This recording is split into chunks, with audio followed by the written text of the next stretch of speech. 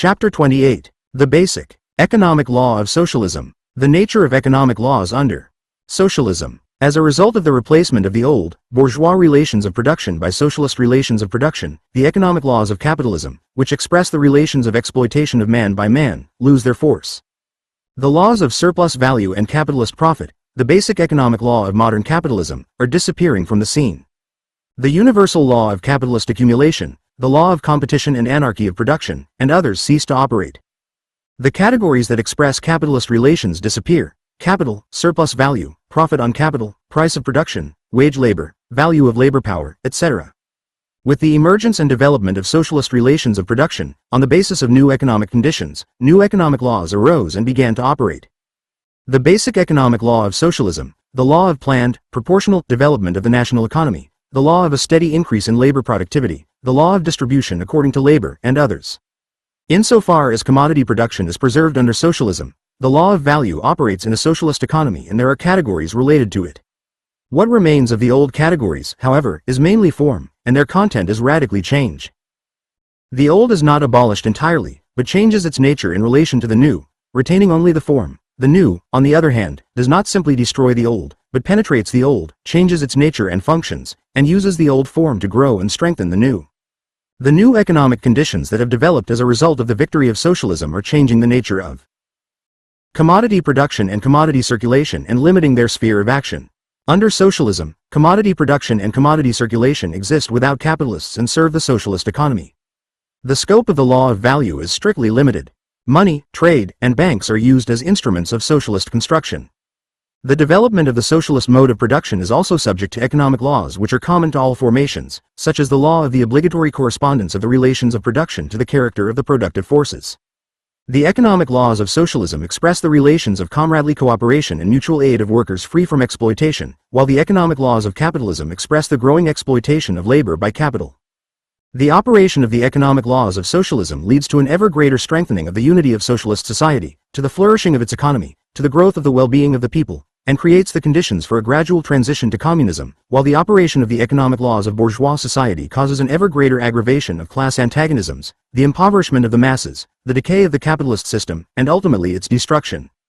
The economic laws of socialism, like the economic laws of any other mode of production, arise and operate independently of the will of men, that is, they have an objective character. They cannot be created, formed, transformed, or abolished by the will of men.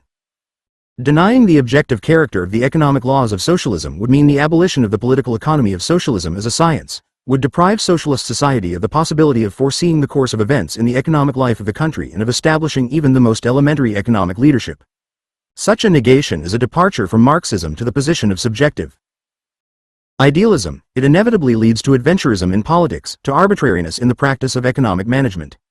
The objective character of the economic laws of socialism does not mean that they act as a spontaneous force dominating people, that people are powerless in the face of economic laws. Such a fetishization of economic laws inevitably leads to the theory of gravity and spontaneity in socialist construction. It is profoundly hostile to Marxism-Leninism. Under socialism, in view of the replacement of private ownership of the means of production by public ownership, the possibilities for society to know and use the laws of economic development are greatly expanded. If the economic laws of capitalism make their way as a blind, destructive force operating behind the backs of private commodity producers, then with the transition to socialism the anarchy of production disappears, and the economic development of society acquires a planned character. With the abolition of capitalism and the socialization of the means of production, people become masters of their socio-economic relations. Having come to know objective laws, people apply them quite consciously in the interests of the whole society. With the transition to socialism, Engels pointed out, the laws of their own social actions, which have hitherto confronted men as alien laws of nature dominating them, will be applied by men with full knowledge of the matter, and consequently will be subject to their domination. The social existence of men, which hitherto confronted them as imposed from above by nature and history, now becomes their own free affair. The objective, alien forces that have hitherto dominated history come under the control of man himself. Increasing extent, the consequences they desire. 129 This is freedom as a recognized necessity.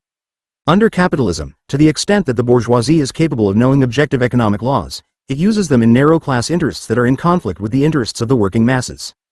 Under socialism, since the class interests of the proletariat merge with the interests of the overwhelming majority of society, economic laws are applied in the interests of the masses of the people. The interests of the working class, of the working people, fully correspond to the objective course of the progressive development of society, leading to the victory of communism. The working class, all working people, have a vital interest in learning and using the laws of economic development. Thus, the objective character of the economic laws of socialism consists in the fact that these laws exist independently of the will and consciousness of men. They cannot be abolished or transformed by the will of men. Failure to comply with the requirements of these laws inevitably leads to the disruption of the economic life of the country. But socialist society can learn these laws, master them, and use them in its own interests. The economic laws of socialism make it possible to develop and advance the socialist economy. In order to make this possibility a reality, it is necessary to learn how to apply these objective economic laws with full knowledge. Scientific knowledge and the correct application of objective economic laws are the basis of the economic policy of the Communist Party and the socialist state. The more fully socialist society cognizes economic laws, the more accurately it reflects the requirements of these laws in its practical activity, the more successfully it achieves its goals. 129f. Engels, Anti-Düring, 1953, page 267. Essential features of the basic economic law of socialism. Marx and Engels foresaw that under socialism the goal of planned production would be to satisfy the needs of society as a whole and of each of its members. Developing this Marxist position, Lenin wrote in the draft program of the RSDLP in 1902 that the replacement of capitalist society by socialist society would be carried out in order to ensure the full welfare and free all-round development of all its members. 130 Lenin scientifically substantiated the ways of raising the well-being of the working people in a program for the continuous growth of production and the development and application of higher technology under socialism. In so doing, Lenin revealed the basic principles of the basic economic law of socialism, which formed the basis of the policy of the Communist Party and Soviet power. Basing himself on these propositions, Stalin gave a detailed formulation of the basic economic law of socialism. The essential features and requirements of the basic economic law of socialism are ensuring the maximum satisfaction of the constantly growing material and cultural needs of the entire society through the continuous growth and improvement of socialist production on the basis of higher technology. 131. The basic economic law of socialism expresses the goal of socialist production and the means to achieve it. The purpose of production is determined by the relations of ownership of the means of production. When the means of production belong to the bourgeoisie, production is inevitably carried on for the enrichment of the owners of capital and the working people, that is, the overwhelming majority of 130 volts. I. Lenin, Draft Program of the Russian Social Democratic Labor Party, Works, Volume 6, page 12. 131 J. V. Stalin, Economic Problems of Socialism in the USSR, page 40. Society, serve only as raw human material for exploitation. Capitalism needs the consumption of the working people only to the extent that it ensures the extraction of profits, so that man and his needs cannot be the goal of production. When the means of production belong to the working people and the exploiting classes are abolished, production is carried out in the interests of the working people, that is, of the entire socialist society. Therefore, the fullest satisfaction of the growing material and cultural needs of people becomes the direct goal of production. The end to which production is subordinated is inseparably bound up with the means by which it is attained. In accordance with the goal of socialist production, the satisfaction of the growing needs of the working people, the means to achieve this goal can only be the continuous growth and improvement of socialist production on the basis of higher technology. The satisfaction of the needs of the population depends on the level of the productive forces and on the available resources at the disposal of socialist society. The systematic growth of the needs of the working people necessitates the continuous expansion of production. Without a continuous rise in production, it is impossible to ensure a steady increase in national consumption. In turn, the steady growth of the needs of the working people and their purchasing power is a necessary condition, without which production cannot continuously move forward. Under socialism, the basic contradiction of capitalism between the social character of production and the private capitalist form of appropriation has been eliminated. Socialism, therefore, knows no antagonism between production and consumption. The basic economic law of socialism makes it possible to harmoniously combine the growing purchasing power of the population with the simultaneous growth of production.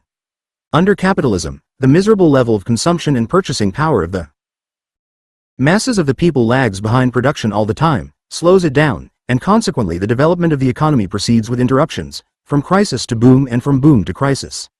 Socialist society, on the other hand, thanks to the systematic increase of popular consumption, is guaranteed against crises of overproduction and, consequently, has the possibility of a continuous expansion of production.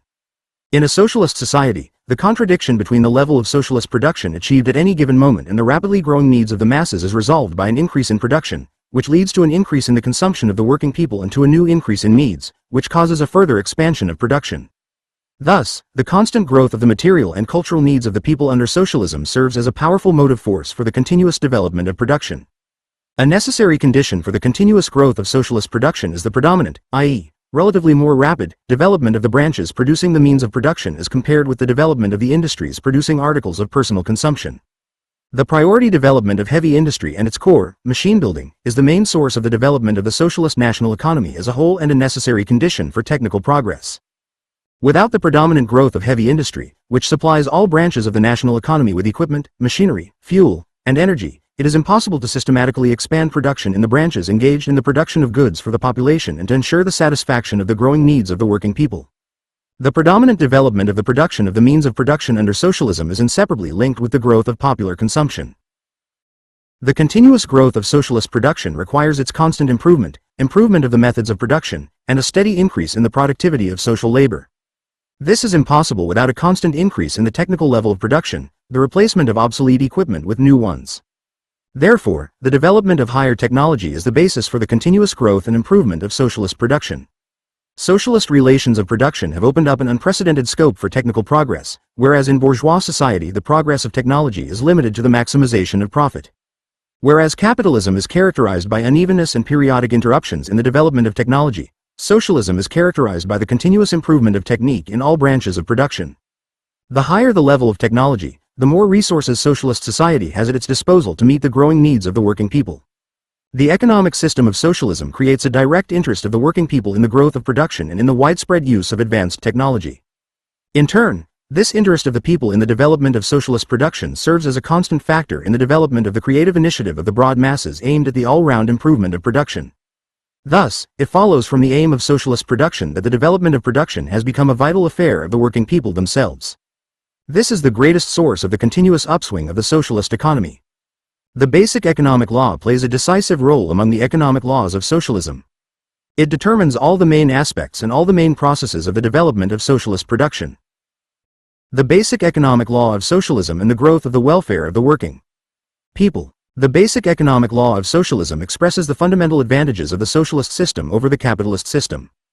The operation of the basic economic law of modern capitalism leads to an ever greater retardation of the development of the productive forces, to the growing impoverishment of the working masses, to the enslavement and systematic robbery of the peoples of backward countries and colonies, to the militarization of the economy and to bloody wars that exterminate millions of people. The operation of the basic economic law of socialism leads to a powerful upsurge in the productive forces, a systematic increase in the material and cultural level of the working people, the development of a peaceful economy, and the strengthening of peaceful cooperation among peoples. From year to year, Soviet society increases the mass of material goods produced throughout the national economy and ensures the uninterrupted character and high rates of development of socialist production. Soviet industry is steadily moving along an ascending line on the basis of an upsurge in peaceful production. In 1939, the volume of industrial production compared to the level of 1929 was, in the USSR 552%, in the USA 99%, in England 123%, in France 80%. Despite the colossal destruction caused to the Soviet national economy during the war years, the pre-war level of production in the USSR was soon significantly exceeded. As a result of this, the volume of industrial production in the USSR in 1953 increased almost 16 times compared to 1929. U.S. industrial production stagnated from 1929 to 1939, then it rose due to an increase in military production in the arms race, and in 1953 it was slightly more than twice the level of 1929. Industrial output in England in 1953 was higher than in 1929 by only 62%, in France, by 5%. The continuous growth of socialist production constitutes a solid material basis for the constant improvement of the material and cultural standard of living of the Soviet people. In socialist society, the miserable level of consumption of the masses of the people, which is inherent in the bourgeois system, has been overcome. Under socialism, the mass of the product created by labor for itself and used for the personal consumption of the working people invariably increases. There is also an increase in the amount of product created by labor for society and used to expand production and to satisfy the material and cultural needs of the working people. In accordance with the requirements of the basic economic law of socialism in the USSR, there is a steady increase in the real incomes of the population and a systematic increase in the number of consumer goods purchased by the population at decreasing prices. The real incomes of the working people of the USSR, that is, incomes calculated taking into account price changes, increased, based on one worker, as follows. For workers in 1940 compared to 1913, taking into account the elimination of unemployment, more than 3 times. Among peasants approximately 3.5 times. In 1952, the incomes of workers and employees increased by 68% compared to 1940, and the incomes of peasants by approximately 72 degrees. In 1953, the total income of workers, employees and peasants increased by another 13% compared to 1952. The volume of production of consumer goods in large-scale industry in the USSR in comparable prices increased compared to 1913. In 1940 to 7.6 times, and in 1953 to 14 times. A constant factor in the growth of the real incomes of the working people of the USSR is the provision by the Soviet state of free cultural and domestic services, pensions, allowances, scholarships, privileges, etc., to the population on a large scale. Socialism means the continuous improvement of the working and living conditions of the masses of the people. It transforms the welfare of the population from a means of profit for the capitalists into a source of raising the standard of living of the people. At a time when capitalism is increasingly deteriorating the living conditions of the working people, forcing them to live in slums, socialism ensures a steady improvement in the living conditions of the population. In the USSR, thanks to public ownership of the main housing stock in the cities and large-scale state housing construction, urban slums have been eliminated, and uncomfortable dwellings are increasingly being replaced by new, well-maintained houses. In bourgeois countries, medical care, being a private matter, is mainly in the hands of capitalist entrepreneurs, is provided mainly at a high cost, and is therefore inaccessible to the broad masses of the population. A multilateral state public health system has been established in the USSR to provide the population with all types of medical care free of charge. Socialism opens up broad opportunities for the cultural growth of the working people, for the development of abilities and talents, of which there is an inexhaustible source among the people. Whereas capitalism permits the education of the working people only within the very narrow limits dictated by the interests of capitalist exploitation, socialism creates the conditions for the ever more complete satisfaction of the rapidly growing needs of the masses in the fields of education, culture, science, and art. Formerly, said Lenin in 1918, the whole human mind, all its genius, created only in order to give some all the benefits of technology and culture, and to deprive others of the most necessary things, enlightenment and development. Now all the wonders of technology, all the achievements of culture, will become the property of the whole people, and henceforth the human mind and genius will never be turned into means of violence, into means of exploitation. 132,132. In the USSR, the satisfaction of the growing cultural needs of the people is ensured by extensive measures in the field of cultural construction, free education and advanced training, scholarships for students, the systematic expansion of the network of schools, cultural and educational institutions, libraries, and clubs, and an increase in the production of printed publications. The number of students in the USSR in all types of education increased from 8 million in 1914 to 49 million in 1940 and 57 million in 1952. At the same time, the number of students in secondary schools, grades 5 to 10, and in secondary technical schools institutions increased from 0.7 million people in 1914 to 14.8 million in 1940 and 21.4 million people in 1953. The number of students in higher educational institutions increased from 117,000 in 1914 to 812,000 in 1940 and up to 1,562,000 people in 1953. The number of teachers in all educational institutions and educators in children's institutions amounted to more than 2 million people in 1953 and exceeded their number almost 10 times compared to 1914. Basing themselves on the basic economic law of socialism, the Communist Party and the Soviet state are pursuing a policy that ensures a steady increase in the well-being and cultural level of the masses. 132 volts. I. Lenin, closing speech before the closing of the Three All-Russian Congress of Soviets, Works, Volume 26, page 436. The economic role of the socialist state. The objective economic laws operating under socialism are known and used by the socialist state in the practice of communist construction. The success of economic policy depends, first of all, on how correctly it reflects in its activities the requirements of economic laws. The character of the socialist state is determined by the economic basis of socialism. The socialist system of economy, the ownership of the means of production by the working people, corresponds to the political power of the working people headed by the working class. If the policy of the modern bourgeois state expresses the interests of the capitalist monopolies and is aimed at increasing their profits, the policy of the socialist state, the state of the workers and peasants, expresses the fundamental, vital interests of the working people and enjoys the undivided support of the masses of the people. In accordance with the basic economic law of socialism, the main duty of the socialist state is to ensure the best satisfaction of the ever-growing needs of the masses of the people. In the sphere of domestic policy, our main concern is to steadily strive for a further improvement in the material well-being of the workers, collective farmers, intellectuals, and all Soviet people. It is the duty of our party and Government to take unremitting care of the welfare of the people, of the maximum satisfaction of their material and cultural needs. 133. From the character of the socialist relations of production follows a new economic role of the socialist state, unprecedented in history. The Soviet state is the owner of no less than 9/10 of all the means of production of the country. Thanks to the social ownership of the means of production. 133 G. M. Malenkov, speech at a funeral meeting on the day of the funeral of Joseph Vissarionovich Stalin, 1953, page 10. The state was able, relying on the economic laws of socialism and consciously applying them in its activities, to carry out planned management of the national economy and to perform an economic and organizational function.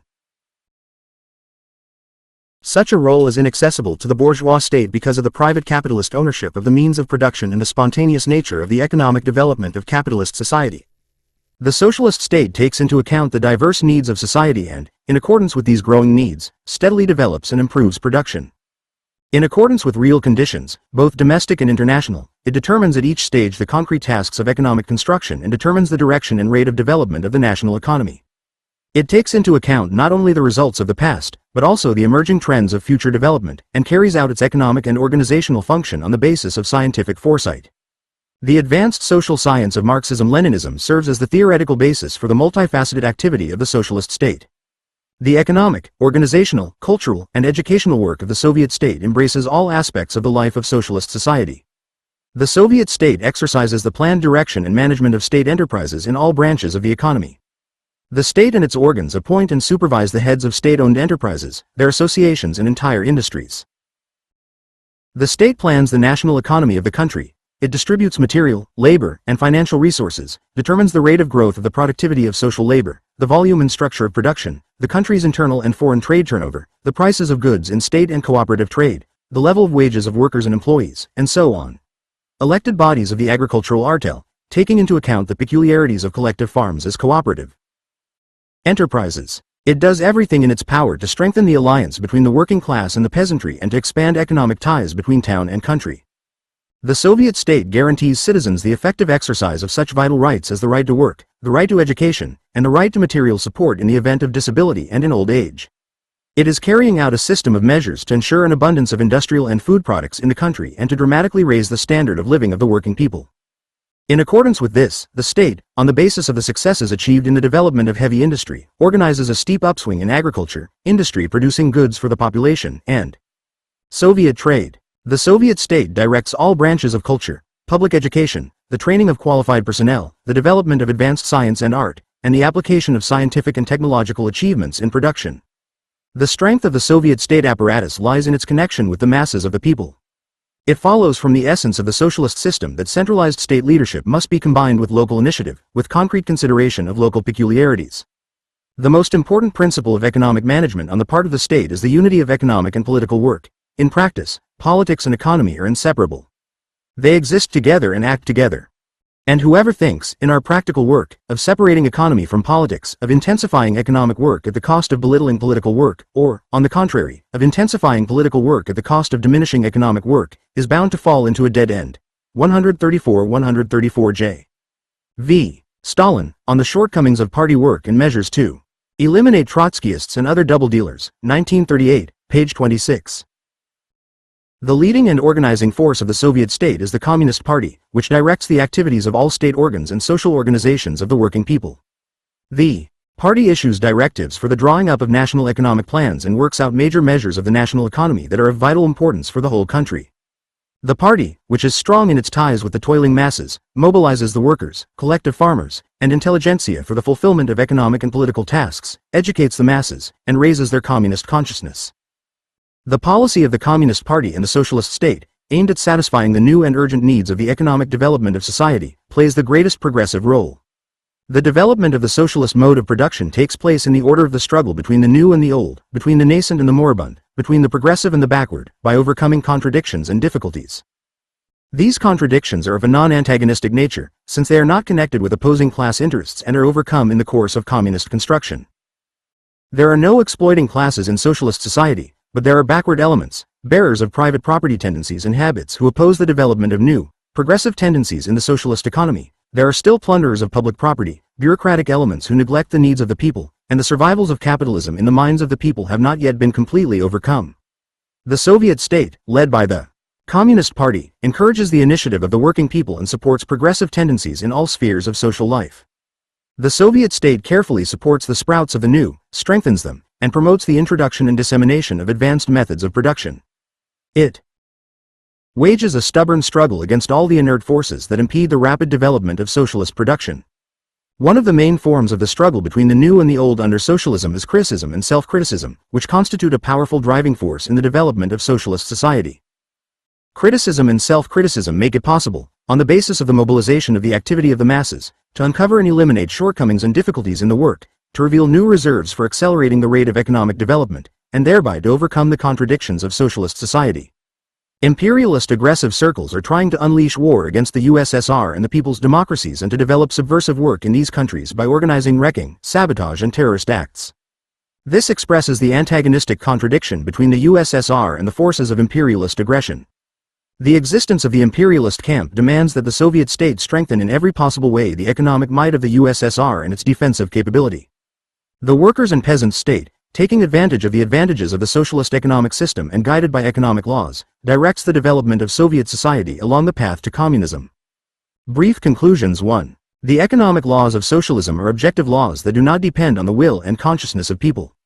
They express the relations of comradely cooperation and socialist mutual aid of workers who are free from exploitation. The economic laws of socialism do not act as a blind, destructive force, but are known and used by socialist society. The Communist Party and the Socialist State proceed in their economic policy from the economic laws of socialism. 2. The basic economic law of socialism determines all the main aspects and all the main processes of the development of the socialist mode of production, the goal of socialist production and the means for achieving this goal. The essential features and requirements of the basic economic law of socialism are to ensure the maximum satisfaction of the ever-growing material and cultural needs of the whole of society through the continuous growth and improvement of production on the basis of higher technology. 3. Under socialism, the growth of needs, the purchasing power of the masses, is the engine of socialist production, pushing it forward. The continuous growth of socialist production serves as the material basis for the steady rise of national consumption. A necessary condition for the continuous growth of socialist production is the preferential development of the production of the means of production. Socialism ensures the steady development of advanced technology, which is necessary for the continuous growth of socialist production, which more and more fully satisfies the growing needs of the working people. 4. In accordance with the constant increase in the mass of the product for oneself and the product for society, the real incomes of the working people are systematically increased. Socialism means the continuous improvement of people's working and living conditions. It opens up the widest possibilities for cultural construction, transforming all the benefits of technology, science, and culture into the common property of the people. 5. Expressing the vital interests of the people, the socialist state, led by the Communist Party, is expanding its economic, organizational, cultural and educational activities. The development of the socialist mode of production takes place in order to overcome contradictions and difficulties. Relying on scientific knowledge of objective economic laws and making use of these laws, the socialist state ensures the victory of the new and progressive over the old in all spheres of the economy, directing the development of society along the path to communism. Chapter 29. The Law of Planned, Proportional, Development of the National Economy. The necessity of the planned development of the national economy under socialism. The socialist mode of production is characterized by the planned and proportional development of the national economy. The necessity and possibility of the planned development of the socialist economy stems from the social ownership of the means of production. Engels wrote that with the transfer of the means of production to the ownership of society, social production becomes possible according to a premeditated plan. 135. In contrast to private ownership of the means of production, which separates commodity producers, gives rise to competition and anarchy of production, public ownership unites numerous enterprises into a single national economic whole. Large-scale socialized socialist production cannot develop without a common plan, which gives unity of purpose and action to the whole of society.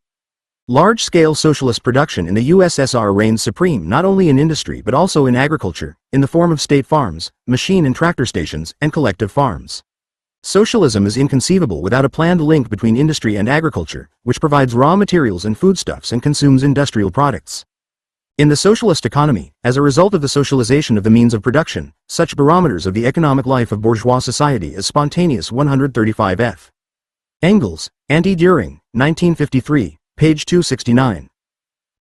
Fluctuations in market prices, rates of profit, the level of interest, and stock prices, which the capitalists are guided by when directing their capital to various branches of production, have been eliminated.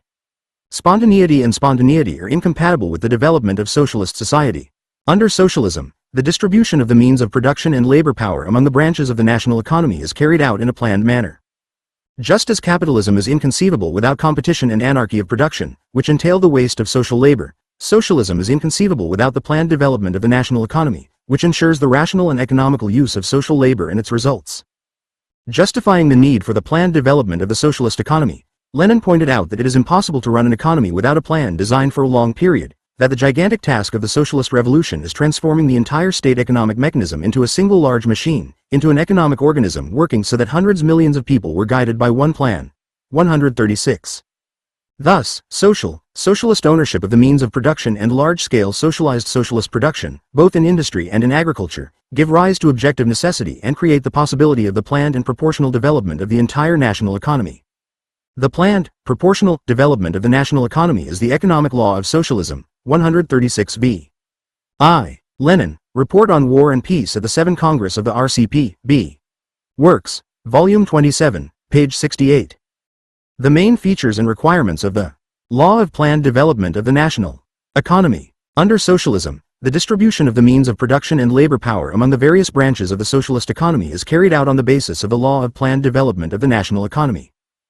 The requirements of this law are that society should manage the national economy in a planned manner, that the individual branches of production should be systematically linked into a single whole, and that the necessary proportionality should be observed in their development, so that material, labor and financial resources should be used most reasonably and efficiently. However, the law of planned development does not contain a task to the realization of which proportions in the national economy must be subordinated. The character of proportions in a socialist economy is determined by the requirements of the basic economic law of socialism. The law of the planned development of the national economy can produce the desired effect only if there is a task for the sake of the realization of which the planned development of the national economy is carried out. This task is contained in the basic economic law of socialism. 137. The law of planned, proportional development of the national economy is the regulator of production in the socialist economy in accordance with the requirements of the basic economic law of socialism.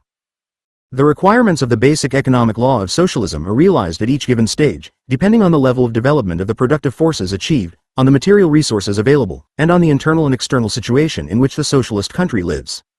In 137 V. Stalin, Economic Problems of Socialism in the USSR, page 41. Accordance with this, and on the basis of the law of planned, proportional development, proportions in the national economy are also established. Among these proportions is, first of all, the correct relation between the production of means of production and the production of consumer goods. As mentioned above, ensuring the continuous growth of production on the basis of higher technology requires a more rapid development of the branches producing the means of production in comparison with the industries producing consumer goods. The development of heavy industry, and especially machine building, is a necessary condition for technical armament and for the continuous growth of light, food, and other branches of industry that produce consumer goods. Consequently, the proportions between the two subdivisions of social production must ensure, on the one hand, the preferential development of the branches producing the means of production, and, on the other hand, such an increase in the branches producing consumer goods as is required for the maximum possible satisfaction of the ever-growing needs of the masses of the people at a given level of productive forces. The realization of the task of building socialism in the USSR and defending the country from external enemies, the imperialists, required the accelerated development of heavy industry. Without this, it was impossible to create a strong material and production base of socialism and ensure the country's economic independence and defense capability. As a result, the growth rate of heavy industry far exceeded the rate of development of industries producing consumer goods. Over the past 28 years, the production of means of production in the USSR as a whole has increased by about 55 times, while the production of consumer goods, by about 12 times. If in 1953 the production of means of production increased more than 3 times compared to 1940, the production of consumer goods increased by 72%. There was a discrepancy between the level of production of consumer goods and the increased needs of the population in these items. At the same time, on the basis of the success achieved in the development of heavy industry in the Fifth Five-Year Plan, real conditions were created for a steep rise in the production of consumer goods. Proceeding from this, the Communist Party and the Soviet state, while continuing to develop heavy industry in every possible way, are carrying out a broad program for the rapid development of the light and food industries and agriculture in order to solve in a short time the problem of a sharp increase in the production of consumer goods and an increase in the material well-being and cultural level of the Soviet people. It is of paramount importance to establish the right proportions between industry and agriculture. Proportions in the development of industry and agriculture must ensure, on the one hand, the leading role of industry, which equips agriculture with advanced machinery and supplies the countryside with manufactured goods, and, on the other hand, the further uninterrupted growth of state and kolkhoz production for supplying the urban population with foodstuffs and industry with raw materials. Over the years of its existence, socialist agriculture has achieved great success on the basis of the collective farm system. However, in terms of growth rates, agriculture is strongly behind industry. From 1940 to 1952, while industrial output grew 2.3 times, gross agricultural output at comparable prices grew by only 10%. In particular, such important agricultural sectors as grain production, animal husbandry, potato production, and vegetable growing are lagging behind. As a result, there is a clear discrepancy between the rapidly growing demand of the population for grain, meat, dairy products, vegetables, fruits, etc., on the one hand, and the level of agricultural production on the other. This lag between agriculture and industry made it impossible to raise the people's consumption to the level which it could have reached at the present stage of industrial development of the country. The powerful development of heavy industry created the conditions for a steep rise in socialist agriculture. There is an opportunity and a need to accelerate the growth rate of agricultural production in every possible way. Proceeding from this, in 1953 the Communist Party and the Soviet state set the task of achieving a decisive upswing in agriculture in the coming years in order to meet the growing needs of the country's population for food products in abundance and to provide raw materials for light industry. There is a close relationship between industry and agriculture, as well as between individual branches within industry and within agriculture. For this reason, for the uninterrupted development of production, it is necessary to have the right proportions not only between industry and agriculture, but also between individual branches within industry, as well as between branches of agriculture. For example, the long-term lag in animal husbandry delays the further development of the light and food industries. In turn, the growth of animal husbandry is hampered by the lack of a sufficient fodder base and the lag of grain farming. The Soviet state is correcting this discrepancy by means of a decisive upsurge in animal husbandry, its fodder base and grain farming, so that the development of these branches will correspond to the task of a sharp increase in the people's consumption. A condition for the planned and uninterrupted satisfaction of the ever-increasing demand on the part of the working masses for agricultural products and manufactured goods is the correspondence between the growing monetary incomes of the population and the mass of goods for personal consumption, taking into account the price level, the correct proportions between the growth of the production of consumer goods and the development of commodity turnover. In order to meet the growing effective demand of the population, the Soviet state adopted a broad program of 1954 to 1956, the output of consumer goods increased several times as compared to 1950, in particular, woolen fabrics, by 2 times, meat, by 2.4 times, etc. In accordance with the planned program of increasing the production of consumer goods, retail trade in 1955 compared to 1950 doubled. The proportional development of the national economy requires the rational distribution of socialist production among the regions of the country, the approximation of industry to the sources of raw materials and the areas of consumption, the integrated development of the economy of the regions, taking into account their characteristics, on the basis of a correct combination of branches and the fullest use of local resources. The economic and cultural upsurge of the national republics. Reduction of irrational and long-distance transportation by rail and water. Socialism has eliminated capitalism's inherent antagonistic contradiction between accumulation and consumption. In accordance with the requirements of the basic economic law of socialism, the correct proportions between accumulation and consumption must ensure both the continuous growth of socialist production and the systematic rise in the material well-being and cultural level of the masses of the people. Under the conditions of transition from socialism to the higher phase of communism, such proportions of the development of the national economy are required that ensure the further strengthening and development of socialist production, the gradual creation of the material and production base of communism and an abundance of products. Socialist society develops in the presence of imperialist aggressive powers hostile to it. Hence the need for such proportions in the national economy is to provide the socialist country with a powerful economic base in the event of an enemy attack from outside. The rapid growth of socialist industry and collective farm production is the most important condition for strengthening the economic independence and defense capability of the USSR. The existence of a single, powerful socialist camp makes it necessary to coordinate the economies of all the countries of this camp in a planned manner. Economic cooperation and mutual assistance between the USSR and the people's democracies facilitate the solution of the tasks of socialist construction and led to the strengthening of the economic independence of these countries from the capitalist world and to the strengthening of their defense capability. The law of planned development of the national economy and socialist planning. The requirements of the law of the planned development of the national economy are put into practice by the Communist Party and the socialist state by means of plans that organize and direct the creative activity of the working masses. The planned management of the national economy is the most important feature of the economic and organizational function of the socialist state. Socialist planning is based on a strictly scientific basis. To manage the national economy in a planned manner means to foresee. Scientific foresight is based on the knowledge of objective economic laws and proceeds from the urgent needs of the development of the material life of society. A condition for the correct planning of a socialist economy is, first of all, the mastery of the law of the planned development of the national economy and its skillful use. The law of the planned development of the national economy must not be confused with the planned management of the national economy by the planning organs of the socialist state, nor with the annual and 5-year plans for the development of the national economy. The law of planned development of the national economy is an objective economic law. It enables state bodies to properly plan social production. But possibility should not be confused with reality. In order to turn this possibility into reality, it is necessary to learn how to apply the law of planned development. It is necessary to draw up plans that fully reflect the requirements of this law. In practice, plans do not always fully reflect the requirements of the law of planned development of the national economy.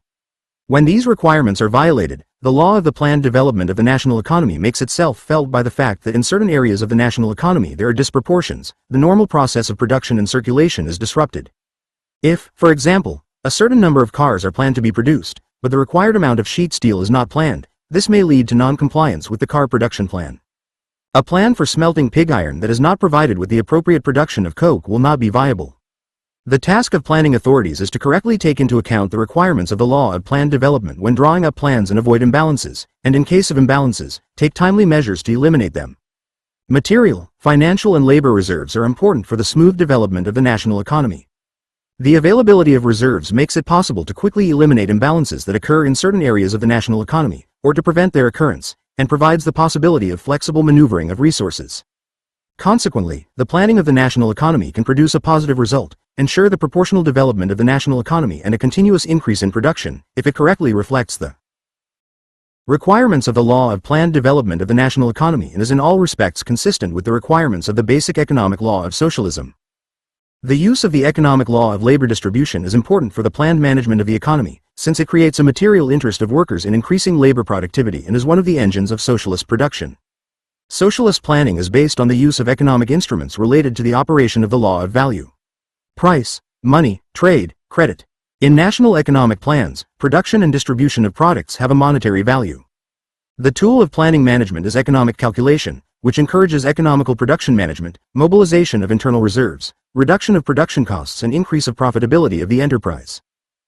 Proceeding from the requirements of the economic laws of socialism, comprehensively generalizing the practice of economic and cultural construction, taking into account the totality of the internal and external living conditions of the country of socialism, the Communist Party and the Socialist State establish at each stage the most important economic and political tasks of state plans. In accordance with this, the volume of output, the rate of expansion of production in each branch of the national economy, the amount of capital investment, the level of wages, etc. are determined. The planned management of the national economy of the Soviet Union is carried out on the basis of directives issued by the Communist Party by the Council of Ministers of the USSR and the Councils of Ministers of the Union Republics. State plans are developed on the scale of the entire national economy as a whole, as well as by branches and individual departments, by republics, territories, regions and economic regions of the country. Development of plans and control over their implementation are carried out by the State Planning Committee of the Council of Ministers of the USSR, Gosplan of the USSR, all Union and Republican ministries, as well as local councils that have their own planning bodies. Socialist planning is based on a combination of long-term plans that express the main line of economic development for a number of years, and current plans that represent a specific program of work for a shorter period of time. Long-term plans include 5-year plans for the development of the national economy and plans designed for longer periods. Current plans include annual plans. Current plans are developed based on long-term plans. Each state-owned enterprise, plant, mine, state farm, MTS, etc., has its own technical and production financial plan, TEPROMFIN plan, which is compiled on the basis of state planning tasks and is a consolidated plan for the production, technical and financial activities of the enterprise. The planned development of a socialist economy requires a combination of the principles of centralized planned management of the economy in terms of basic indicators, with the provision of the necessary independence and initiative in planning production to local authorities. Central planning authorities face the most important national economic problems, ensuring the correct proportions in the development of individual industries, making full use of existing reserves, achieving the greatest efficiency of capital investments, etc. Excessive centralization of the planning leadership, attempts to plan from the center down to the smallest detail, without sufficient knowledge and consideration of local conditions and opportunities, hamper local initiative, hinder the fullest use of local resources and the huge reserves available in various sectors of the socialist economy, in various enterprises. The state-planned management of the kolkhozes has its own peculiarities arising from the nature of cooperative kolkhoz ownership. The socialist state, in carrying out the planned management of the collective farms, relies on the independent activity of the collective farm masses. The initiative of the collective farms and collective farmers is one of the decisive factors in the development of agriculture and in making full use of the economic and natural conditions of each district and each collective farm. A correct system of planning presupposes the establishment by the central planning bodies for the regions, territories, and republics of the basic and decisive indicators and tasks for agricultural production and for the delivery of agricultural products to the state. In accordance with these basic and decisive indicators and tasks, the local planning bodies and collective farms themselves determine specific plans to ensure the best use of all productive resources. On the basis of state assignments, the kolkhoz boards develop annual production plans, which are submitted for consideration and approval by general meetings of kolkhoz workers. The stereotyped application of this or that farming system or agro-technical method without taking into account the peculiarities of each agricultural zone, the stereotyped approach in the placement of crops and livestock hinder the best use of local natural and economic conditions. Further improvement of the methods of socialist planning presupposes the consistent centralization of planning according to the basic and decisive indicators, while at the same time strengthening the role and unleashing the initiative of local bodies, industrial enterprises, and collective farms in the planned management of production, and ensuring a differentiated approach to planning in relation to each economic region, agricultural zone, enterprise, and collective farm. Planned management of the national economy presupposes the identification of the leading links in the economy. The plan singles out the most important branches on which the successful implementation of the entire national economic plan depends. These industries are primarily provided with means of production, labor, and monetary resources. In accordance with the leading branches, other branches are also planned in order to achieve on this basis an upswing in the entire national economy and the most rational combination of its individual branches. The law of planned, proportional development of the national economy requires strict coordination of development plans for individual sectors and their coordination in a single economic plan. All the plans of individual branches of production, said V.I. Lenin, must be strictly coordinated, linked, and together form the single economic plan that we so much need. 138. Economic plans include a certain range of indicators, natural, types of products, range of products, etc., and monetary, amount of output, prime cost, income and expenses, etc. Qualitative indicators, increase in labor productivity, cost reduction, profitability, improvement of product quality, efficiency of use of means of production, equipment, machines, machine tools, raw materials, etc., are distinguished from the number of physical and monetary indicators. The main indicator of agricultural production is the maximum amount of production for every 100 hectares of agricultural land. One of the most important methods of establishing the correct proportions of the national economy that meet the requirements of the law of planned development of the national economy is the development of a system of balances. On the basis of balance sheets, the socialist state establishes the proportions in the development of the national economy, expressed in kind and in money, and determines resources and their distribution among individual 138 V.I. Lenin, Report on the Activities of the Council of Peoples. Commissars at the 8th All-Russian Congress of Soviets, Works, Volume 31, p. 480. Branches of production and types of production. A comparison of resources with the need for them makes it possible to identify bottlenecks in the national economy, discrepancies in the level and rates of development between individual industries, and to outline measures to overcome bottlenecks. At the same time, the balance system makes it possible to uncover additional resources by saving raw materials and better using equipment. These resources are used to increase production and consumption. Balance sheets are divided into material, natural, balances, balances expressed in monetary form, and labor power balances. Material balances reveal the relationship between the production and consumption of a given product or group of products in their physical terms. Material balances are drawn up for the most important products, for example, balances of machine tools, ore, metal, cotton, and other means of production, balances of items of personal consumption, meat, sugar, oil, etc. Material balances are necessary for drawing up plans for the material supply of means of production to all branches of the national economy by ministries and departments. These plans provide for the improvement of the use of equipment, raw materials, fuel, etc., through the introduction of progressive standards. Balances expressed in monetary form include the balance of monetary incomes and expenditures of the population, the balance of national income and its distribution, and others. The balances of labor force determine the need of the national economy for labor resources, for qualified personnel, and the sources of covering this need. Socialist planning, being a reflection of the requirements of the law of planned development of the national economy, has a directive character. State plans are not plans forecasts, but plans directives, which are binding on the governing bodies and which determine the direction of the economic development of the whole country. State plans, after their approval by the supreme organs of the socialist state, acquire the force of a legal law that is binding. Economic managers are obliged to ensure the fulfillment of the plan by each enterprise from month to month and from quarter to quarter, not only in terms of the volume of gross output, but also in terms of assortment, to achieve systematic improvement of the quality of products and the cost reduction established by the plan. Socialist planning has an effective and mobilizing character. Socialist plans direct the labor of millions of people on a national scale, give the toiling masses a clear perspective, and inspire them to feats of labor. The plan is the living creative activity of the masses. The reality of production plans is millions of workers creating a new life. Making a plan is just the beginning of planning. Calling the electrification plan of Russia, Golro, the second program of the party, Lenin emphasized that this program will be improved, developed, improved and modified every day, in every workshop, in every parish.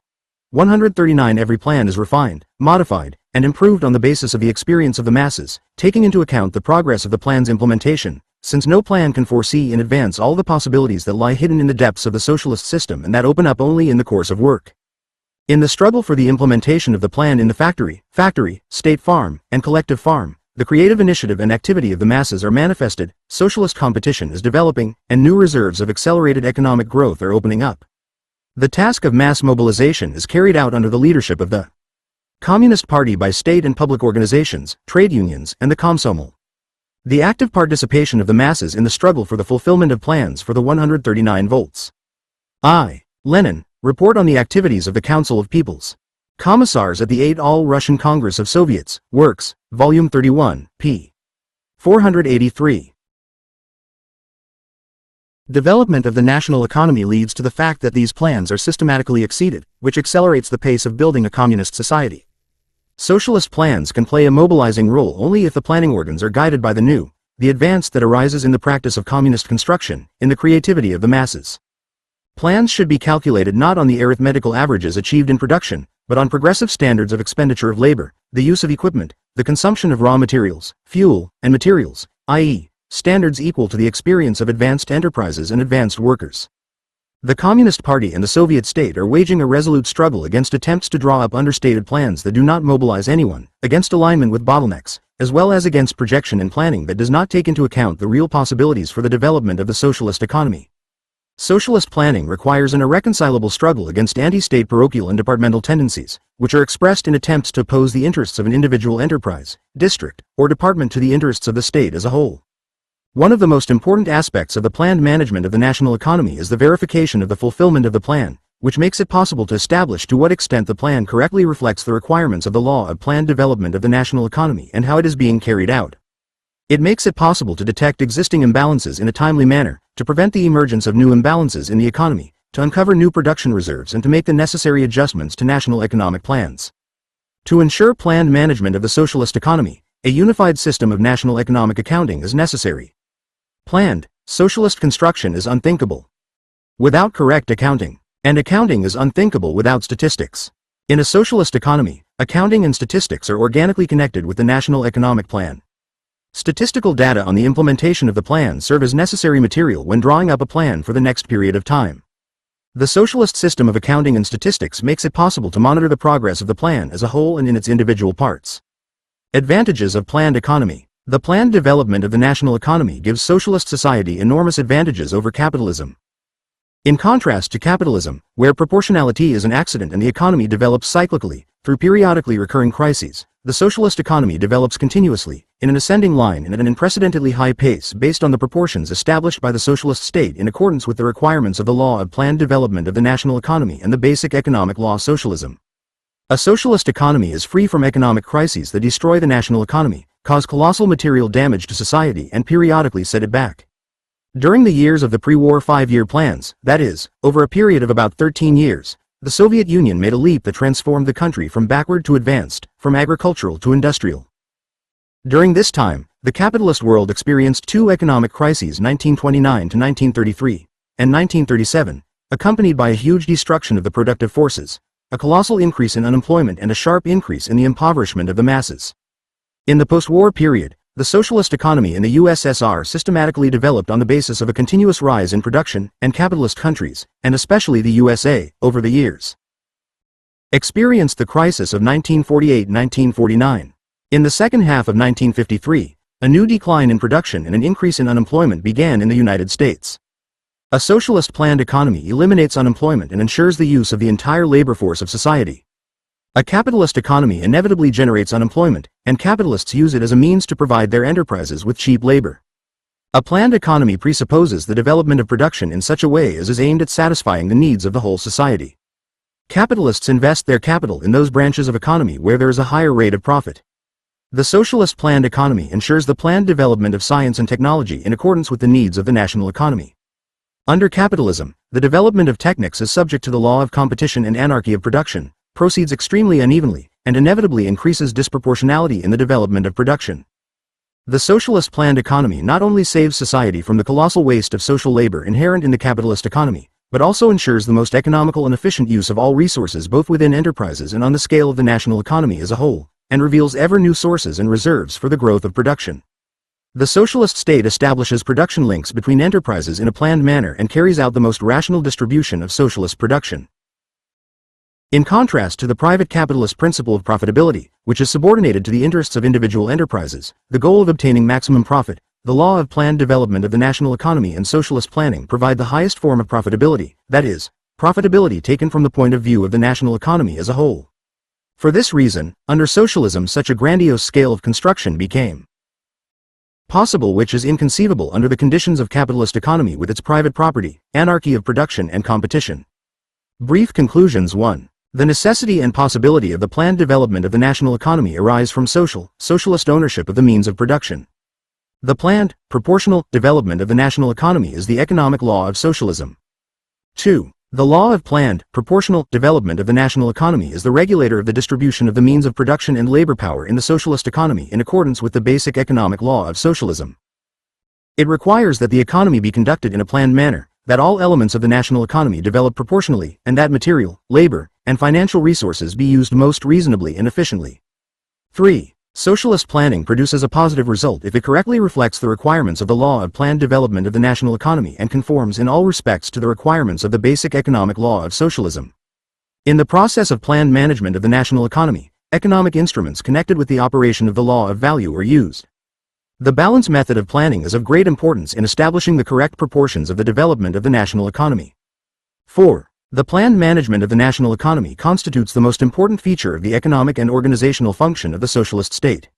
National economic plans are drawn up by state organs on the basis of directives determined by the Communist Party, on the basis of a scientific generalization of the experience of socialist construction, and on the basis of the advantages of the socialist economic system and the external and internal situation of the country. The state plans are guided by all that is advanced in the practice of communist construction and in the creative work of the masses, and are directive in character. The necessary conditions for the planned management of the national economy are the mobilization of the masses for the fulfillment and overfulfillment of the planned tasks and the organization of daily verification of the fulfillment of the plan. 5. The planned, crisis-free development of the national economy is the greatest advantage of socialism over capitalism, ensuring economy of resources inaccessible to the bourgeois system and opening up the full possibility for a continuous, rapid and all-round growth of production in the interests of the masses of the people. Chapter XXX. Social labor. Under socialism. The nature of labor under socialism. The principle of material interest. The establishment of socialist relations of production means a radical change in the nature of labor. Labor under socialism is labor free from exploitation. For the first time after centuries of working for others, of forced labor for the exploiters, there is an opportunity to work for oneself, and moreover, work based on all the achievements of modern technology and culture. 140. Whereas under capitalism forced labor appears directly as private labor, under socialism labor has a directly social character. Social ownership of the means of production makes it possible and necessary to organize labor in a planned manner on the scale of society as a whole. The position of the working person in society has changed radically. In contrast to capitalism, where a person's position is determined by his social background and wealth, a person's position in a socialist society is determined only by his work and personal abilities. Emancipation from exploitation and the change in the position of the working person in society cause a revolution in people's views on work and give rise to a new attitude to work. Whereas for centuries the exploitative system has created in numerous generations of working people an aversion to work as a heavy and shameful burden, Socialism transforms labor into a matter of honor, valor and heroism, and gives it an increasingly creative character. In a socialist society, the working man, if he works well, takes 140. The initiative in improving production, and is surrounded by honor and glory. At the same time, labor under socialism has not yet become the first vital need of the members of society. It has not turned into a habit of working for the common good. At the stage of socialism, the survivals of capitalism in the minds of the people have not yet been completely overcome. Along with the majority of employees who honestly fulfill their duties to society and show creative initiative in their work, there are employees who are unscrupulous about their duties and violate labor discipline. Such people strive to give as little as possible to socialist society and to receive as much as possible from it. Under socialism there are still considerable remnants of the old division of labor, the essential differences between mental and physical labor, between the labor of the worker and the peasant, between skilled and simple labor. These remnants of the old division of labor are being overcome only gradually, in the course of the development of the productive forces of socialism and the creation of the material and production basis of communism. All this means that under socialism the principle of the material interest of the worker in the results of his labor, in the development of production, is of paramount importance. This interest is ensured by the fact that the position of the employee in society is made dependent on the results of his work, on the results of his production activity. The principle of the material interest of each worker in the results of labor is one of the fundamental principles of socialist management. Lenin pointed out, every large-scale branch of the national economy must be built on the basis of personal interest. 141. The principle of material interest finds the widest application in the remuneration of workers in office. 141 v. I. Lenin, New Economic Policy and Tasks of Political Education. Works, Volume 33, page 47. Workers, in the distribution of income in collective farms, in the organization of economic accounting, in the setting of prices for industrial and agricultural products, and so on. All this determines the need for the strictest control on the part of society and on the part of the state over the measure of labor and the measure of consumption. 142. Socialist society controls people's participation in labor, takes into account differences in the qualifications of workers, and determines labor standards and wages for each worker. As long as labor has not yet become a natural need for the overwhelming majority of the members of society, the task of the socialist state is to organize social labor in such a way that those who work harder and better receive a greater share of the product of social labor. Work as the duty of members of socialist society. Realization of the right to work. Socialism and labor are inseparable. Socialism has put an end to the flagrant contradiction of the capitalist system, in which the exploiting elite of society leads a parasitic way of life, and the working masses bear the yoke of backbreaking labor, interrupted only by periods of forced idleness and unemployment. By abolishing capitalist ownership of the means of production, socialism abolished the conditions under which one class, the owners of the means of production, could live off the labor of another class of people deprived of the means of production. The establishment of social ownership of the means of production means an equal obligation of citizens to take part in social labor, since under socialism only personal labor is the 142 v. I. Lenin, State and Revolution, Works, Volume 25, page 441. Source of people's existence. Work in the USSR is the duty and a matter of honor of every citizen capable of work. For the first time in the history of mankind, the socialist system has realized not only the equal obligation for all able-bodied citizens to work, but also the equal right for all citizens to work. Thus, under socialism, the age-old dream of the toiling masses has been realized. The right to work is conditioned by public ownership of the means of production, which gives all citizens equal access to work on public land, in public factories and plants. The right to work is the right of every able-bodied member of society to receive a guaranteed job with remuneration in accordance with its quantity and quality. The right to work, which is enshrined in the Constitution of the USSR, is actually guaranteed by the socialist organization of the national economy, the steady growth of the productive forces of society, the elimination of the possibility of economic crises, and the elimination of unemployment. Unemployment, the scourge of the working people under capitalism, has been abolished in the USSR once and for all, so that the workers are in no danger of being thrown out of the gates of the factories at any moment and deprived of all means of subsistence.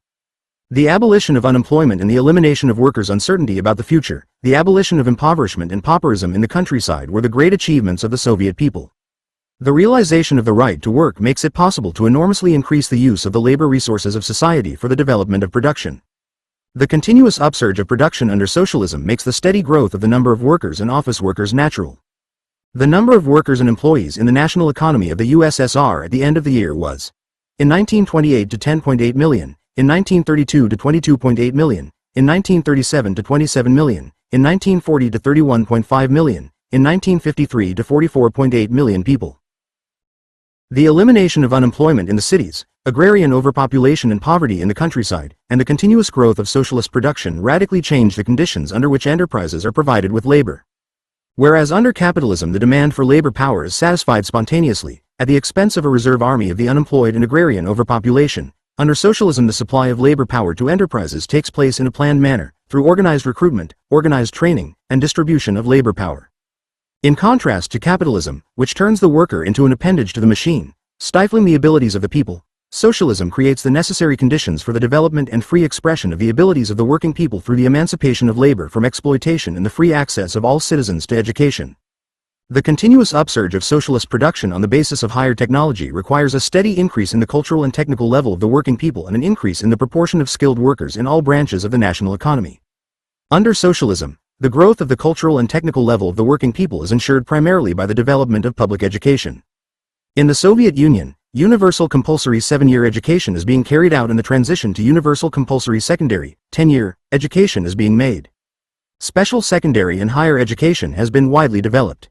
In this connection, the cultural image of the working class and the peasantry is changing. Illiteracy and darkness are a thing of the past. An increasing proportion of workers and kolkhoz workers are those with 7-year and secondary education. The cultural and technical level of workers is also raised through industrial and technical training, which includes both the training of new workers and on-the-job training. In order to meet the needs for qualified personnel in the most important branches of the national economy, a system of state labor reserves has been created in the USSR, including a network of trade and railroad schools and schools of factory training. Pupils in these schools and colleges are supported by the state during their studies. Along with the system of state labor reserves, an important source of replenishment of the cadres of skilled workers is the mass industrial training of workers through individual team and course training at enterprises, covering millions of workers. The number of intellectuals is growing rapidly, as is the number of highly qualified specialists who have come from among the workers and peasants. Over the course of 13 years, from 1941 to 1953 inclusive, about 7 million young skilled workers in various professions were trained at the expense of the state in trade and railway schools, as well as in factory training schools.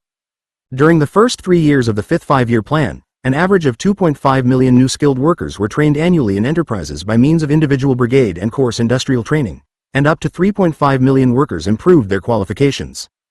During the first 3 years of the fifth five-year plan, more than 2.5 million kolkhoz workers annually participated in agro-zootechnical courses with a 3-year period of study.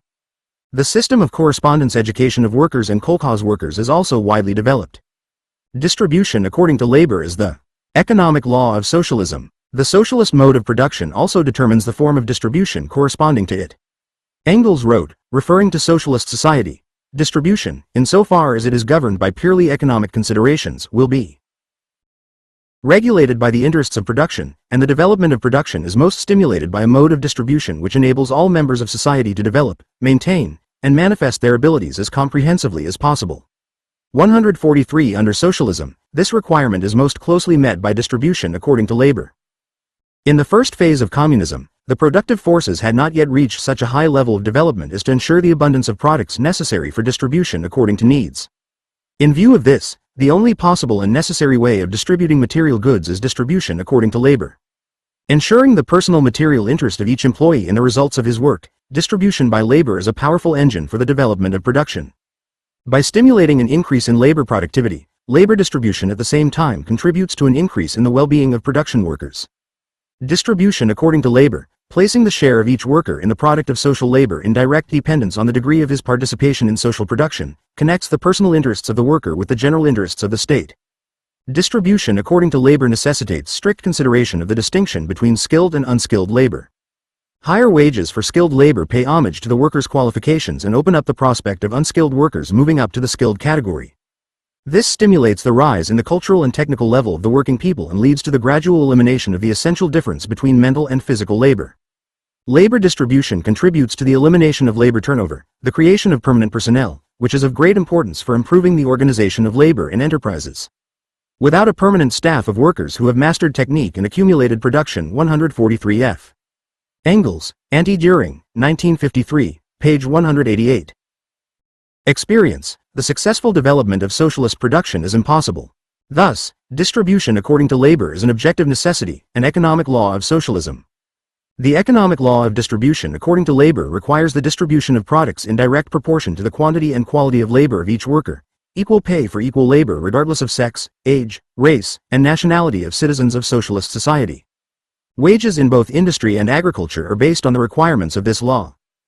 The economic law of distribution according to labor is being implemented by the Communist Party and the Soviet state in a resolute struggle against the greedy tendencies of the backward elements, against petty bourgeois equalization, i.e., equalizing wages for labor, regardless of its quantity and quality, the qualifications of the workers, and the productivity of labor.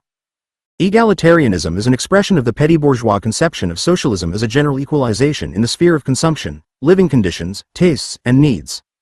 It causes great damage to production, leads to staff turnover, to a decrease in labor productivity, and to non-fulfillment of plans. By exposing the petty bourgeois conception of socialism, Lenin clarified the Marxist conception of equality. By equality, Marxism does not mean equality of physical and mental faculties, but social, economic equality. For socialism, this means equal for all the abolition of private ownership of the means of production and exploitation, equal access to work on the social means of production, equal obligation for all to work, and the same principle of payment for labor for all. Socialist cooperatives of labor. Socialism marks a new, higher stage in the historical development of the cooperation of labor as compared with previous formations. The socialist cooperatives of labor are the cooperatives of workers who are free from exploitation and who are bound together by relations of comradely cooperation and mutual assistance. It is based on the most advanced technology. Socialist cooperatives create an immeasurably more powerful productive force of labor than capitalist cooperatives. The methods of increasing the productive power of social labor inherent in cooperatives. The use of the division of labor and machine techniques, the economy of the means of production as a result of their joint use, etc., are most developed under socialism. In contrast to private ownership of the means of production, which limits the scope of labor cooperation, social ownership of the means of production broadens the boundaries of labor cooperation and makes possible the use of the joint labor of many people on a scale inaccessible to capitalism. This is expressed in the unprecedented degree of concentration of production in both industry and agriculture, and in the implementation of large-scale national economic measures. Socialist cooperation is characterized by a new discipline of labor, fundamentally different from all previous formations. The capitalist organization of social labor is based on the discipline of hunger, and the vast mass of the working people remains under capitalism a dark and downtrodden mass of wage slaves or peasants crushed by want, exploited by a handful of capitalists and landlords. Socialist labor discipline is the class-conscious, comradely discipline of the working people who are the masters of their country. Under socialism, the maintenance of the necessary discipline of labor is in the fundamental interests of the working masses. The education of the working people in the spirit of socialist labor discipline is one of the most important tasks of the socialist state. Any joint work of many workers needs a management that coordinates the actions of these workers and organizes the necessary production links between them. Socialist cooperation of labor presupposes the firm and unswerving implementation of one-man management in all links of the production and administrative apparatus. One-man management is a method of managing state socialist enterprises based on the subordination of the masses to the unified will of the leader of the labor process. It is combined with the broad creative initiative of the masses in the process of production.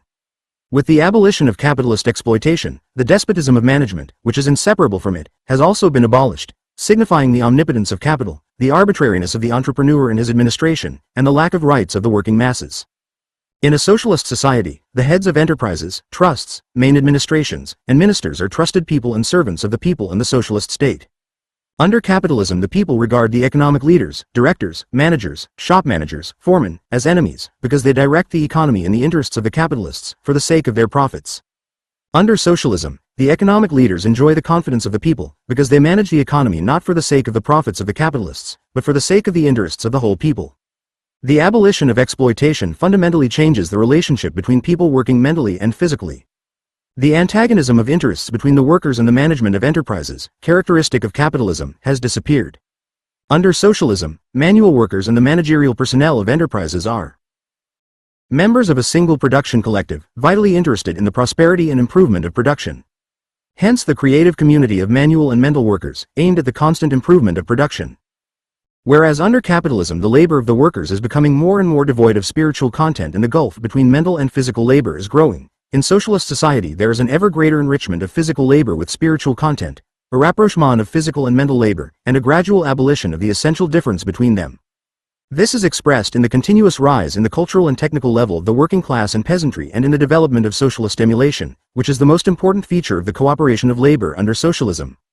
Socialist competition. Socialist emulation is a method of increasing the productivity of labor and improving production on the basis of the maximum activity of the laboring masses. Lenin pointed out that socialism for the first time made it possible to apply competition on a really broad scale, on a mass scale, to embrace the vast masses of the working people. Socialist emulation is aimed at the fulfillment and overfulfillment of national economic plans and at ensuring the continuous upsurge of socialist production. Socialist emulation is fundamentally different from the competition that prevails in bourgeois society. The principle of competition: the defeat and death of some, the victory and domination of others. The principle of socialist emulation is comradely strength to the stragglers on the part of the advanced, in order to achieve a general upsurge. Competition says, finish off the stragglers in order to assert your dominance. Socialist emulation says, some work badly, others well, others better, catch up with the best and achieve a general upswing. 144. Socialist emulation expresses the comradely cooperation of the working people, their joint struggle for a common upsurge in production. Instead of such engines of production as the pursuit of profit and competition, socialism has given rise to new and incomparably more powerful driving forces. First of all, it is the deep interest of the masses in the development of social production, which stems from the basic economic law of socialism. The fact that people under socialism do not work for the exploiters, but for themselves, for their society, is an inexhaustible source of the rise of socialist production. Distribution according to labor plays an important role in the development of socialist competition. By making the wages of the worker dependent on the quantity and quality of his labor, the payment for labor stimulates the creative initiative of the masses in the process of production. A characteristic feature of the competition is the creative initiative of innovators and leaders of production, who have perfectly mastered advanced technology, discarding old, obsolete norms and methods of work and putting forward new ones. Many workers have not only mastered the technical minimum, but have also become on a par with the technical staff. In the struggle against all that is old and obsolete, advanced people are paving new paths for the development of production and uncovering new reserves for the growth of labor productivity. The creative initiative of the working people does not allow production to stagnate, to get stuck in place. It is the source of its constant movement and improvement. The 144 J. V. Stalin, Competition and Labor Uplift of the Masses, Works, Volume 12, page 110. Advanced methods of work used by innovators are based on radical improvements in the organization of labor, division of labor, combination of professions, etc., the organization of production, work according to a schedule, technology and techniques of production, intensification of technological processes, improvement of tools, devices, machine tools, etc. Agricultural leaders apply new methods of agricultural technology and zootechnics that increase crop yields and livestock productivity. Socialist emulation presupposes the rapid and wide dissemination of best practices. Under socialism, the power of example for the first time exerts mass action, serving as a means of continuous upsurge and improvement of production. This is achieved, firstly, as a result of active comradely assistance on the part of innovators to all workers in production in the mastery of advanced methods of labor, which takes various forms: personal instruction, patronage of the cadre workers over the newcomers, schools of the foremost and innovators of production, etc. Secondly, as a result of the striving of the mass of the working people to catch up with the advanced people, to master their experience, in order to achieve a general upswing. Thirdly, by ensuring wide publicity of the competition and the comparability of the results of the work of enterprises. Based on the best practices of production innovators, state economic bodies determine progressive norms of labor inputs and the use of means of production, which form the basis of production plans. The dissemination of best practices and the adoption of new standards and methods of work by the majority of workers ensure the achievement of a new, higher level of productivity. The Communist Party and the Soviet state are at the head of the socialist emulation of the masses and give it every possible support. For success in work, workers not only receive material encouragement, but are also awarded orders and medals, and for outstanding innovative activity. They are awarded the title of Hero of Socialist Labor and the Stalin Prize. Socialist competition in the USSR acquired a national character. The most widespread and effective form of competition in enterprises is individual and team competition. Along with this, competition is being developed between workshops, enterprises, collective farms, MTS, state farms, between districts, regions and republics. Competition for high-quality products, for better use of production capacities, for reducing the cost of production, for over-planned savings in material and money resources, for high crop yields and livestock productivity has become widespread. In 1953, more than 90% of all workers participated in the socialist industrial competition. The number of inventions, technical improvements and innovation proposals introduced in 1953 in industry, construction and transport amounted to more than 850,000. Socialist emulation in town and country is of paramount importance for the development of the socialist economy and for the building of communism. The steady growth of labor productivity is the economic law of socialism. A steady increase in labor productivity is an essential condition for building communism. Lenin wrote, Productivity of labor is, in the last analysis, the most important thing for the victory of the new social system. Capitalism has created a productivity of labor unseen under serfdom. Capitalism can and will be finally defeated by the fact that socialism creates a new and much higher productivity of labor. 145,145 v. I. Lenin, The Great Initiative, Works, Volume 29, page 394. As you know, labor productivity is measured by the amount of output produced by a worker per unit of time, or the amount of labor time spent per unit of output.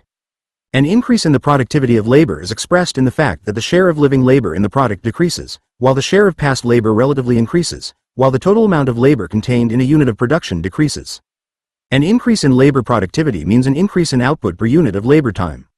From the social point of view, the productivity of labor increases with its economy, including the economy of both living and objectified labor on the scale of the whole society. Marx points out that real economy consists in the saving of labor time, and that this saving is identical with the development of the productive power of labor. Socialism abolishes the enormous waste of labor inherent in the anarchist system of capitalism and ensures the planned and most rational use of the means of production and the labor resources of society. The working people of the USSR are interested in the maximum economy of the means of production, which finds expression in the mass movement for the economy of raw materials, fuel, and materials, and for the better use of machinery and equipment. The need for a systematic and rapid increase in the productivity of labor is determined by the basic economic law of socialism. The continuous growth of socialist production takes place, first, at the expense of an increase in the productivity of labor of each individual worker, growth of output. In the period from 1940 to 1953, about 70% of the increase in industrial output was obtained from this source. The continuous growth of socialist production takes place, secondly, by an increase in the total number of employed workers, as well as by an improvement in the use of labor, living and materialized, within the framework of society as a whole. For the growth of the productivity of social labor, it is of great importance to increase the proportion of workers engaged in material production, as well as in the main production processes, by reducing the administrative and managerial apparatus and personnel engaged in auxiliary work. A systematic increase in labor productivity, ensuring a rapid increase in production, creates an opportunity for both the growth of consumption and the expansion of production. The growth of labor productivity is the most important condition for the further development of the national economy, the realization of a steep rise in the production of consumer goods, and the fullest satisfaction of the growing needs of the people. In order to win the economic competition with the developed capitalist countries, it is necessary to steadily increase the productivity of labor. All of us, the Soviet people, all our people, must realize well that the main, decisive condition for the further development and all-round development of the national economy is the all-round increase in the productivity of labor in all branches, in industry, in transport, in agriculture.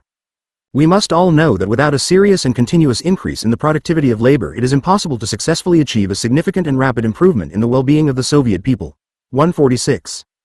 Due to the contradictions inherent in capitalism, the growth of labor productivity in bourgeois society is slow and unstable. Marx pointed out that for capital, the law of the increasing productive power of labor is not of absolute significance. 147. Together with the abolition of private capitalist property, all obstacles that stand in the way of the growth of labor productivity are destroyed. Under socialism, the 146 G. M. Malenkov speech at the meeting of voters of the Leningrad electoral district of Moscow on March 12, 1954, page 7. 147 K. Marx, Capital, Volume 3, 1953, page 273. Economic law of steady growth of labor productivity exists and operates. Socialism opens up ways and methods of increasing the productivity of labor that are inaccessible to capitalism.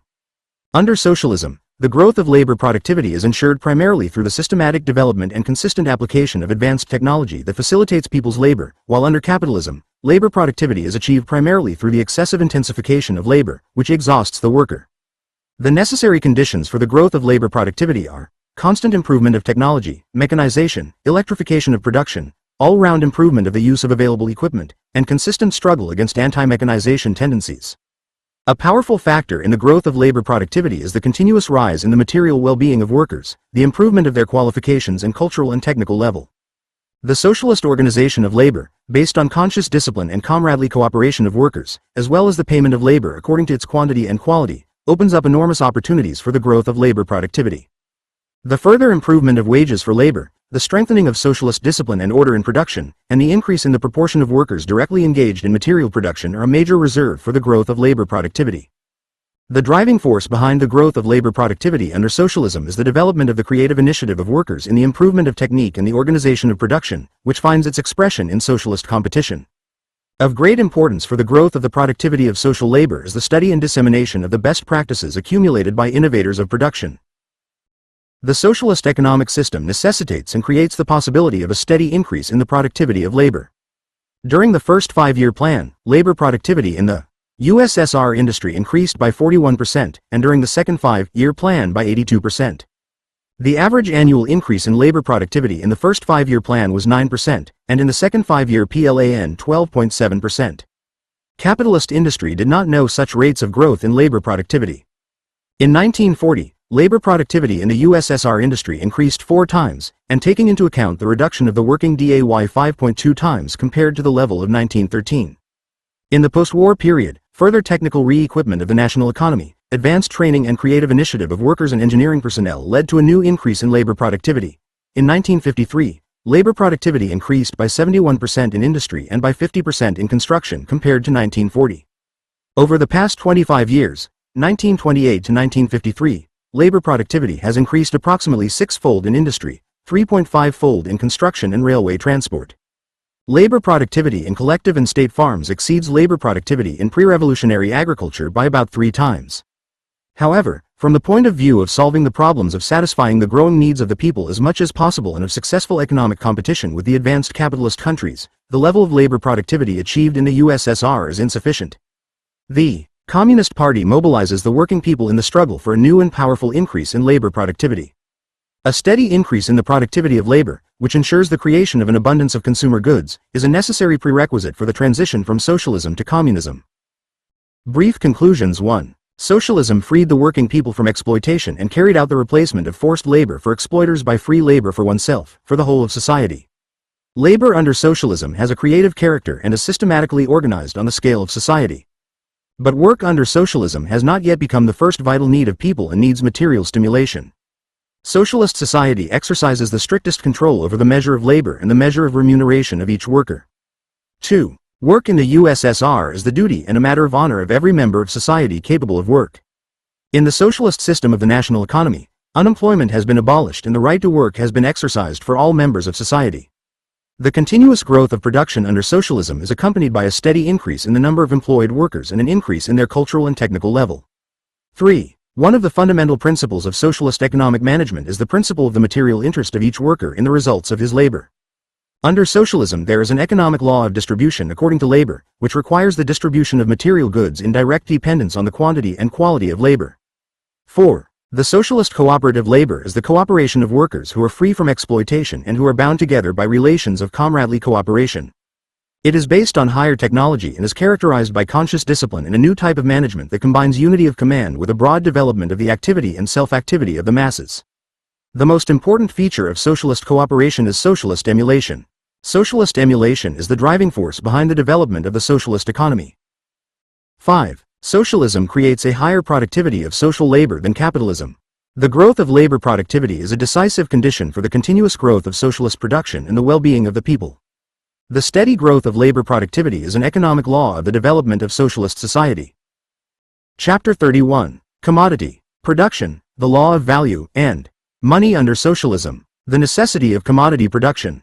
Under socialism and its peculiarities.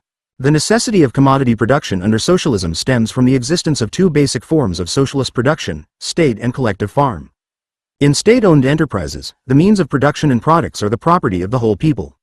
In the kolkhozes, the means of production, draft and productive livestock, agricultural implements, outbuildings, and so on, and the products produced by the kolkhozes constitute group, cooperative kolkhoz property. The main and decisive means of agricultural production, land and MTS machinery, are owned by the state. Since the products of the state enterprises belong to the socialist state, and the products of the collective farms belong to the collective farms, the necessary form of economic communication between industry and agriculture is exchange through purchase and sale. Here, as in any purchase and sale, the owner of the commodity loses the right of ownership of the commodity, and the buyer becomes the owner of this commodity. Lenin pointed out that the exchange of the products of large-scale, socialized industry for peasant products is the economic essence of socialism. 148. The commodity exchange is a test of the correct relations between industry and agriculture. These propositions of Lenin retain their 148 v. I. Lenin, Plan of the Brochure on the Food Tax, Works, Volume 32, p. 300. Significance for the whole of the first phase of communism. The Soviet state acquires food for the urban population and raw materials for industry, chiefly from the collective farms and collective farmers, by means of procurement and purchases. In turn, the kolkhozes and kolkhoz workers can obtain the funds they need for the purchase of industrial products only by selling their marketable products to the state, to the cooperatives, and on the kolkhoz market. Thus, the agricultural products and raw materials supplied from the collective farm sector to the state and the cooperatives in the form of procurement and purchases, as well as the agricultural products sold on the collective farm markets, are commodities. Commodities are also industrial products, mainly articles of personal consumption, produced by state-owned enterprises and bought by kolkhozes and kolkhoz workers. Since personal consumption items are commodities, they also reach the urban population through purchase and sale. Commodity production under socialism is not ordinary commodity production, but is commodity production of a special kind. It is commodity production without private ownership of the means of production, without capitalists. It is mainly carried out by united socialist producers, the state, collective farms, and cooperatives. Thanks to such decisive economic conditions as social ownership of the means of production, the abolition of the system of wage labor and the exploitation of man by man, commodity production under socialism is placed within certain limits. In view of this, it cannot be transformed into capitalist production and serves a socialist society. Commodity production in socialist society does not have such an unlimited and comprehensive spread as under capitalism. Under socialism, the sphere of commodity production and commodity circulation is limited mainly to articles of personal consumption. In a socialist society, labor power is not a commodity. Land with its subsoil is state property and cannot be the subject of purchase or sale, or lease. State enterprises, plants, factories, mines, power plants with their main production assets, instruments of production, buildings, structures, etc., cannot be sold and bought, but can be transferred from one state organization to another only with special permission and, therefore, are not commodities, an object of purchase and sale. The means of production produced in the public sector, machinery, machine tools, metal, coal, oil, etc. are distributed among the state-owned enterprises. The national economic plans provide for the allocation of certain material assets to each enterprise in accordance with its production program. These funds are supplied by producer enterprises to consumer enterprises on the basis of contracts concluded between them. When the means of production are transferred to one or another enterprise, the socialist state retains its entire ownership of these means of production. The directors of enterprises who have received the means of production from the socialist state are by no means transformed into their owners, but are authorized by the state to use the means of production in accordance with state plans. Collective farms buy motor vehicles, equipment for their public economy, and the simplest agricultural machinery and implements. But the main agricultural machines, tractors, combines, etc. are not sold to the collective farms, but are concentrated in state enterprises, machine and tractor stations, which serve the collective farms with the help of these means of production. The means of production distributed domestically to state-owned enterprises are not essentially commodities. But they retain the form of goods, they have a monetary value, which is necessary for accounting, for calculation. In the field of foreign trade, the means of production sold to foreign countries are commodities. Here there is a purchase and sale, a change of owners of goods. Use value and commodity value in the socialist economy. Those products which are produced and sold as commodities in a socialist society have a use value created by concrete labor and a value created by abstract labor. In other words, under socialism the commodity has a dual character, determined by the dual character of the labor that produces the commodity. The dual character of labor under socialism is fundamentally different from the dual character of labor in a simple commodity economy and in a capitalist economy. Under the conditions of commodity production based on private property, the dual character of the labor producing the commodity reflects the contradiction between private and social labor. Socialist economy does not know this contradiction. As has already been said, in a socialist economy labor is not private labor, but direct social labor. The company plans in advance the work of employees in the production process. The distribution of labor between the various branches of the national economy and individual enterprises proceeds in a planned manner. For this reason, commodity fetishism has been overcome in the socialist economy, and the social relations of people do not accept the deceptive appearance of relations between things.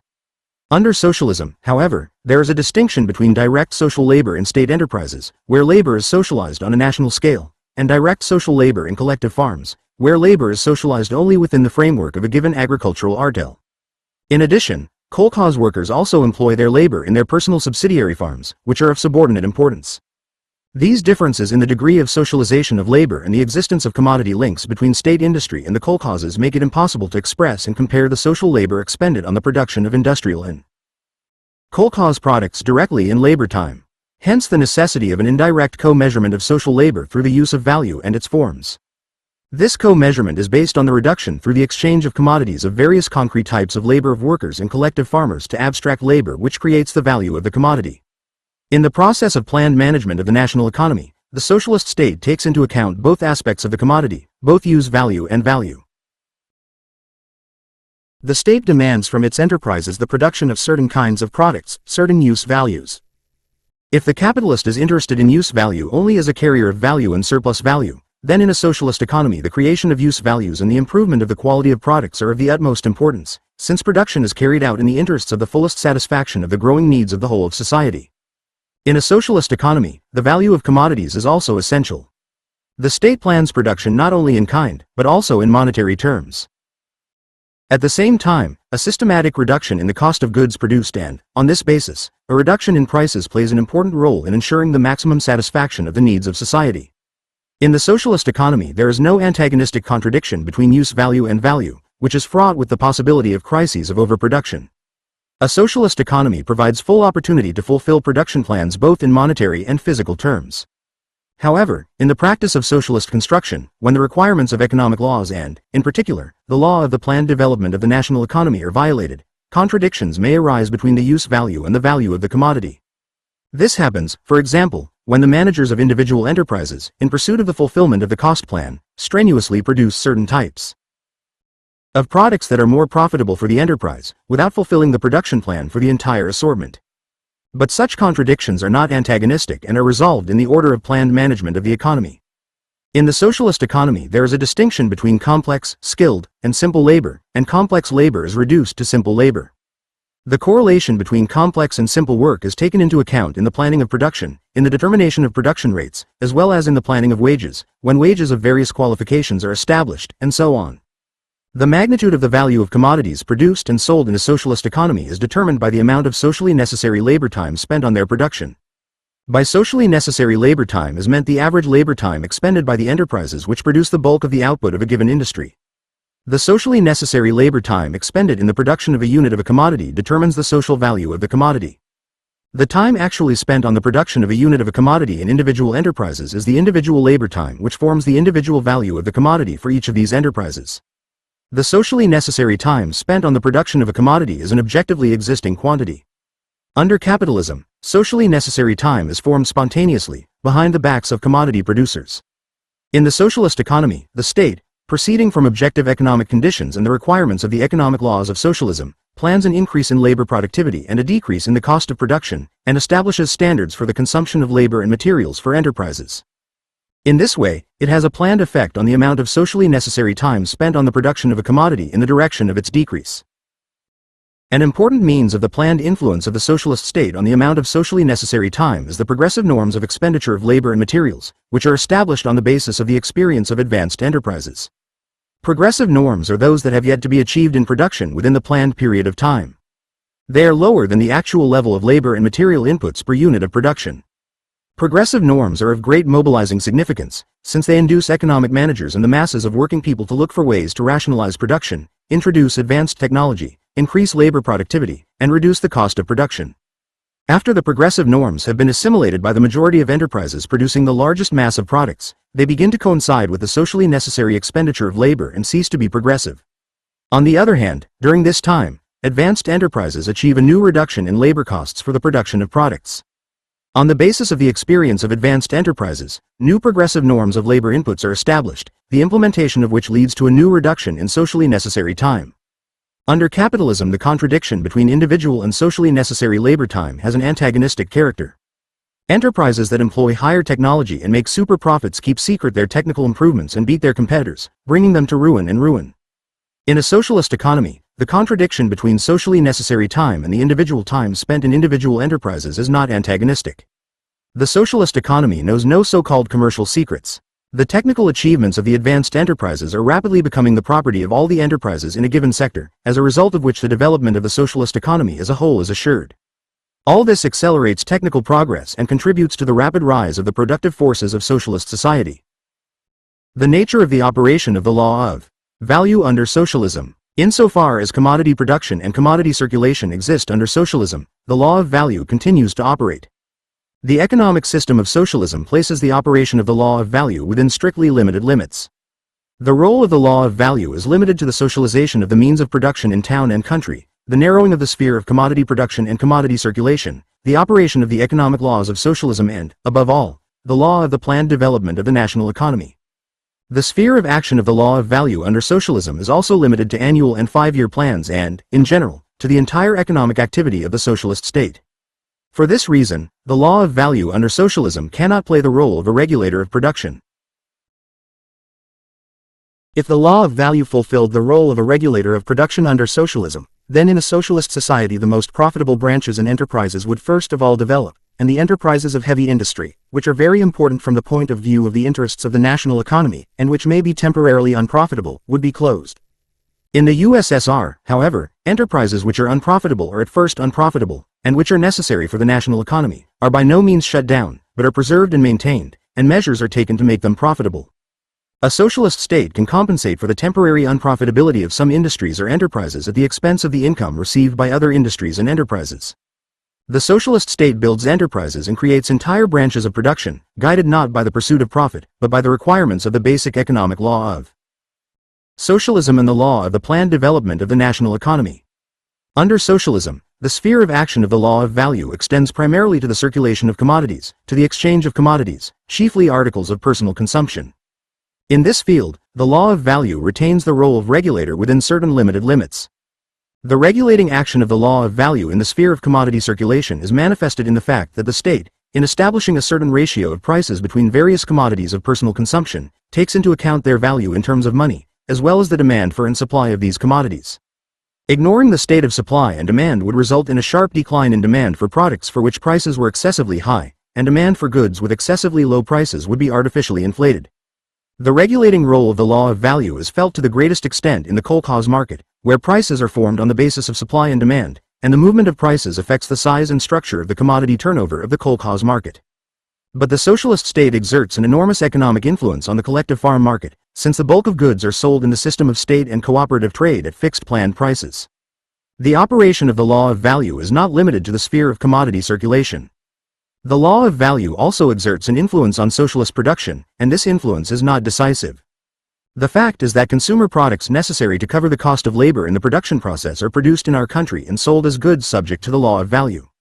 It is here that the influence of the law of value on production is revealed. In this regard, at our enterprises such issues as the question of economic accounting and profitability, the question of cost, the question of prices, etc. are of current importance. Therefore, our enterprises cannot and should not do without taking into account the law of value. 149. Items of personal consumption, which are commodities, have value. The value of industrial consumer goods includes the value of raw materials produced by the collective farms as commodities. Part of the newly created value of consumers' goods is used to reimburse the cost of money wages, and the other part forms the income of the enterprise in the form of money. At the same time, in the process of production of industrial consumer goods, the instruments of labor, such as machines, and factory buildings, which are not commodities, wear out. Insofar as all the other elements which enter into the value of manufactured consumers' goods have the form of money, the instruments of labor must also be calculated in terms of money. The action of the law of value on the production of the means of production is effected through the consumer's goods, which are necessary to replace the expenditure of labor power. Consumers' products, being commodities, can be bought by the workers only with money, at the expense of money wages. Hence the necessity, in the production of means of production, to employ the form of money in order to account for all the other elements which, together with wages, form the cost of industrial production. If consumer products that are commodities have value, then means of production that are not commodities have the form of a commodity and value that is used for the purposes of calculation, accounting, and control. In contrast to capitalism, where the law of value acts as a spontaneous force dominating people, in a socialist economy the operation of the law of value is recognized, taken into account, and used by the state in the practice of planning the national economy. Knowledge of the operation of the law of value and the ability to use it help economic managers to rationally direct production, systematically. 149J. V. Stalin, Economic Problems of Socialism in the USSR, page 20. Improve methods of work, carry out economic calculations, and find and use hidden reserves to increase output. The socialist state takes into account the law of value in its price planning. In a socialist economy, price is the monetary expression of the value of a commodity, which is established in a planned manner. In planning the prices of the means of production produced in the public sector, only a form of value is used to account in money the social labor expended in their production. In fixing prices, the state proceeds from the social cost of production, which in the branches producing commodities represent the value of these commodities. The question of an economically sound approach to price planning is important for the development of the national economy. The problem of prices intersects all the main economic and, consequently, political problems of the Soviet state. Issues of establishing correct relationships between the peasantry and the working class, issues of ensuring mutually connected and mutually dependent development of agriculture and industry, issues of ensuring real wages, strengthening the chavons. All this comes down to the problem of prices. 150. Taking into account the operation of the law of value is necessary to establish the correct correlation of prices for various commodities and the material stimulation of their production. It is impossible, for example, to set the same procurement price for a ton of cotton and a ton of grain, without taking into account the fact that the cost of cotton is much higher than the cost of grain. On the other hand, grain prices should not be set too low, as this would undermine the material interest of collective farms and collective farmers. In 150 resolution of the February plenum of the Central Committee of the All-Union Communist Party, Bolsheviks, 1927, the CPSU in the resolutions and decisions of the congresses, conferences and plenums of the Central Committee, Part 2, ed. 7, page 225. Grain production and would be detrimental to the development of grain farming. For example, economically justified procurement prices for cotton, wool, beets, and other agricultural products have contributed to an increase in the production of these products. On the contrary, low procurement and purchase prices for potatoes, vegetables, milk, meat and grain slowed down their production. A significant increase in procurement and purchase prices for these products, made in 1953 by the decree of the Council of Ministers of the USSR and the Central Committee of the CPSU, was a very important stimulus for increasing their production. However, the law of value is not a regulator of government prices, but only one of the factors affecting these prices. There is no free play of prices in state and cooperative trade. The socialist state sets the prices of commodities with certain deviations from the social costs of production, from the value of commodities. At the same time, it proceeds primarily from the requirements of the basic economic law of socialism, the need to ensure the continuous growth of production on the basis of higher technology and the satisfaction of the growing needs of the entire society. The state uses the mechanism of prices to establish such proportions in the distribution of funds among industries that are determined by the needs of the planned development of the national economy. Thus, for example, the state, with the help of an appropriate price policy, uses part of the income generated in some industries for the rapid development of other industries, which are less profitable, but are of great economic importance. By setting low prices for the means of production, the state encourages the introduction of advanced technology in state industrial enterprises, and also equips collective farm production with high equipment through the MTS.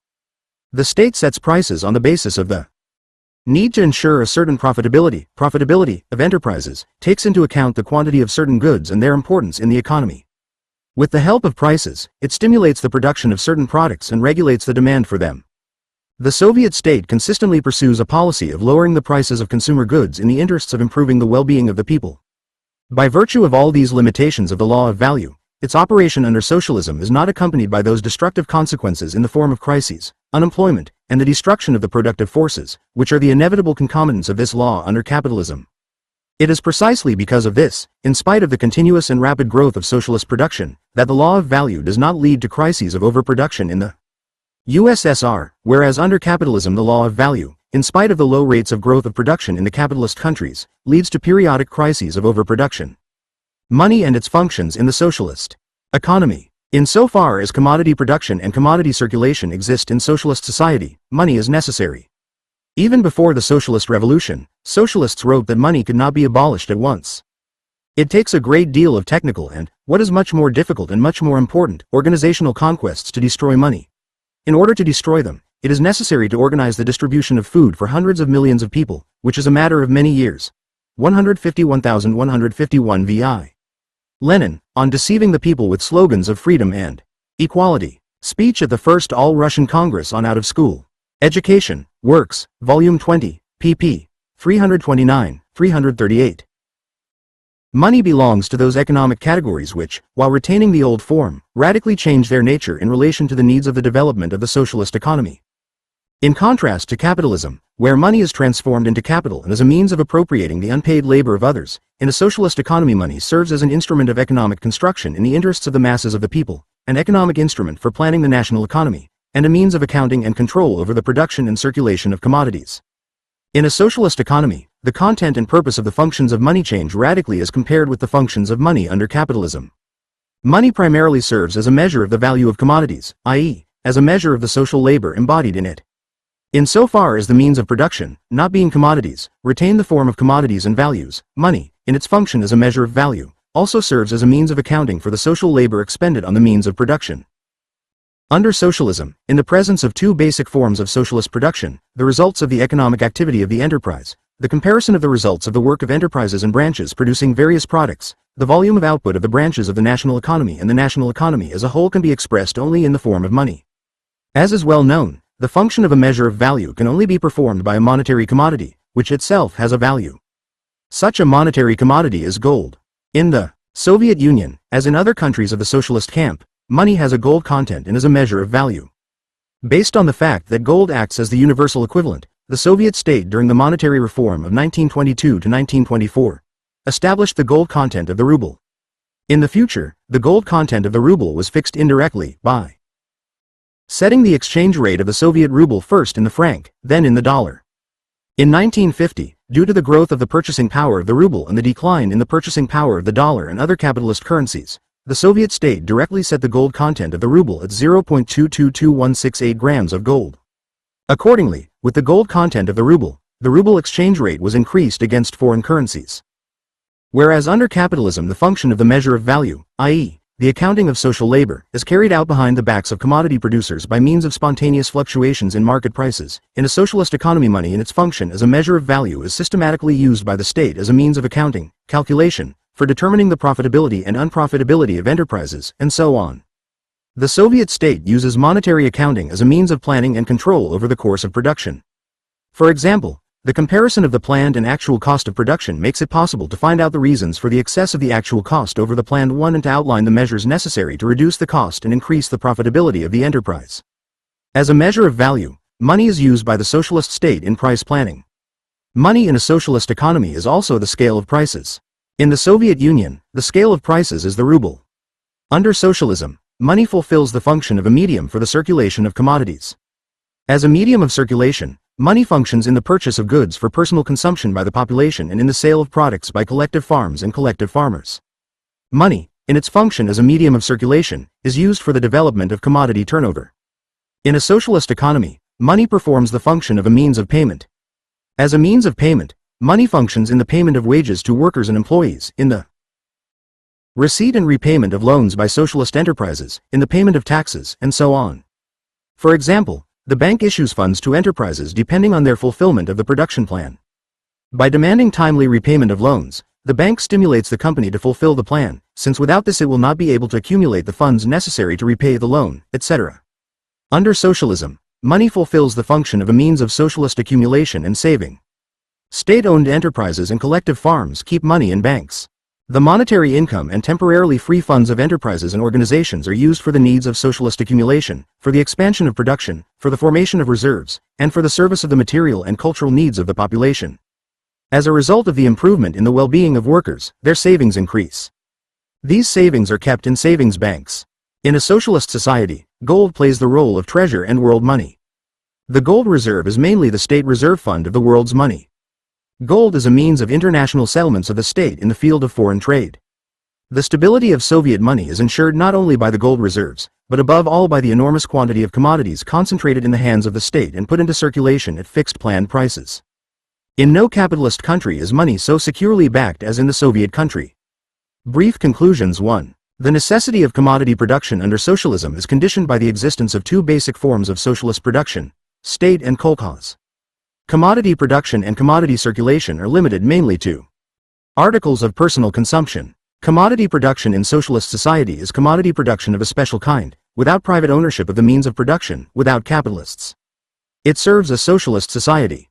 2. In a socialist economy, a commodity has a use value created by concrete labor and a value created by abstract labor. Socialist society knows no contradiction between private and public labor. Socialist labor has a directly social character. In a socialist economy, the creation of use values and the improvement of the quality of products are of paramount importance. At the same time, there is a systematic reduction in the value of commodities on the basis of a systematic reduction in the socially necessary time spent on their production. 3. The scope of the law of value under socialism is limited. The law of value is not a regulator of production, but it acts on production through the consumer's goods necessary to cover the expenditure of labor power in the process of production. The law of value is used in the process of planned management of the national economy. The operation of the law of value is taken into account in price planning. 4. In a socialist economy, money serves as an economic instrument that is used in the planning of the national economy and is used as an instrument of accounting and control over the production and circulation of goods. Money fulfills the following functions: measures of value, means of circulation, means of payment, means of socialist accumulation and saving.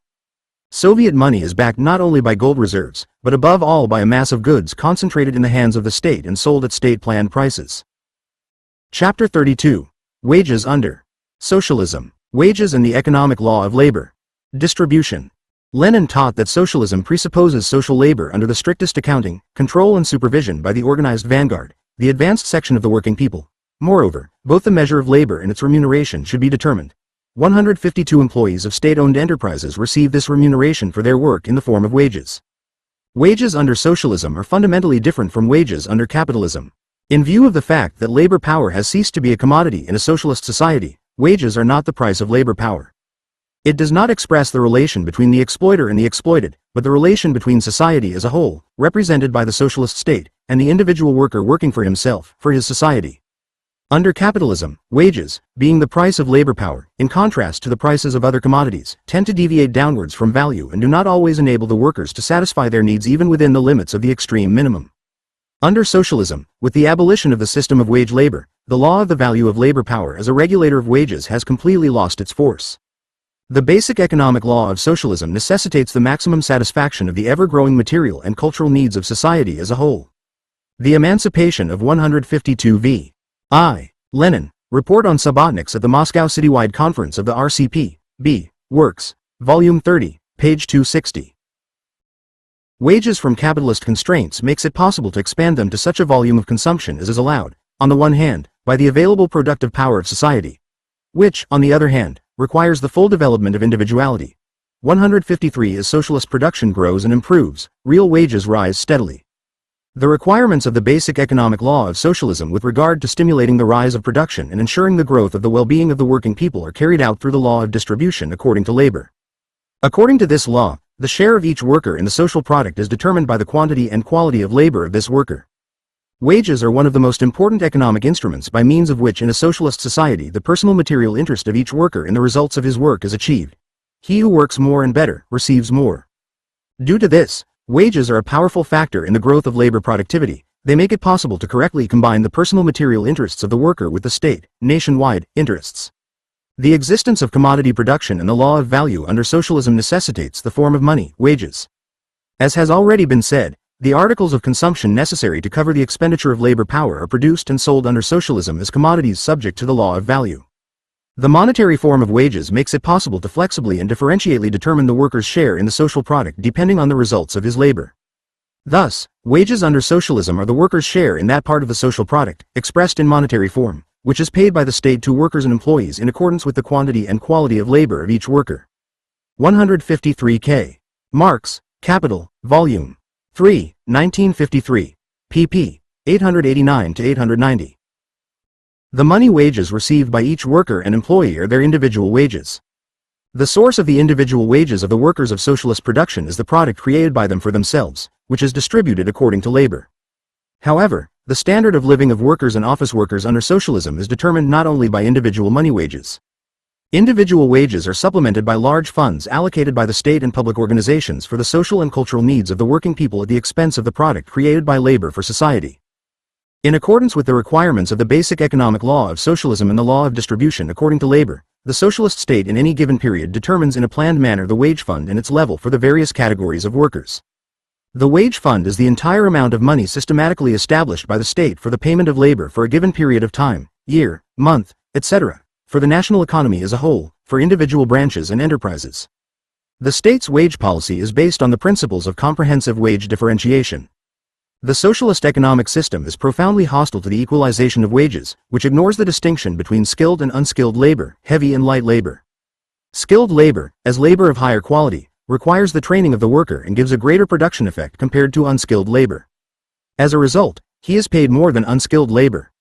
Such a payment system stimulates the development of employees' skills.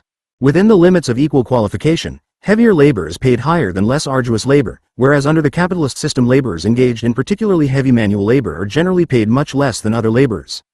Thus, miners who receive low wages in capitalist countries are paid high in socialist society, and hard physical labor is increasingly facilitated by the use of machinery. In accordance with the economic necessity of the greatest encouragement of labor in the leading branches of the national economy, higher wages are established for workers in such branches of heavy industry as metallurgy, coal, oil, machine building, etc. Other things being equal, workers and engineers and technicians in enterprises and construction sites of economic regions that are of particular importance in the economic life of the country are also better paid, as well as remote and sparsely populated areas. Due to this, wages are one of the economic instruments for the planned distribution and redistribution of qualified labor force between enterprises and branches of social production in accordance with the requirements of the law of planned development of the national economy. The policy of the socialist state in the sphere of wages is carried out in the struggle against petty bourgeois equalization of wages and against backward, anti-state, anti-mechanization tendencies.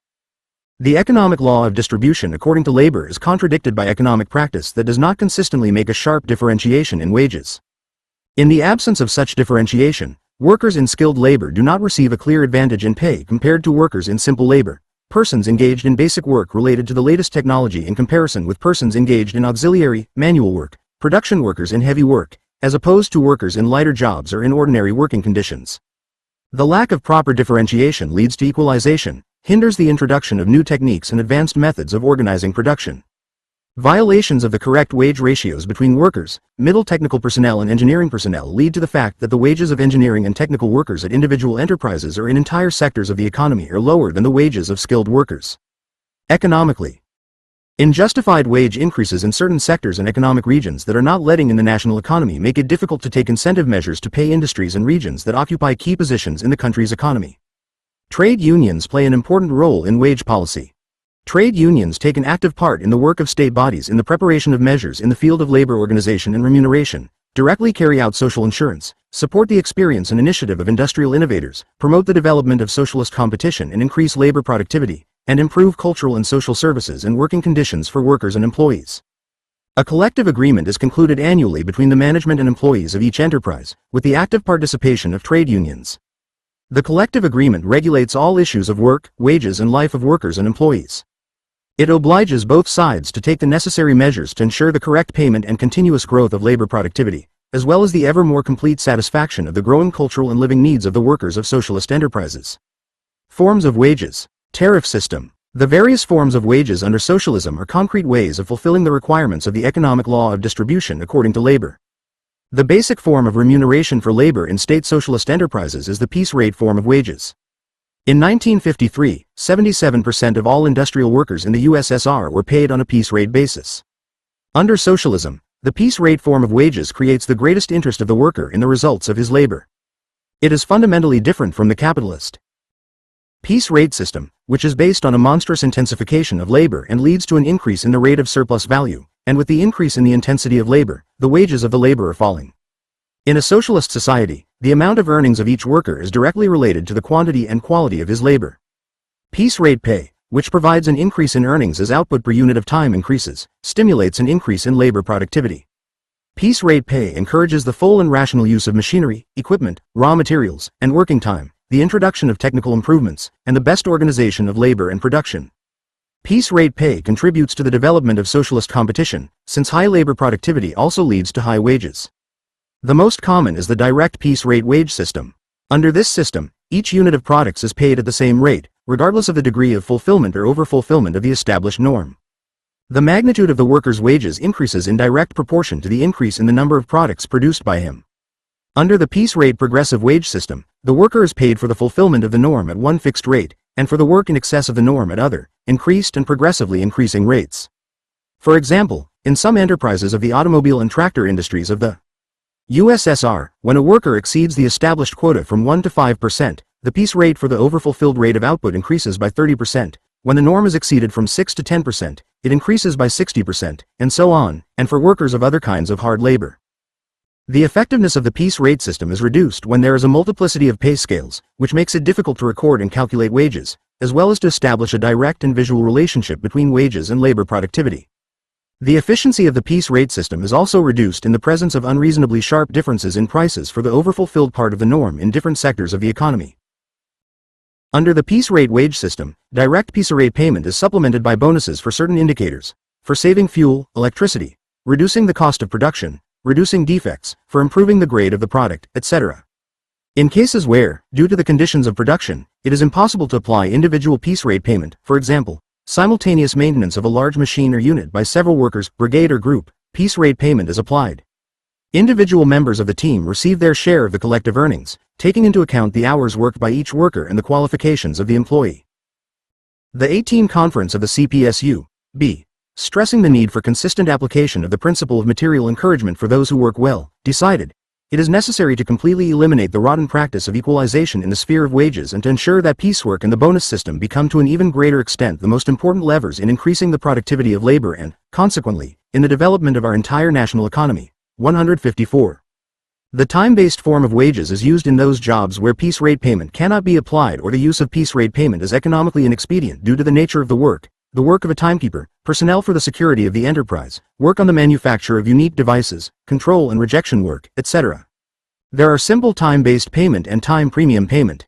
A simple time-based wage system is differentiated, depending on the duration of work and the qualifications of the employee. In order to strengthen the material interest of employees who are paid on a time-based basis, a time bonus system of wages is used in the results of their work. 154 Resolution of the 18 Conference of the CPSU, B, the CPSU in the Resolutions and Decisions of Congresses, Conferences and Plenums of the Central Committee, Part 2, ed. 7, page 975. Under this system, in addition to the rate per unit of time worked, the worker is paid a bonus for certain quantitative or qualitative indicators, for reducing the time for repairing equipment, saving raw materials, fuel, electricity, trouble-free operation of mechanisms, reducing defects, etc. The time-based bonus system of wages is widely used in relation to senior economic and engineering workers. The basis of the salary of this category of employees, directors of enterprises, chief engineers, shop managers, foremen, etc., is their monthly salaries, which are differentiated depending on the size of the enterprise, shop, shift, etc., its national economic significance, the employee's work experience, etc.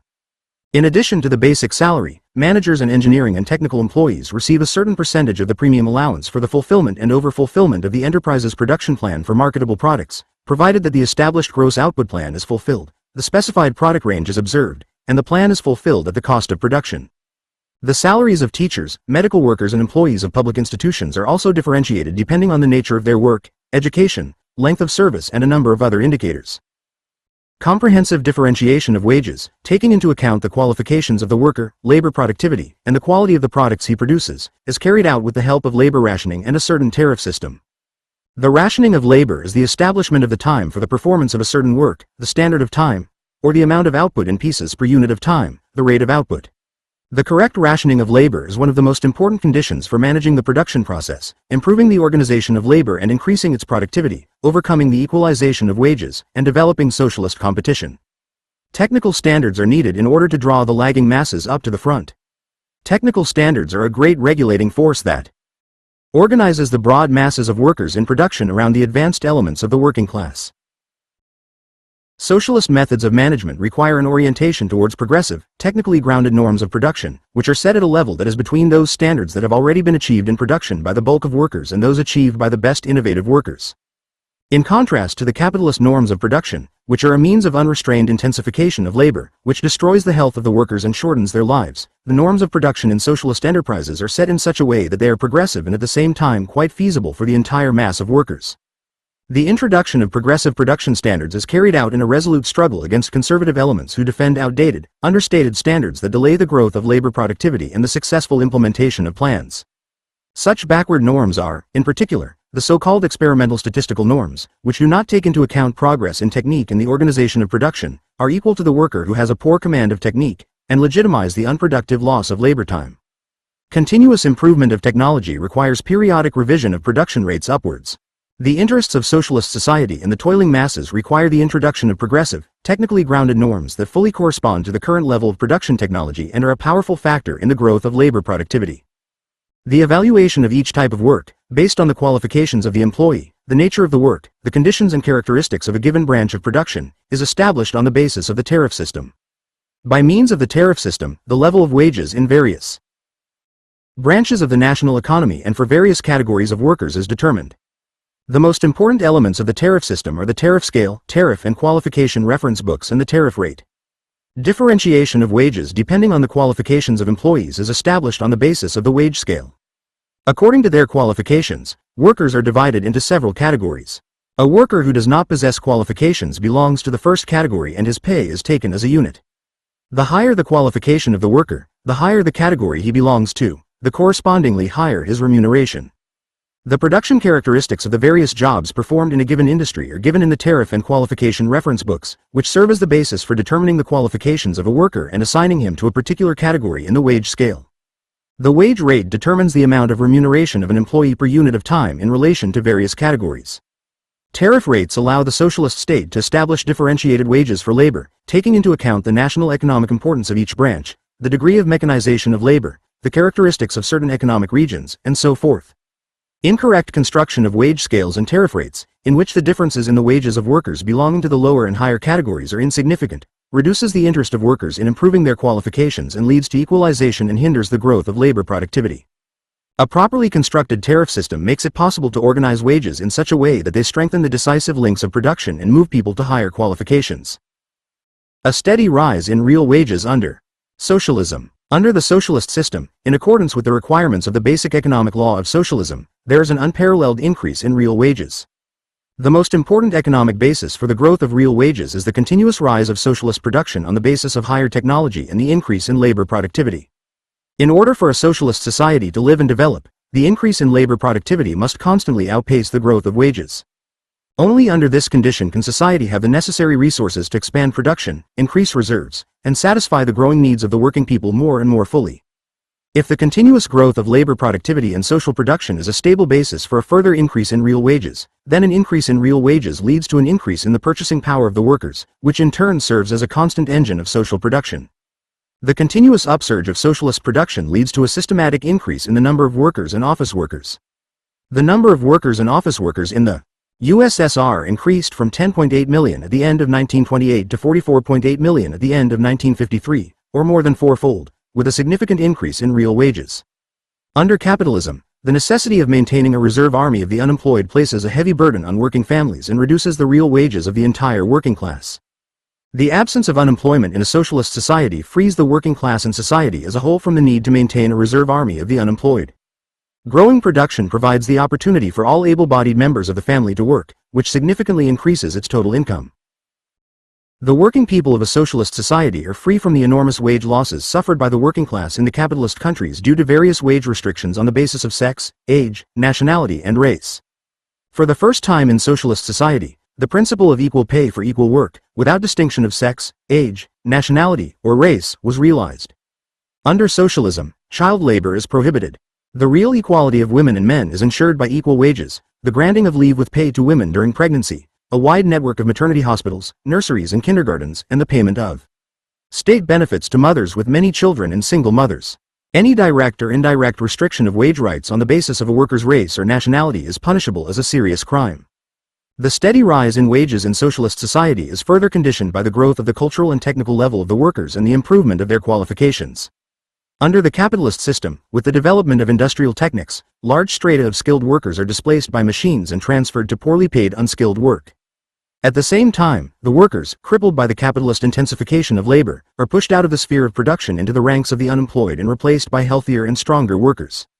In a socialist society, the growth of production is based on rapid technological progress. The old professions of heavy manual labor are being replaced by new professions of skilled and higher paid labor based on the latest technology. Encouraging long-term and irreproachable work in one and the same field of labor, the socialist state pays annually large sums of money as a reward for long service to workers in the metallurgical, coal, chemical industries, and other branches of the national economy, as well as to a number of categories of workers in culture and the state apparatus. A major factor in the steady growth of real wages is the policy consistently pursued by the socialist state of lowering the prices of consumer goods. An increase in the purchasing power of money and a decrease in the prices of personal consumption in a socialist society are a constant factor in the improvement of the well-being of the working people. The reduction of retail prices for consumer goods, carried out in the period from 1947 to 1954, led to a decrease in the general level of these prices by a factor of 2.3 and gave the population a gain of several hundred billion rubles. In the same years, owing to the rising cost of living in the capitalist countries, the cost of living index, according to official figures, rose by 21% in the United States and by 40% in England. Compared to pre-war times, the cost of living in the United States has risen by 189%, that is, almost threefold, and in England by 125%. With the nationalization of the land, the enormous tribute exacted from society by the owners of urban land in the form of ground rent under capitalism disappeared. In the budget of a working family in capitalist countries, rent, heating and lighting costs absorb about a quarter of the earnings. In socialist society, owing to the social ownership of land, the housing stock of cities and public utilities, rents, and other public services occupy a very small share in the budget of the working family. In the USSR they average only 4%, which is an essential condition for raising the level of real wages. In the Soviet Union, the enormous scale of housing construction ensures a steady improvement in the living conditions of the working people. Between 1946 and 1953 alone, state-owned enterprises, institutions, and local councils, as well as the population of cities and workers' settlements, built and restored residential buildings with a total area of more than 183 million square meters with the help of state credit. In addition, more than 4 million dwellings have been rehabilitated and built in rural areas. The workers and employees of a socialist society are free from the heavy burden which the working masses of the capitalist countries are forced to bear in connection with the tax policy of the bourgeois states. In capitalist countries, high taxes drastically reduce the real wages of workers. In the USSR, workers and office workers spend only an insignificant part of their wages on taxes. Moreover, taxes are used for the needs of the national economy and for social and cultural events. A very important supplement to individual money wages is the ever-increasing funds spent by the socialist state on social and cultural measures for the whole people. In a socialist society, social insurance for workers and employees is compulsory and is carried out at the expense of the state, while in the capitalist world, social insurance exists only in a few countries, and workers are forced to pay a large part of the insurance premiums from their wages. In the first five-year plan the Soviet state spent 8.9 billion rubles on social insurance, in the second five-year plan 32.1 billion, in the fourth five-year plan 79.1 billion, and in the 3 years of the fifth five-year plan more than 66 billion rubles. Workers and employees of the USSR are paid social security pensions at the expense of the state, are provided with free medical care, free or discounted vouchers to sanatoriums, rest homes, and children's institutions, free training and advanced training, and scholarships for students. All workers and employees receive at least 2 weeks of paid leave at the expense of the state, and workers in a number of professions receive long periods. From 1940 to 1953, expenditures from the state budget of the USSR on social and cultural activities increased more than 3 times. State allocations for public education increased from 22.5 billion to 61.1 billion rubles, for public healthcare, including expenditures for these purposes at the expense of social insurance, from 11.2 billion to 28.7 billion rubles, for social security from 3.1 billion to 22.8 billion rubles. In addition, huge sums of money are spent on the payment of benefits to mothers with many children and single mothers.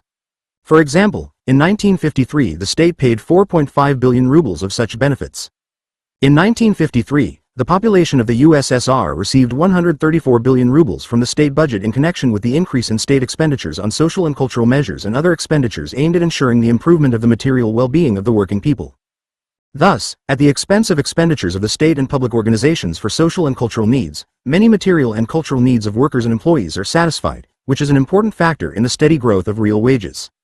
As a result, the real incomes of the workers and employees of the USSR increase by about 1/3 over and above what they receive in the form of annual individual money wages. The socialist state, concentrating in its hands all the levers that determine the material well-being of the working people, pursues a policy of systematically raising real wages. As early as 1930, the real wages of workers, including social insurance and deductions from the net income of enterprises, profits, to the Fund for Improving Workers' Living Conditions, increased in relation to the level of 1913 to 167%. In 1953, the average monthly salary of all workers and employees of the USSR was 201% by 1,940. The level of retail prices in state, cooperative and collective farm trade, rent and all types of services were 122% in 1953 compared to the level of 1940. Thus, the real wages of all workers and employees of the USSR increased by 65% from 1940 to 1953, while taking into account the growth of state expenditures on cultural and social services for the population. All incomes of workers and employees increased by 89% during this period. The real wages of workers and employees of the USSR in 1953 were about 6 times higher than before the revolution. A steady rise in real wages leads to an improvement in the nutrition of the working people of socialist society, to an increase in their consumption of industrial goods, and to an increase in their savings. In 1953, as compared with 1940, workers' deposits in savings banks increased more than fivefold. In a socialist society, where the right to work, to rest, and to material security in old age, as well as in the event of illness and disability, is guaranteed, the growth of savings is a direct indicator of the growth of the population's well-being. Our revolution, Stalin said, is the only one which has not only broken the fetters of capitalism and given freedom to the people, but has also succeeded in providing the people with the material conditions for a prosperous life. That is the strength and invincibility of our revolution. 155. Brief conclusions. 1. In a socialist society, wages are the worker's share in that part of the social product, expressed in monetary form, which is paid by the state in accordance with the quantity and quality of labor of each worker. Proceeding from the requirements of the basic economic law of socialism and the law of distribution according to labor, the socialist state in any given period systematically fixes the wages of the various categories of workers in such a way that, together with the growth of the national economy and the increase in the productivity of labor, the level of wages will systematically rise. 155 J. V. Stalin, Speech at the First All-Union Meeting of Stakhanovites, Questions of Leninism, ed. 11, 1952, page 537. 2. Wages are the mighty engine of socialist production. They stimulate the improvement of the qualifications of the worker, the continuous improvement of technique, the improvement of the organization of production, and the growth of the productivity of social labor. Piecework wages under socialism most fully combine the personal material interests of the worker with the interests of the national economy. In socialist society, the following systems of piecework pay are used: direct piece rate, piece progressive, piece bonus. Time-based wages depend on the duration of work and the qualifications of the worker. The work of time-based workers is rewarded with various types of bonuses. 3. The purpose of the tariff system in a socialist economy is to organize wages in such a way as to strengthen the decisive links of production and to encourage the improvement of qualifications. The socialist principles of economic management correspond to progressive, technically grounded norms. The policy of the socialist state in the sphere of wages is carried out in the struggle against petty bourgeois egalitarianism on the basis of all-round differentiation of wages. Higher wages for skilled labor, as well as for hard labor, for workers in the leading professions and branches of the national economy. 4. The basic economic law of socialism causes a steady rise in real wages. The most important factors in raising real wages are the continuous growth of socialist production with the complete absence of unemployment, the systematic reduction of prices for consumer goods and the stability of Soviet money, increase in the cultural and technical level of workers and their qualifications, improving the living conditions of workers. The individual monetary wages of workers and employees are supplemented by large allocations by the state and public organizations for social and cultural activities, which is an important source of a steady increase in the standard of living of the working people. Chapter 33. Economic, Accounting and Profitability, Cost, and Price. Economy mode. The economic system of socialism is free from the contradictions of capitalism, which give rise to an enormous waste of material and labor resources. The socialist planned system of the national economy opens up the possibility of the greatest economy of the means of production and labor in comparison with all the methods of production that preceded it. All kinds of diverse economy in society ultimately amount to the saving of working time, to the saving of living and past labor, that is, they mean an increase in the productivity of social labor. The less time it takes for a society to produce wheat, livestock, etc., Marx wrote, the more time it gains for other production, material or spiritual. Both for the individual and for society, the fullness of its development, its consumption, and its activities depends on saving time. 156. The saving of working time is one of the main factors that ensure the continuous growth of production in socialist society.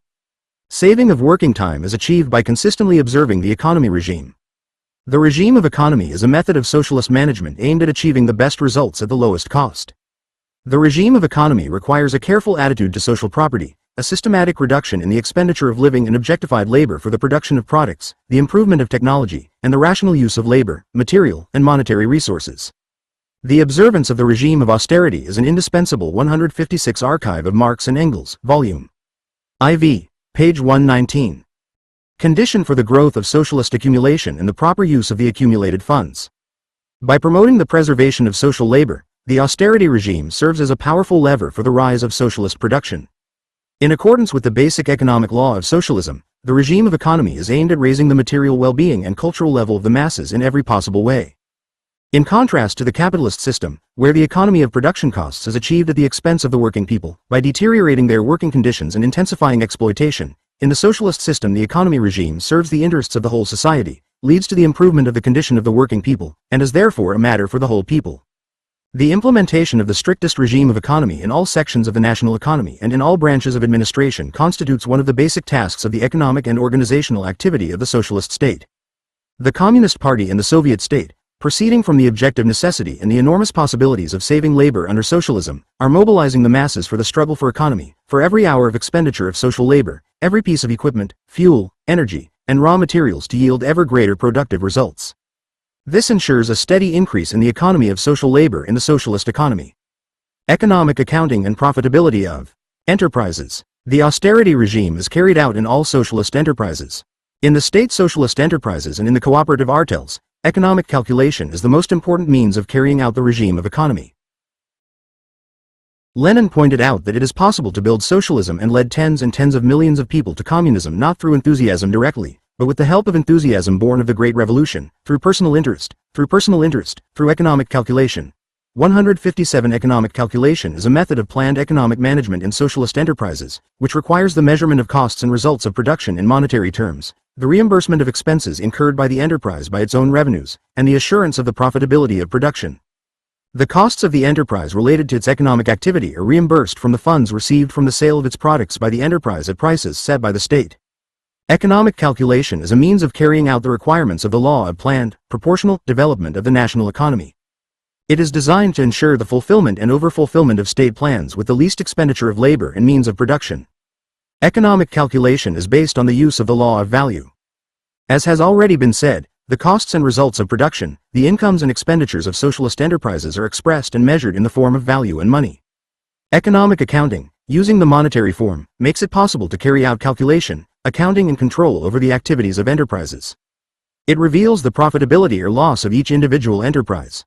Economic calculation educates the heads of enterprises in the spirit of rational economic management, disciplines them, teaches them to accurately calculate production values, increase labor productivity, reduce the cost of production, and increase the profitability of production. One of the requirements of economic accounting is to ensure the profitability of the enterprise. Profitability of the 157 v.I. Lenin, to the 4-year anniversary of the October Revolution. Works, Volume 33, page 36. Enterprise means that the funds received by the enterprise from the sale of its products reimburse the cost and provide income in addition. Profitability characterizes the economic efficiency of an enterprise for a certain period of time. The profitability of individual enterprises and branches of production is of great importance from the point of view of the development of our production. It must be taken into account both in construction planning and in production planning. This is the ABC of our economic activity at the present stage of development. 158 Along with the profitability of individual enterprises and branches of production, the socialist economy achieves the highest profitability on the scale of the entire national economy, which is inaccessible to capitalism. This means that profitability is determined not from the point of view of individual enterprises or branches of production and not in the context of 1 year, but from the point of view of the entire national economy and in the context of a long period of time. The profitability of individual branches and enterprises is subordinate to the profitability of the national economy. Increasing the profitability of individual enterprises and entire branches of the economy contributes to accelerating the rate of development of the entire national economy. In a socialist economy, along with profitable ones, there may be temporarily unprofitable and even unprofitable enterprises, but of great national economic significance. The socialist state supports these enterprises with state subsidies, taking measures to make them profitable. Thus, during the war, a system of subsidies to cover losses in heavy industry was an inevitable measure. However, this system hindered the strengthening of economic accounting and weakened material incentives in the struggle to reduce production costs. Therefore, after the war, on January 1, 158 J.V. Stalin, Economic Problems of Socialism in the USSR, page 56. 1949, the subsidy system was abolished. This was achieved due to an increase in labor productivity and a reduction in costs, as well as through a temporary increase in prices for the products of some sectors of heavy industry. Wholesale prices were brought into line with production costs. The abolition of subsidies contributed to the strengthening of economic accounting, stimulated savings in labor and material costs for the production of industrial products, and created the necessary conditions for a subsequent reduction in wholesale prices. Economic calculation expresses the relations between the socialist state and its enterprises, as well as the relations between individual socialist enterprises. Economic calculation is based on a combination of centralized management of socialist enterprises by the state and the economic and operational independence of each enterprise. The economic and operational independence of the enterprise is expressed in the fact that it receives at its disposal the state means of production and has the opportunity to show broad initiative in the matter of their most rational use for the best fulfillment of planned tasks. The socialist state distributes the means of production among its enterprises and assigns to each of them the material and monetary resources necessary to carry out plans. An enterprise, as a legally independent economic unit, enters into economic relations with other enterprises and organizations, recruits its personnel, and organizes its production, supply, and sales activities.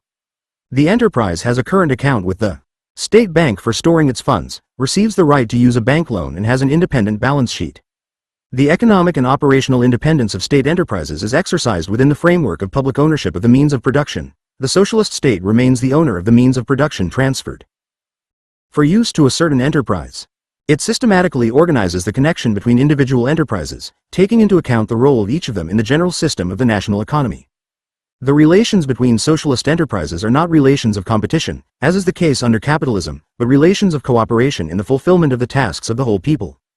Economic calculation presupposes the responsibility of the enterprise and its managers to the state for the implementation of the plan and the rational use of resources. The company is responsible for the timely and correct payment of wages to workers and employees. The company is responsible for the timely and full fulfillment of obligations on payments to the state budget, for the correct use of budget funds and bank loans. Economic accounting also presupposes the material responsibility of the enterprise to other enterprises and economic organizations for the fulfillment of its obligations. Economic relations between enterprises are regulated by means of economic contracts. In accordance with the national plan, enterprises acquire the means of production they need and sell their products under contracts. The contract determines terms of delivery, volume, assortment, quality of products, terms of delivery, price, terms and procedure of payment, forms and amount of liability for violation of the terms of the contract. The contract establishes material sanctions, penalties for non-fulfillment of the contract, penalties for violation of delivery terms, fines for violation of product quality. Strict observance of contractual discipline by enterprises is one of the most important requirements of economic accounting. Economic calculation is based on the material interest of the enterprise, the entire team of employees and management personnel in the implementation of the plan, in the continuous and rapid growth of production, in economical and rational management, in ensuring the profitability of the enterprise. The material interest of the enterprise and its employees in the fulfillment of the plan, in the increase in production, is ensured primarily by the fact that the enterprise receives funds depending on the results of its economic activity. Further, a part of the income, profit, remains at the disposal of the enterprise, which is used to replenish working capital, to make capital investments, and to improve the cultural and living conditions of workers and employees. Economic calculation requires the full use of the economic law of distribution according to labor. Distribution according to labor creates a personal material interest in increasing the productivity of labor, in saving resources, and leads to the strengthening of economic calculation. In turn, economic calculation contributes to the consistent implementation of the law of distribution according to labor and to the improvement of the well-being of the working people. The higher the income of the enterprise, the more opportunities it has to encourage its employees by improving their financial situation and cultural and living conditions. The more developed the economic accounting, the more widely the awarding of bonuses for saving resources is used. Economic accounting requires constant control by the ruble over the activities of the enterprise and its individual parts. Control in the ruble is as follows. Through the monetary indicators of the company's economic activity, cost, profitability, etc., the quality of its work is revealed. The receipt of funds by the enterprise depends on the quality of work, on the degree of fulfillment of the plan. Enterprises are required to timely pay money for mandatory payments, repayment of loans to the bank, contributions to the budget, etc., regardless of the fulfillment of general plan tasks.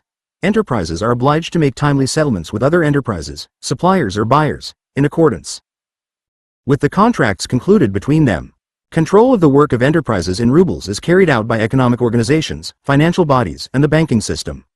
Mutual control in the ruble is carried out by enterprises bound by economic contracts. Within the enterprise, control in the ruble is carried out by accounting and comparing in monetary form the costs and results of production. The rational organization of socialist production in enterprises requires the application of elements of economic calculation in the workshops and production sections of the enterprise. A shop or a site are parts of an enterprise that have a certain independence in terms of production and technology, but they do not have the economic and operational independence inherent in an enterprise. Therefore, economic calculation is applied here only to a limited extent. The elements of economic calculation in workshops, at production sites are accounting for costs in monetary form, comparing these costs with planned tasks, material incentives for employees who have achieved the best results in the field of resource saving.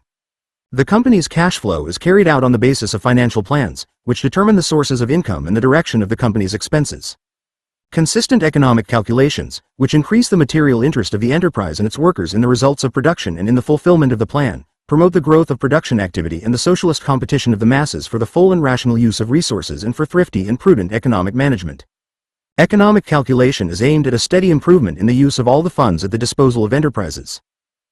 Enterprise funds. Fixed and revolving assets. The funds allocated to the state enterprises, both material and monetary, which are the property of the whole people, form its funds. Although the means of production of state enterprises in the USSR, as has been shown, are not essentially commodities, they nevertheless retain the form of commodities.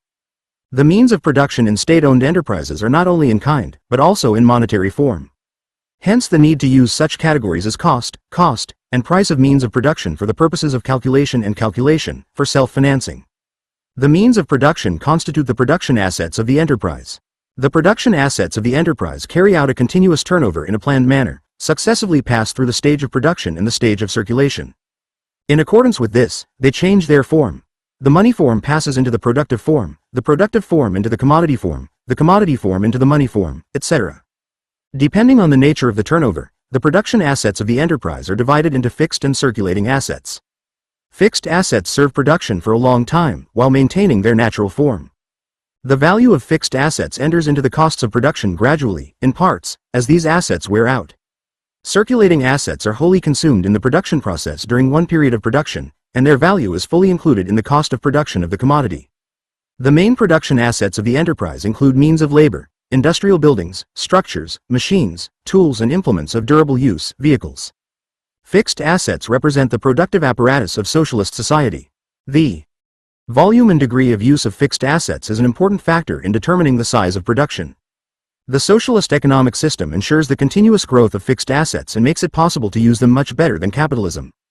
Fixed assets of industry are used in the USSR about 2 times more efficiently than in bourgeois countries. In the black metallurgy enterprises of the USSR, the efficiency of using blast furnaces already in 1940 was almost 2 times higher than the level of their use in 1913. In 1953, the use of blast furnaces increased by 38% compared to 1940, and open hearth furnaces, by 43%. To replace depreciating fixed assets, the company has a depreciation fund. It is formed by including in the cost of production of each unit of production a certain part of the cost of fixed assets, corresponding to their depreciation. Part of the depreciation fund of enterprises in the amount determined by the state is used in a planned manner to replace retired fixed assets, and the other part remains at the disposal of the enterprise to be spent on the overhaul of existing fixed assets. The company's circulating production assets include raw materials, fuel, semi-finished products and other labor items. In addition to the funds in the sphere of production, enterprises have at their disposal funds operating in the sphere of circulation or funds of circulation. Circulation funds consist of ready-to-sell products and funds of the enterprise necessary for the purchase of raw materials, fuel, for the payment of wages, etc. Production circulating funds and circulation funds in their aggregate constitute the working capital of the enterprise. An important factor in increasing the degree of use of fixed and circulating assets is the establishment by the state of progressive technical and economic standards for the use of machinery and equipment, norms for the consumption of raw materials, fuel and other elements of circulating assets per unit of finished products, iron ore and coke per ton of pig iron, sugar output per ton of beets, etc., and stock rates for elements of working capital, including finished products. The company's working capital is divided into own and borrowed. The formation of own and borrowed working capital is carried out in a planned manner. Own working capital is allocated to the enterprise by the state, in the amount of the minimum of its needs. Additional or temporary need of the enterprise for working capital associated, for example, with the need to form seasonal reserves of raw materials, fuel, with the presence of goods in transit, is covered by loans of the state bank, for the use of which the state bank charges a certain fee, a percentage. Such a procedure for allocating working capital encourages the most rational and economical use of them by the enterprise, speeding up their turnover. Accelerating the turnover of working capital is of great importance in implementing the economy regime and freeing up additional resources to increase production. The speed of turnover of the enterprise's funds depends, firstly, on the time of production, i.e., on the duration of the production cycle, and, secondly, on the time during which these funds are in circulation, in the form of stocks of ready-to-sell products, etc. The reduction of the production cycle is achieved by accelerating production processes based on the use of advanced equipment and technology, the use of the latest scientific achievements in production, and the improvement of labor organization. The time of circulation of circulating assets is reduced by improving the work of transport, more rational organization of the supply of enterprises and the sale of their products.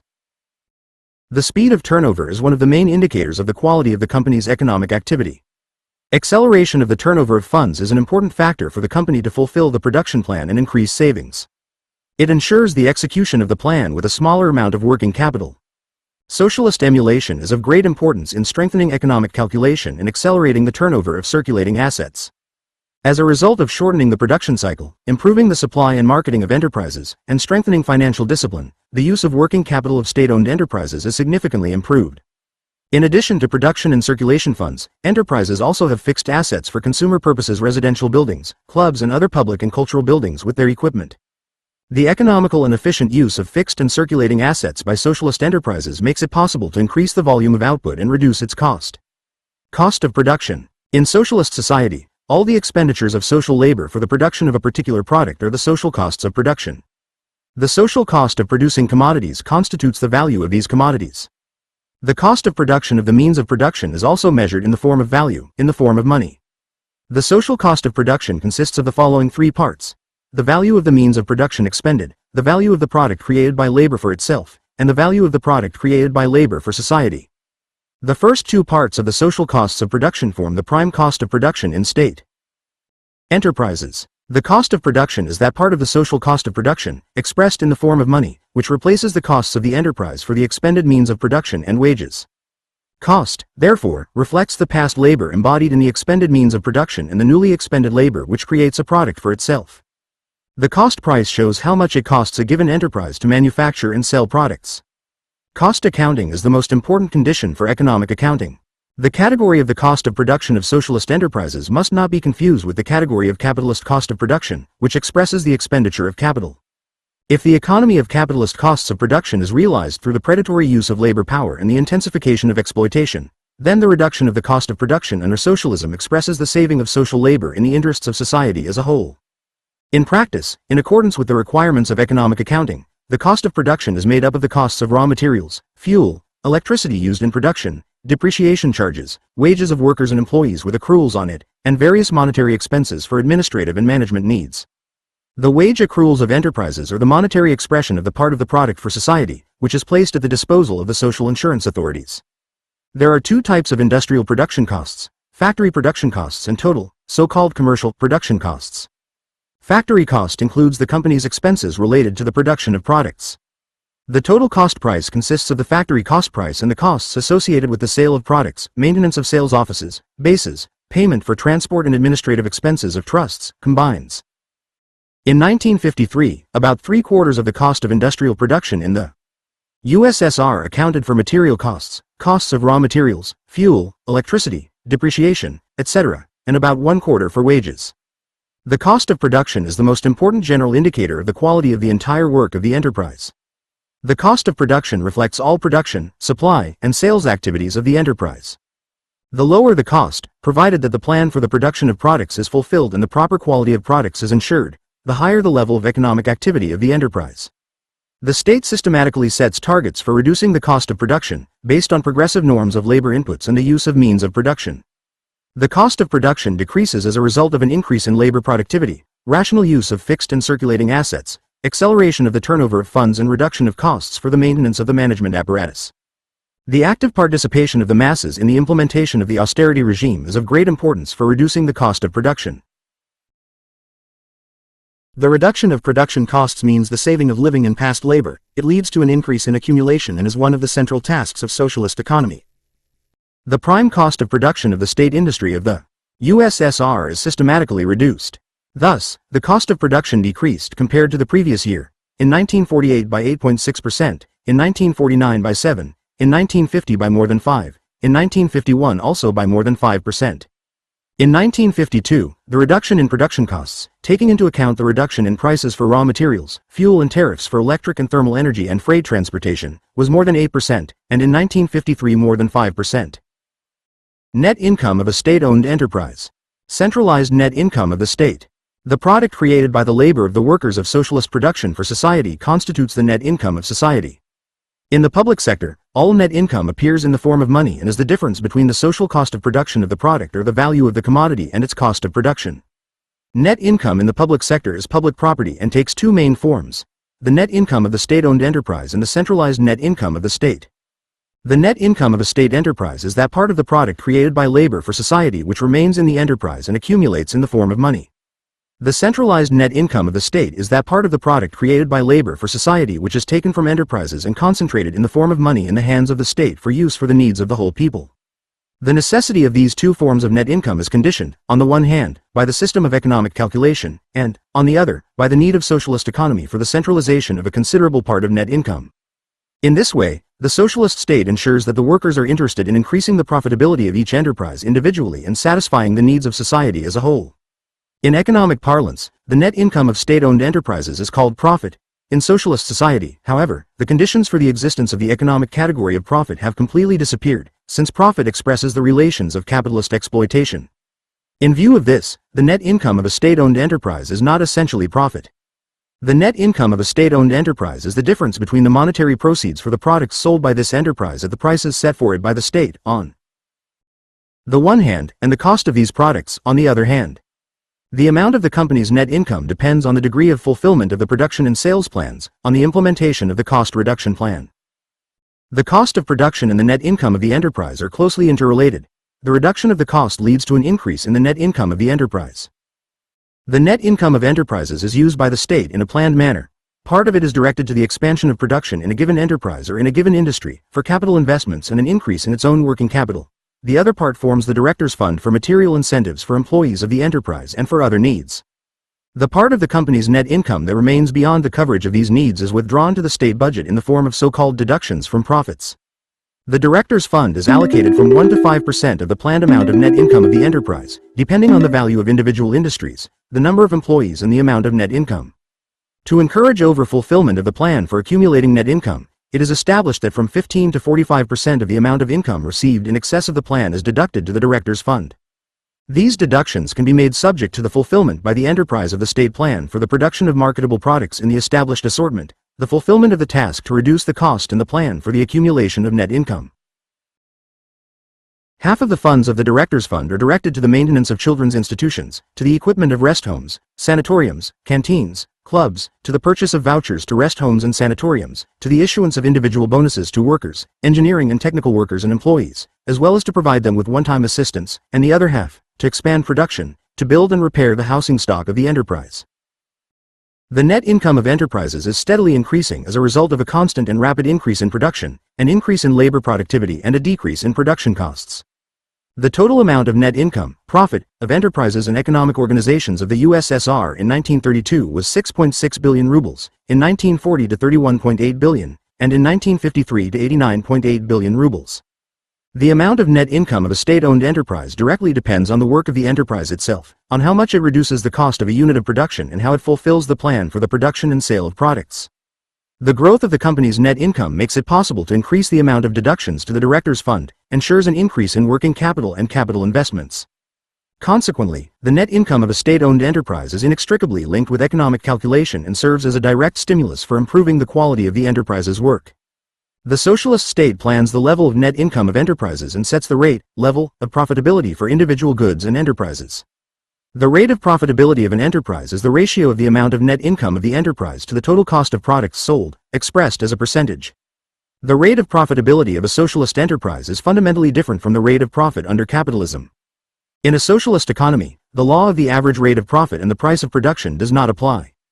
The rate of profitability here is determined by the state not in the order of equalization of net income between enterprises, but on the basis of the specific conditions of the enterprise's work, taking into account its interest in obtaining net income, on the one hand, and ensuring control over the activities of the enterprise in rubles, on the other.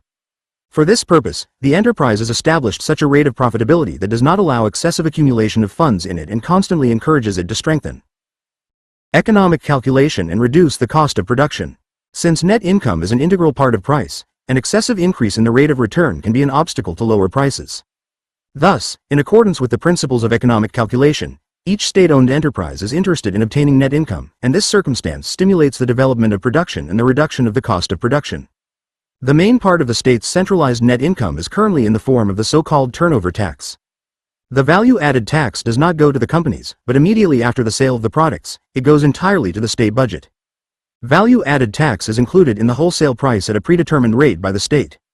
In view of this, unlike the net income of enterprises, the amount of turnover tax established for a given period, attributable to a unit of production, does not directly depend on the fulfillment of the cost plan by the enterprise. Although a portion of the centralized net income of the state is called a turnover tax, it is not in its nature a tax or any deduction from the income of the workers.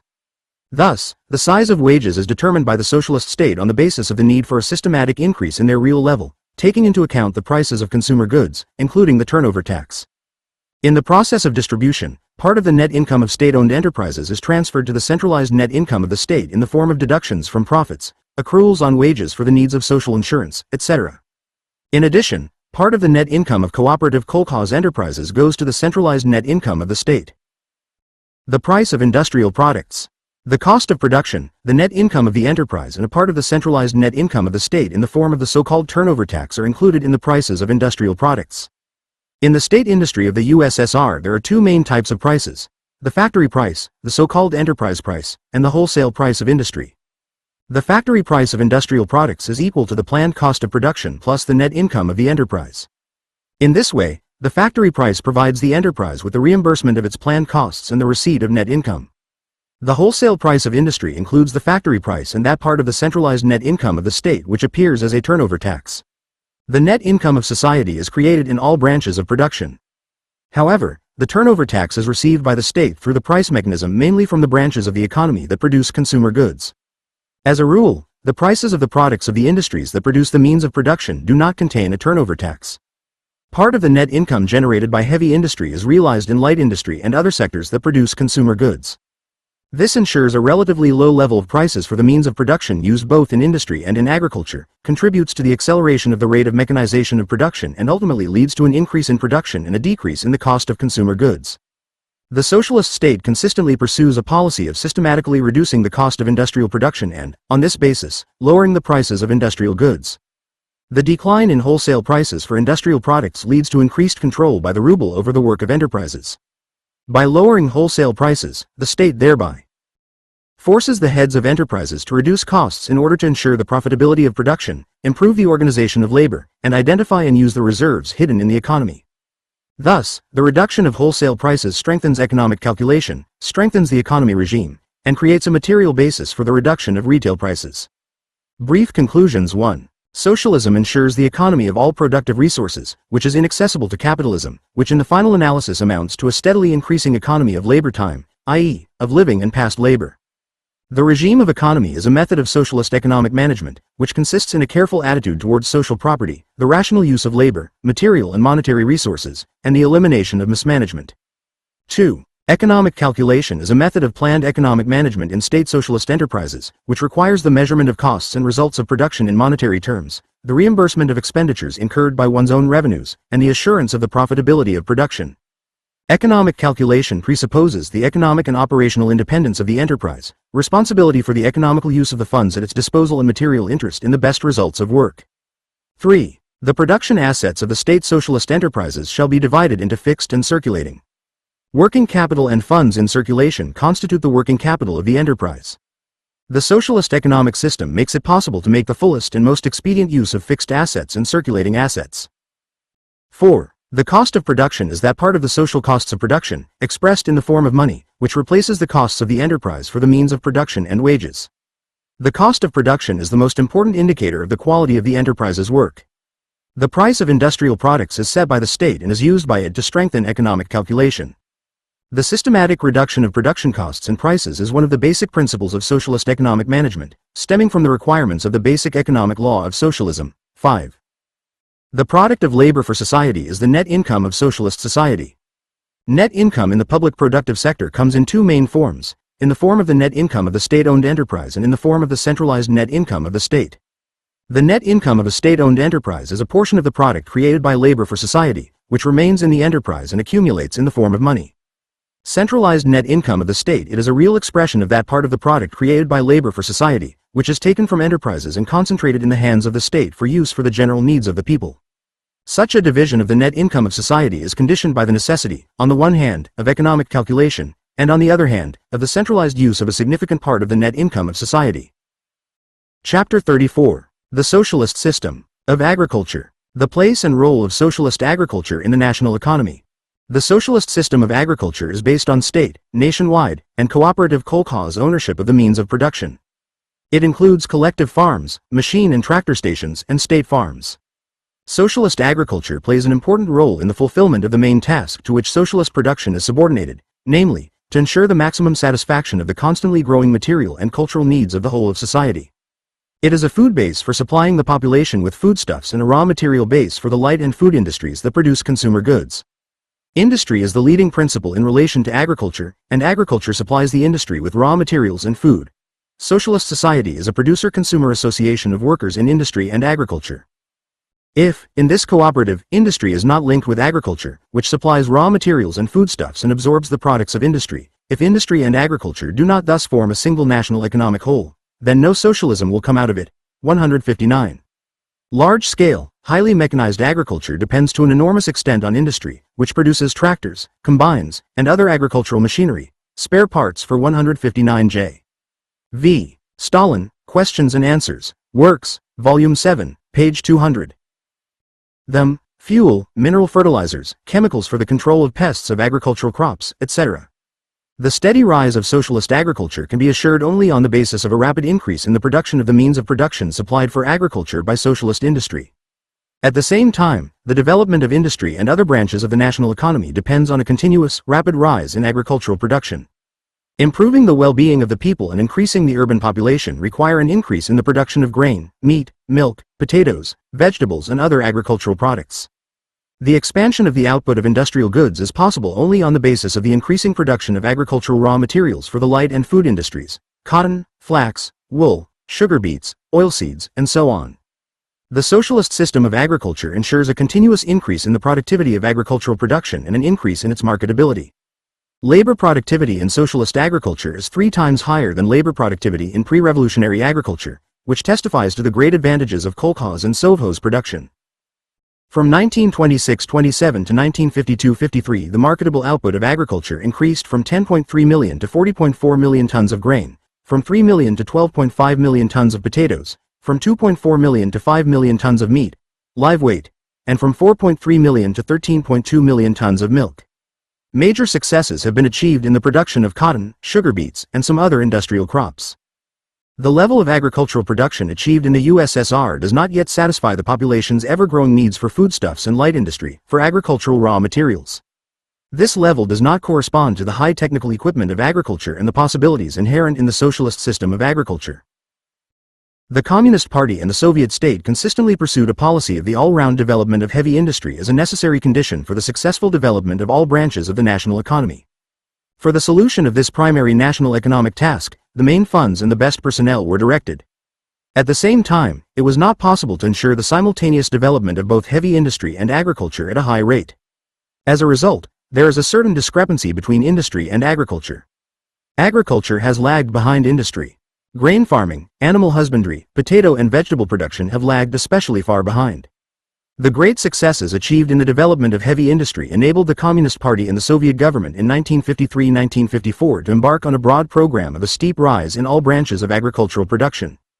The most urgent and most important task of the national economy at this stage is to develop heavy industry in every possible way, to achieve a steep rise in all branches of agriculture and, within 2 or 3 years, to dramatically increase the provision of food products to the entire population of our country and, at the same time, to ensure a higher level of material well-being for the entire mass of the collective farm peasantry. 160. In order to meet all the needs of the population for a variety of foodstuffs and to develop the various branches of light industry on a large scale, it is necessary not only to rapidly increase agricultural production as a whole, but also to improve its structure, an increase in the proportion of animal husbandry, high-value crops, and so on. In this regard, it is especially important to increase grain production. Grain farming is the basis of all agricultural production. In order to solve the problem of animal 160N, S. Khrushchev, on measures for the further development of agriculture in the USSR. Report to the plenum of the Central Committee of the CPSU on September 3, 1953, pp. 3-4. Husbandry in the shortest possible time. It is necessary to provide all livestock with grain fodder, corn, barley, oats. The expansion of the production of cotton, flax, sugar beets, sunflowers, and other industrial crops requires the provision of bread to the people engaged in the production of these crops. Thus, the development of all branches of agriculture in one way or another depends on the rise of grain production. Achieving a high level of agricultural production presupposes the comprehensive development of animal husbandry, which plays a huge role in increasing national consumption. The higher the well-being of the people becomes, the greater the place in consumption of meat, fats, milk and dairy products. Therefore, the rapid recovery of livestock production is vital for improving consumption patterns. The main way to solve the problem of animal husbandry has been and remains the path of the rise of socialized kolkhoz and sovkhoz animal husbandry. The creation of a solid fodder base, the provision of livestock with good cattle yards, the widespread mechanization of work in animal husbandry, the qualitative improvement of livestock, the breeding of new highly productive breeds of farm animals in order to increase the number of livestock on this basis and at the same time sharply increase its productivity. The all-round satisfaction of the population's food needs and the improvement of the nutritional structure require the further development of all other branches of agriculture. Potato growing, vegetable growing, horticulture, viticulture, and so on. One of the most important conditions for the development of all branches of agricultural production is the fullest and most comprehensive use of land as the main means of production in agriculture. Under the dominance of private ownership of land, the peasant saves money for years and goes into debt to buy a piece of land. Collective farms and state farms based on nationalized land are relieved of the need to spend unproductive funds on the purchase and lease of land. The land occupied by the collective farms is assigned to them for free and indefinite use. In fact, the collective farms dispose of this land as their own property, with the only restriction that they cannot sell or lease it. Public ownership of land is an important factor in reducing the cost of agricultural production and steadily improving the material conditions of the Soviet peasantry. In pre-revolutionary Russia, the poor and middle peasants had about 135 million hectares of agricultural land. As a result of the October Socialist Revolution and the victory of the collective farm system, the collective farm peasantry already in 1937 had over 370 million hectares of agricultural land in their use, that is, almost 3 times as much. At present, taking into account the collective farms of the western regions of the Ukrainian SSR and the Byelorussian SSR, the western regions of the Moldavian SSR and the Baltic Soviet republics, the collective farm peasantry has its own use. 397 million hectares of agricultural land, and in total, taking into account forests and other land not yet used for agriculture, collective farms are assigned 578 million hectares of land for permanent use. In addition, collective farms have free long-term use of 180 million hectares of the State Land Fund and the State Forest Fund, of which 66 million hectares are agricultural land. State farms have about 70 million hectares of agricultural land, subsidiary farms of enterprises and institutions and other land users, more than 19 million hectares of land. Kolkhozes and sovkhozes have huge reserves of unused fertile virgin and fallow lands. The development of these lands makes it possible to significantly increase the production of agricultural products in the shortest possible time. The national economic need to increase the production of grain and other agricultural products required the implementation of large-scale national work for the fullest development of the country's land resources. In accordance with the decisions of the February to March plenum of the Central Committee of the CPSU, 1954, on the further increase of grain production in the country and on the development of virgin and fallow lands and subsequent decisions of the Communist Party and the Soviet state adopted a grandiose program for the development of virgin and fallow lands, mainly in the eastern regions of the country, so that the sown area of grain and other agricultural crops on the newly developed lands would reach 1,956 to 28 million hectares in 30. The successful fulfillment of this national task made it possible as early as 1954 to develop about 15 million hectares of highly fertile virgin and fallow lands in collective farms and state farms. The large tracts of land assigned to each kolkhoz and sovkhoz make it possible to make the most productive use of tractors, combines, and other complex agricultural machinery, to introduce regular crop rotations, to carry out land management work, to construct irrigation and drainage canals, to carry out afforestation, and so on. The socialist system opens up all the possibilities for the creation of a rational system of agriculture that will ensure a systematic increase in soil fertility and the highest productivity of agricultural production. A rational system of agriculture presupposes its intensification. Intensification of agriculture means additional investment of means of production on a given land area and improvement of farming methods in order to obtain the maximum amount of production from each hectare of agricultural land. Intensification involves the use of artificial and organic fertilizers, the breeding of highly productive breeds of livestock, the introduction of the latest achievements of agronomic and zootechnical science into production, etc. The creation of an abundance of agricultural products requires an all-round increase in the yield of all agricultural crops, an increase in the number of livestock, with a simultaneous increase in its productivity. This is the main line of development of socialist agriculture. Increasing the yield of agricultural crops is possible only through the application of a set of agro-technical measures that take into account the conditions and requirements for the cultivation of each crop, the soil and climatic features of each zone of the country. The stereotyped, widespread application of the same agronomic methods can only retard the development of the productive forces of agriculture. The February to March plenum of the Central Committee of the CPSU, 1954, condemned the stereotyped, widespread use of grass field crop rotations without taking into account the peculiarities of individual regions of the country, which led to a reduction in the sowing of grain crops and their replacement by crops of perennial grasses, which in arid and semi-arid regions give low yields. This planting practice caused great damage to the development of the country's grain economy and weakened the fodder base of animal husbandry. The introduction of proper crop rotations involves obtaining the largest amount of production per unit area. This requires the provision of the main crops with the best predecessors, for example, clover crops for flax, alfalfa crops for cotton, etc. The selection of crops and varieties that are the most productive in the conditions of a given area. The most important economic indicator of the results of the work of socialist agricultural enterprises is the receipt of the largest amount of output from every 100 hectares of agricultural land, arable land, meadows, pastures, with the least labor expenditure per unit of output. This requires the development of a diversified economy, taking into account the economic and natural conditions of each region of the country. Obtaining the greatest amount of diverse agricultural output from each hectare of land is the basis for planning socialist agriculture. The specialization of regions and districts of the country by crops and branches is of progressive importance for the development of agriculture. Specialization presupposes, first, the fullest possible use of the specific conditions of each region and region of the country for the planned production of a certain product needed by society, for example, cotton in the Central Asian republics of the USSR. Second, the correct combination of the main and additional branches of the economy, primarily agriculture and animal husbandry, grain, industrial, fodder, and vegetable crops. The specialization of individual regions and districts by crops and branches should provide the population of the country with an abundance of a variety of high-quality products produced in the most favorable conditions, that is, with the lowest expenditure of means of production and labor per unit of production. Machine and tractor stations are the industrial base of kolkhoz production. Kolkhozes are served by state machine and tractor stations, in which the most important implements of agricultural production are concentrated. The concentration of the most important means of agricultural production in the hands of the state is an enormous advantage of the collective farm system. Agricultural machinery is constantly improving. Without this, the progressive course of socialist agriculture is inconceivable. The creation of numerous more and more advanced machines requires large capital investments, which pay off in a number of years. The Soviet state is investing considerable and ever-increasing resources in agriculture, which would be beyond the power of individual, even the largest agricultural enterprises. In 1953 alone, expenditures on the development of funds amounted to 52 billion rubles. In 1954, these costs increased to 74.4 billion rubles. As part of the budget allocations, the costs of further strengthening machine and tractor stations amount to 30.8 billion rubles. Machine and tractor stations are the industrial material and technical base of kolkhoz production and are the decisive force in the development of kolkhoz production, the most important strongholds in the management of kolkhozes on the part of the socialist state. Through MTS, the industrial link between industry and agriculture is carried out. In the relations between the machine and tractor stations and the kolkhozes, the socialist relations of production between the working class and the kolkhoz peasantry are expressed.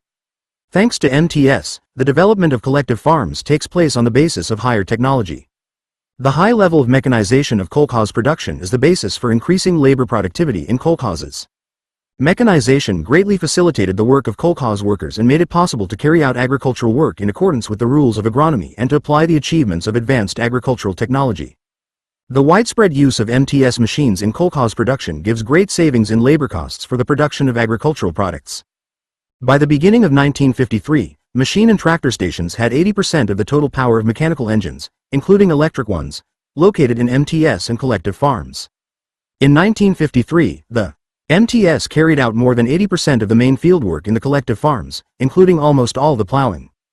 In 1953, the work performed by MTS with the help of tractors and combines required 21.9 million less workers per year than would have been required to perform the same work on individual peasant farms.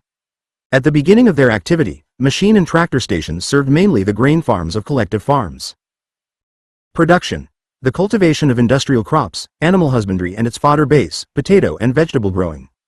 An extensive network of specialized machine and tractor stations has been created in relation to the production direction of collective farms in various regions of the country. The main task of machine and tractor stations is to increase the yield of all agricultural crops in the collective farms in every possible way, to ensure the growth of the social number of livestock while increasing its productivity, to increase the gross and marketable output of agriculture and animal husbandry in the collective farms served. 161. The most important condition for the solution of this problem is the completion of the comprehensive mechanization of all branches of kolkhoz production, grain farming, the production of industrial and fodder crops, potato and vegetable growing, as well as labor-intensive work on kolkhoz livestock farms. Socialist industry is in a position to provide agriculture with all kinds of agricultural machinery of the most perfect design. In machine tractor and specialized stations, qualified machine operators of permanent workers have been created, tractor drivers, foremen of tractor brigades, combine operators, drivers of other complex agricultural machines. This makes it possible to use rich and complex agricultural machinery to the fullest and most productively. Machine and tractor stations, as large state enterprises of an industrial type, serving collective farms, are called upon to be conductors of a high culture of agriculture, organizers of collective farm production. The Soviet state, through machine and tractor stations, exercises its leading 161 on measures for the further development of agriculture of the USSR. Resolution of the Plenum of the CPSU Central Committee, adopted on September 7, 1953, based on the report of Comrade Khrushchev N.S. The CPSU in resolutions and decisions of Congresses, conferences and plenums of the Central Committee, Part 2, ed. 7, page 1182. Role in the organizational and economic strengthening of the collective farms. The MTS provides agronomic and zootechnical services to the kolkhozes and assists them in the planning of the social economy, in the proper organization of labor, in the training of personnel, and in the entire economic, political, and cultural life of the Soviet countryside. This requires qualified leadership, the ability to farm on the basis of the achievements of modern agronomic and zootechnical science, and a generalization and introduction into production of the experience of the leaders of socialist agriculture. To solve these problems, MTS has managerial and engineering and technical personnel with higher education, highly qualified agricultural specialists, agronomists and zootechnicians, who carry out constant work in collective farms. Until 1953, the rich and complex equipment available in the MTS was entrusted to seasonal workers, collective farmers, who were allocated by the collective farms to work in the MTS only for the period of field work. In accordance with the decisions of the September Plenum of the Central Committee of the CPSU, 1953, permanent machine operators were created in machine and tractor stations.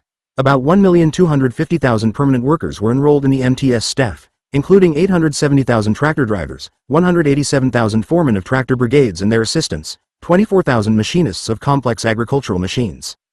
For the training of agricultural machine operators, a network of mechanization schools has been organized according to the type of factory training. More than 100,000 agronomists and zootechnicians were sent to MTS to serve collective farms. Machine and tractor stations serve collective farms on the basis of contracts concluded with them, which have the force of law for both parties. The main economic indicator of the MTS activity is the receipt by the collective farms that are served by this MTS of the largest amount of production and cash income for every 100 hectares of agricultural land. In accordance with the contracts concluded by the MTS with the collective farms pay for the work performed for them by machine and tractor stations in kind, agricultural products, and for some work, in money. Payment in kind for the work of the MTS is a part of the gross output of the kolkhoz, which reimburses the costs of state machine and tractor stations for the production of kolkhoz products. Payment in kind embodies the past labor consisting in the spent means of production of MTS, as well as the newly spent labor of MTS employees, consisting of labor for themselves and labor for society. Rates of payment in kind for the work of machine and tractor stations are fixed, differentiated by zones of the country depending on their economic and natural conditions.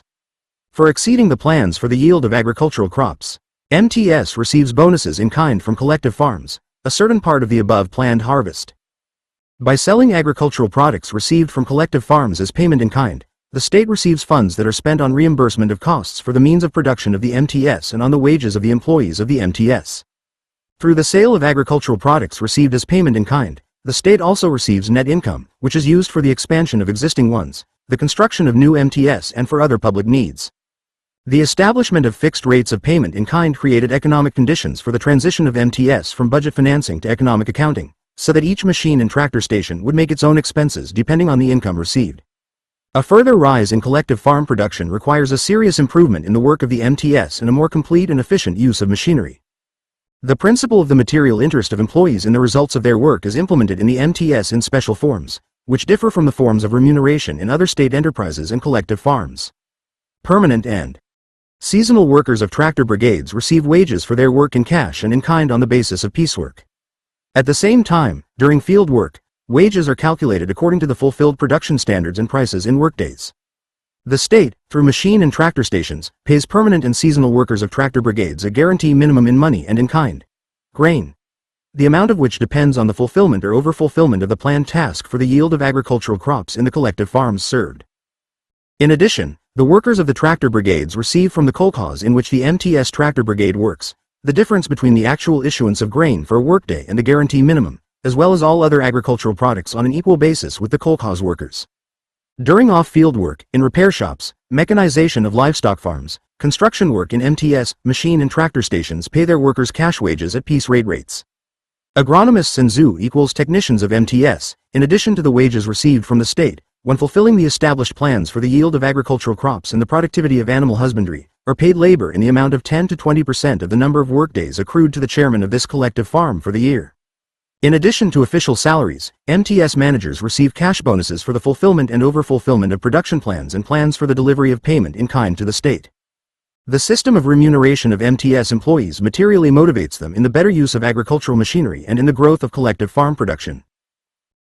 Public economy of collective farms.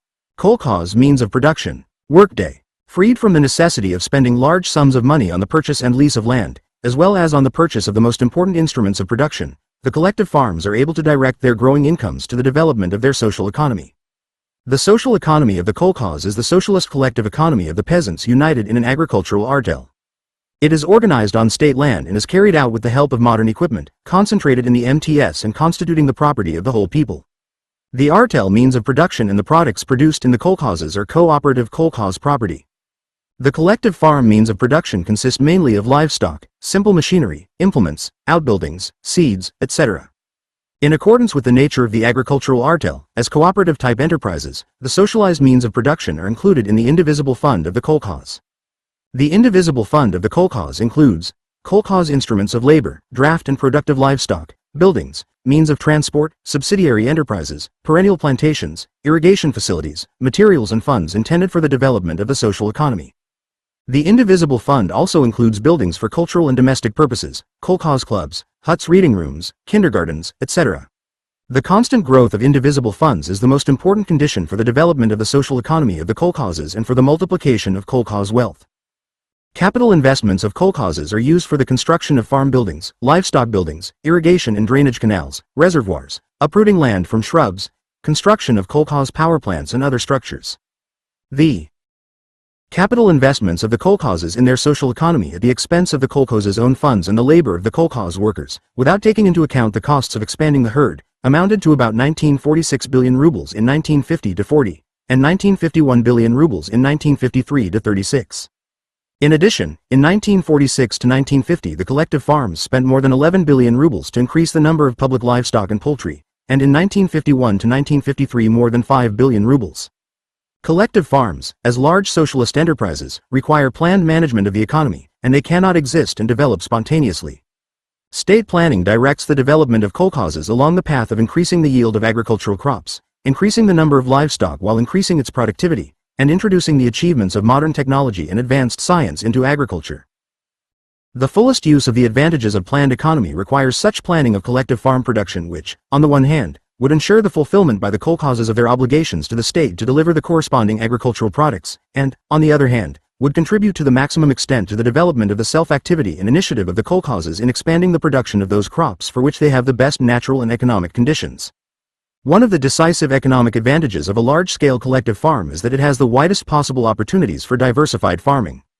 Diversified farming makes it possible to rationally use the labor force in the kolkhozes and to obtain the largest amount of output from each hectare of public land of the kolkhoz. In kolkhozes, which, depending on the economic and natural conditions of the individual regions of the country, correctly combine the production of grain, industrial, fodder, vegetable crops, and animal husbandry, and the use of kolkhoz labor throughout the year is more uniform. Funds in diversified collective farms are also received more evenly throughout the year, which makes it possible to finance the activities carried out in the collective farms in a timely manner. The main form of labor organization in kolkhozes is a permanent production brigade created by the kolkhoz board to perform work in one or another branch of the social economy. Production teams are field farming, animal husbandry, forage production, vegetable growing, horticulture, construction and others. In the fields of crop rotation of the collective farm, the field growing team is allocated land plots, the size of which should ensure the highly productive use of tractors, combines and other machines of the MTS in all agricultural work. Each field brigade is assigned draft animals, necessary agricultural implements and outbuildings. Within the field team, links are created for more productive use of manual labor in the cultivation of labor-intensive crops. The units are directly subordinate to the foreman of the field brigade. The June plenum of the Central Committee of the CPSU, 1954, recognized the need to strengthen the production brigades in the collective farms, but at the same time to encourage the organization of links on row crops and industrial crops and to provide them with all possible assistance in obtaining high yields in the assigned areas. Livestock brigades are organized to work on kolkhoz farms. Each livestock brigade is usually assigned one farm with the necessary premises and means of production for the care of livestock. An important condition for the most effective use of complex equipment of machine and tractor stations is to ensure well-coordinated joint work of MTS and collective farms. This is achieved by combining the work of the MTS tractor brigade with the permanent production teams of the collective farm. Each MTS tractor brigade has been servicing. In accordance with the nature of cooperative kolkhoz property, the requirements of the economic law of distribution according to labor are carried out in the kolkhozes by means of the workday.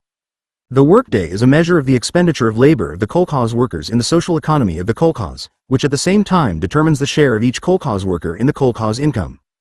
Workdays take into account the labor costs of kolkhoz workers in the social economy. According to the workdays, the kolkhoz distributes among the kolkhoz workers that part of the income that goes to personal consumption.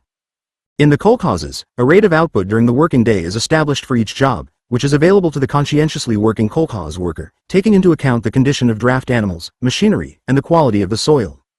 In accordance with the rate of production, the rate in workdays is determined depending on the required qualifications of the worker, the complexity, severity and importance of this work for the artel. The fulfillment of the daily production rate for relatively simple field work is estimated at one workday. All other types of work on the kolkhoz are valued below or above this. During the working day, a collective farmer may be charged one workday, part of a workday, or several workdays, in accordance with the type of work performed and the degree of fulfillment or overfulfillment of production norms. A workday is therefore different from a workday. The types of work on the kolkhoz and their rate in workdays are divided into a maximum of 9 groups. The first group includes the simplest jobs that do not require any qualifications from the employee. For the fulfillment of the established daily norm of output for such work, a collective farmer is charged about 0.5 workdays. The ninth group includes jobs that require the highest qualifications. According to them, approximately 2.5 workdays are accrued for the fulfillment of the daily production rate. The state establishes approximate norms for the output of kolkhoz workers and their rates in workdays. The board of each kolkhoz develops, in accordance with local conditions, its own norms of output and rates, but not lower than those recommended by the government, which are approved by the general meeting of kolkhoz workers. Production rates should be progressive, i.e., equal to the advanced collective farmers.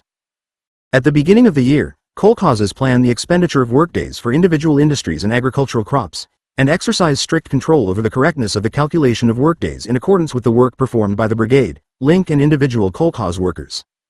Thus, both the quantity and quality of the labor of collective farmers at various jobs are taken into account in the workday, which makes it possible to measure the various types of labor in the kolkhoz.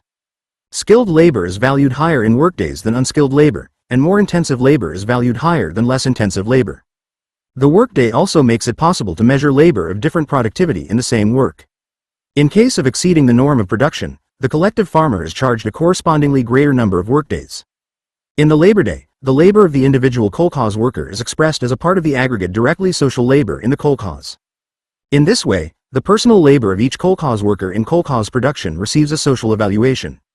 The workday expresses the socialist relations of production between the kolkhoz workers within a given kolkhoz and is an important economic instrument for the organization of kolkhoz production.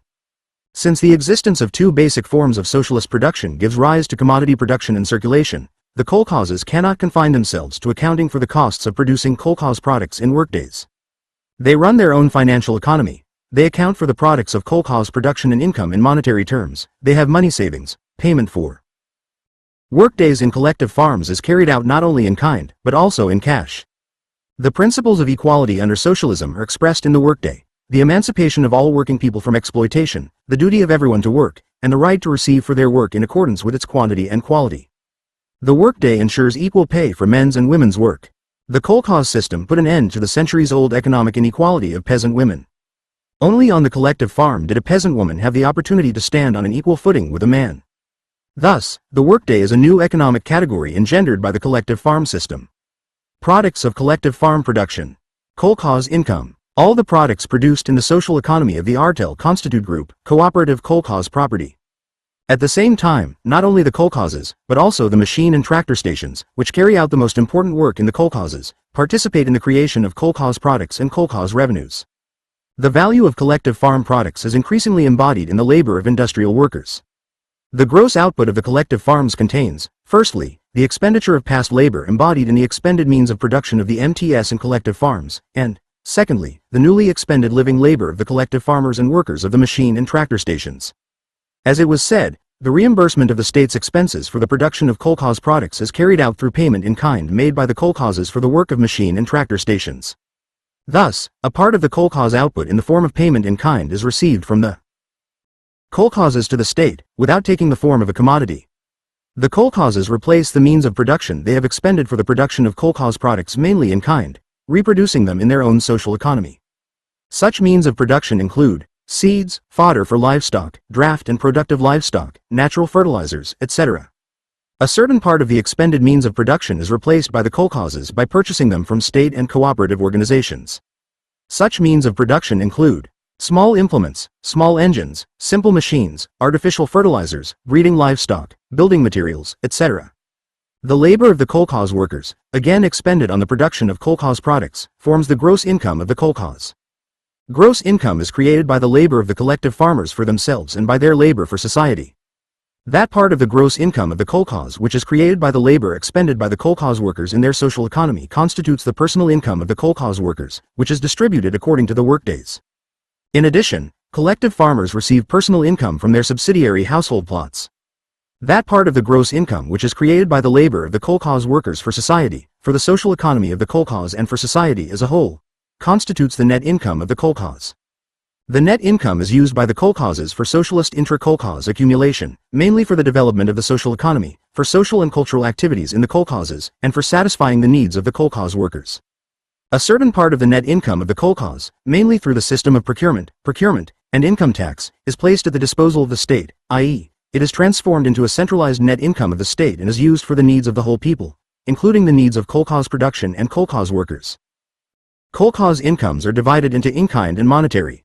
Kolkhoz workers receive the bulk of their wages in kind, grain, vegetables, fruits, meat, milk, etc. In kind, there is an increase in the seed, fodder and other social funds of the collective farms. Part of the gross output of the kolkhozes is marketable, i.e., it is sold by the kolkhozes to the state and the cooperatives through the system of state procurement, and directly to the population on the kolkhoz market. A considerable part of the marketable output of the kolkhozes is placed at the disposal of the state in the form of state procurement of agricultural products, which include compulsory deliveries and contracting. Procurement in the order of mandatory deliveries is carried out for grain crops, livestock products, potatoes and a number of vegetable crops. Procurement in the order of contracting is carried out mainly for industrial crops. The basis of the economic policy of the Communist Party and the Soviet state in state procurement and procurement of agricultural products is the consistent implementation of the principle of the material interest of the collective farms and collective farmers in increasing the production of agricultural products. This is achieved through the establishment of fixed district-by-district norms of obligatory deliveries, as well as procurement and purchase prices, which ensure the reimbursement of costs for the production of agricultural products and the growth of kolkhoz cash incomes. State procurement in the form of compulsory deliveries of agricultural products by collective farms is carried out on the basis of the per hectare principle, that is, in accordance with the amount of land assigned to the collective farm. Each kolkhoz is obliged to sell to the state a certain amount of field products per hectare of arable land, and livestock products per hectare of land area. The per hectare norms of mandatory deliveries are constant. The progressive significance of this system of compulsory deliveries of agricultural products lies in the fact that it increases the interest of the kolkhoz workers in the development of public cultivation and animal husbandry, in the fullest possible use of the public lands of the kolkhoz. Under firm, constant norms of compulsory deliveries, the kolkhozes which have achieved higher yields of agricultural crops and the productivity of animal husbandry, and which make the most productive use of public land, have full confidence that, after fulfilling their obligations to the state, they can freely dispose of all kolkhoz products at their own discretion. In accordance with the decisions of the September plenum of the Central Committee of the CPSU, 1953, and the subsequent decisions of the Communist Party and the Soviet state, the incorrect practice of procurement was eliminated when increased norms of mandatory deliveries were established for the advanced collective farms, which reduced the material interest of collective farms and collective farmers in increasing the production of products. The norms of mandatory deliveries to the state for a number of agricultural products have also been reduced. New fixed norms for these deliveries have been established, which cannot be increased by local organizations. Compulsory deliveries of agricultural products by collective farms to the state are not a tax in the economic sense of the word, since the state pays for these products. The Soviet state fixes, in a planned manner, fixed procurement prices for agricultural products that arrive in the form of centralized procurement. In planning these prices, the state takes into account the value of this or that agricultural product, the importance of this product for the national economy, and the economic profitability of its production for the kolkhoz. At the same time, procurement prices are set at a level that ensures that a part of the net national needs, the state's revenues from the sale of products obtained by means of procurement are used for the needs of the whole people, for the development of socialist industry, which supplies agriculture with machinery and fertilizers, for education, public health, and so forth. Moreover, some of them are sold at preferential state prices, lower than the usual ones. In addition to mandatory deliveries and contracts, the state procures agricultural products from kolkhozes and kolkhoz workers in the order of state purchases at purchase prices that are significantly higher than procurement prices. In the procurement of agricultural products, the state conducts a counter-sale of industrial goods for economic purposes to kolkhozes and kolkhoz workers. Finally, the kolkhozes sell a certain part of their marketable output on the kolkhoz market at prices that develop on this market under the influence of supply and demand. State procurement and purchases of agricultural products are the most important source of monetary income for collective farms, which are used to replenish the indivisible fund, pay for the labor days of collective farmers, and for other purposes. In the system of economic measures to increase the material interest of kolkhozes and kolkhoz workers in the development of kolkhoz production, the question of the level of procurement and purchase prices is very important. For example, at the September plenum of the Central Committee of the CPSU, it was established that the previously existing level of procurement and purchase prices for a number of agricultural products did not encourage collective farms and collective farmers to increase their production. There was an objective need to raise these prices in accordance with the requirements of the law of value. In order to strengthen the personal material interest of collective farmers in the further development of agriculture. The decision of the September plenum of the Central Committee of the CPSU significantly increased procurement and purchase prices, reduced the norms of mandatory supplies and increased the share of purchases at higher purchase prices, reduced the amount of agricultural tax on personal subsidiary farms of collective farmers.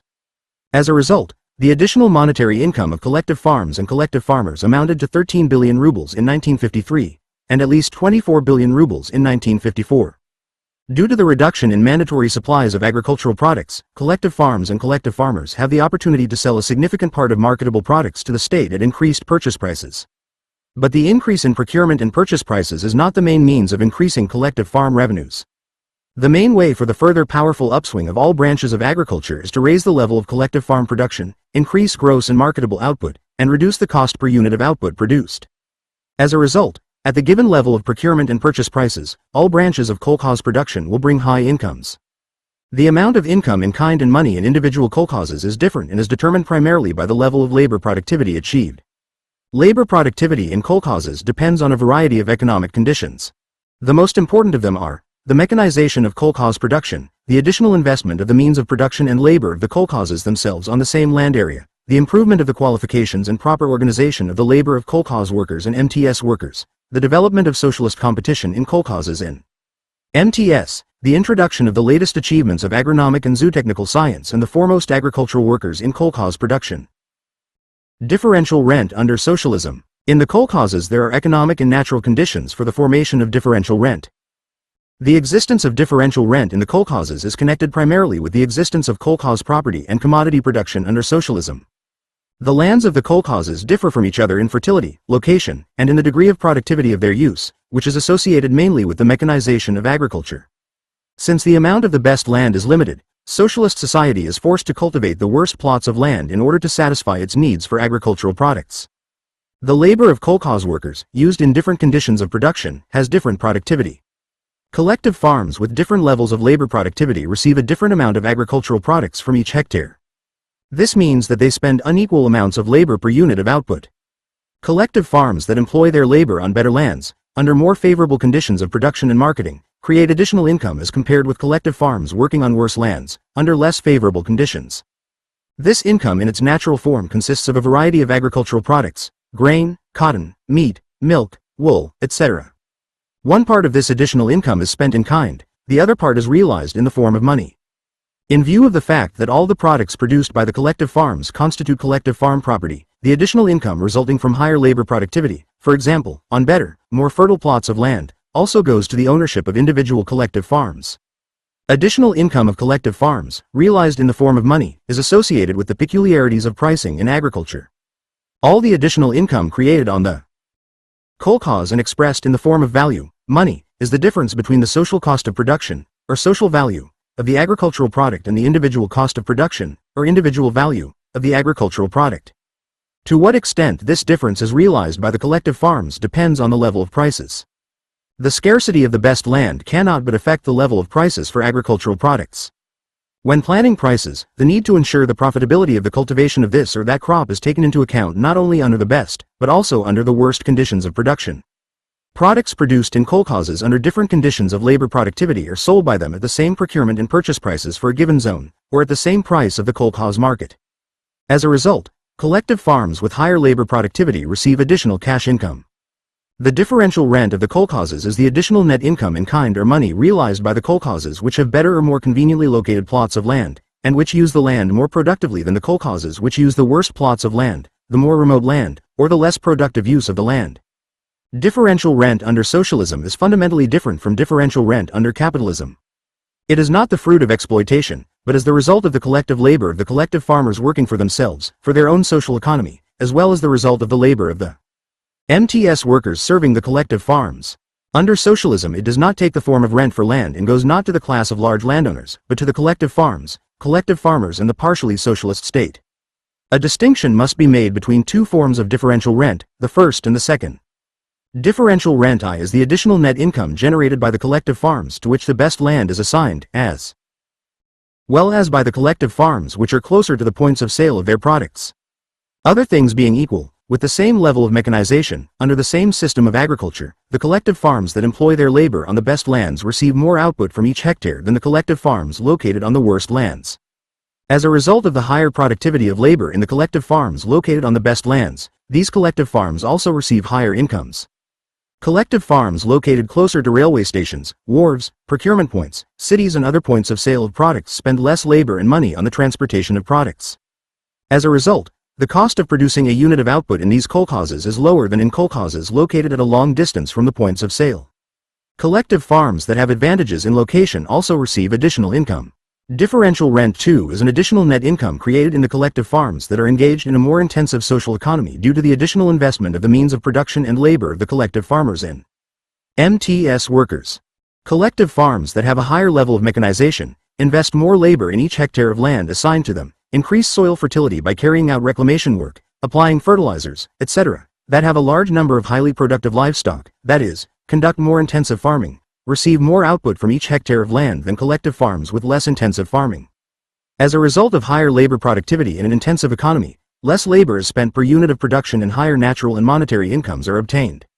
This is an important stimulus for the collective farms to intensify agriculture. The preponderant part of the differential rent remains in the kolkhozes and is used to develop their social economy and to raise the material and cultural standard of living of the kolkhoz workers. Some of the differential rent is made available to the state through various channels. Firstly, through payment in kind to MTS, since the latter embodies additional net income created by the labor of MTS employees, and the rates of payment in kind are differentiated by zones, as well as since bonuses are established for the overfulfillment of crop yield plans by MTS. Secondly, through the system of state procurements, since procurement prices presuppose the redistribution of a part of the net income of the collective farms to general state expenditures, and the norms of compulsory deliveries of products by the collective farms to the state are different, depending on the conditions of production of individual regions. Thirdly, to some extent, through the income tax on collective farms, since the size of the tax depends on the amount of collective farm income. Distribution of kolkhoz production and kolkhoz income. Growth of the well-being of the kolkhoz peasantry. In accordance with the peculiarities of cooperative kolkhoz ownership, kolkhozes have different forms of distribution of products than state enterprises. Collective farms are an integral part of the socialist national economy. The collective farm peasantry has a vital interest in the flourishing of the economy and culture of socialist society and in the strengthening of its might. The state renders enormous material assistance to the kolkhozes both in servicing kolkhoz production and in the all-round development of the culture of the kolkhoz village. In view of this, the most important task of collective farms is the timely fulfillment of their obligations to the state.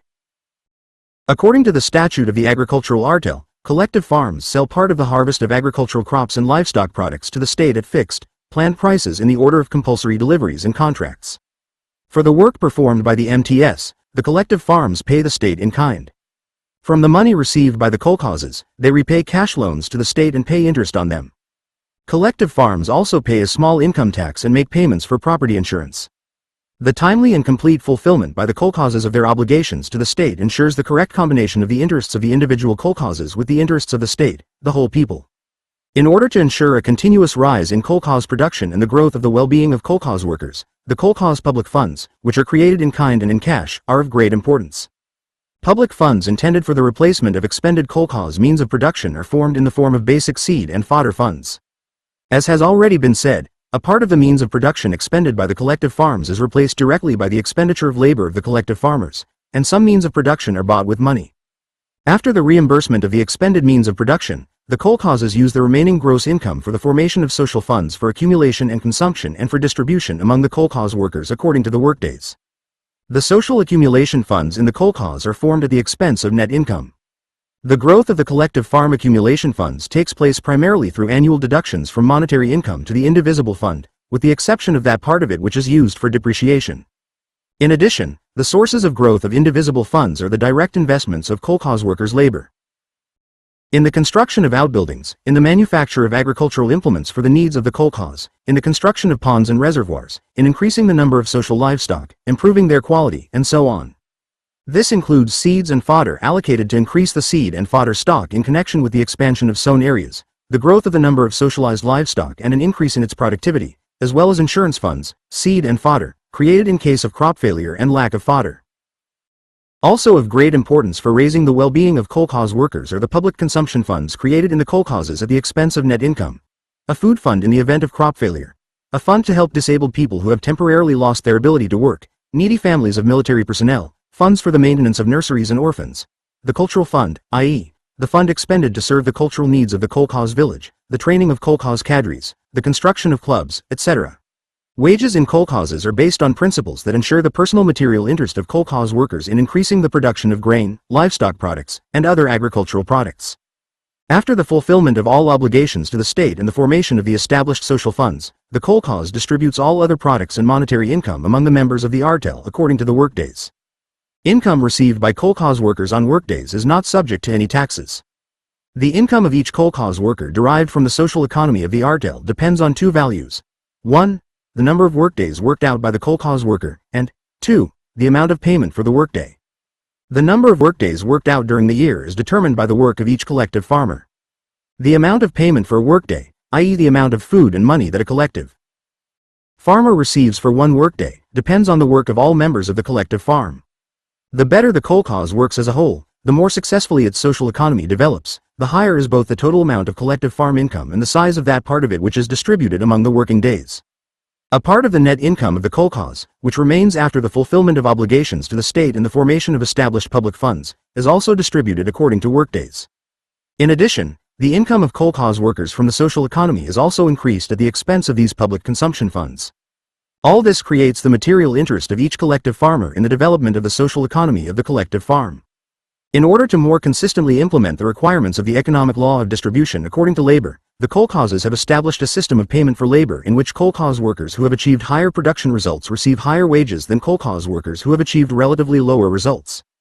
An important means of increasing the personal material interest of kolkhoz workers in the results of their work is additional payment, in kind or in money, for the overfulfillment of the plan established for brigades and units for the yield of agricultural crops and the productivity of social animal husbandry. For example, collective farmers of field teams receive as an additional payment from 1/4 to 1/2 of the grain collected by the team in excess of the planned harvest set for it for exceeding the 361 yield plan for the entire area of grain crops assigned to the team. It is also applied to the accrual of an additional number of workdays to brigades and units for overfulfillment of the crop yield plan and the write-off of some part of the workdays for underfulfillment of this plan. The wages of kolkhoz workers working on kolkhoz livestock. Production and rearing of young animals, the increase in the live weight of productive livestock, and so on. At the discretion of the general meeting, the kolkhoz may give to the kolkhoz workers in advance about 25% of the funds received from the sale of livestock and livestock products, and up to 25% from the sale of potatoes and vegetables. During the period of hay harvesting and straw harvesting, collective farmers and workers of tractor brigades are given up to 10% from the first cutting and 20% from the second cutting of the total amount of hay and straw harvested, and, in addition, 30% of the excess hay harvest. Thus, in the workday and in the system of distribution of collective farm incomes, the personal interests of the kolkhoz workers are correctly combined with the social interests of the kolkhoz.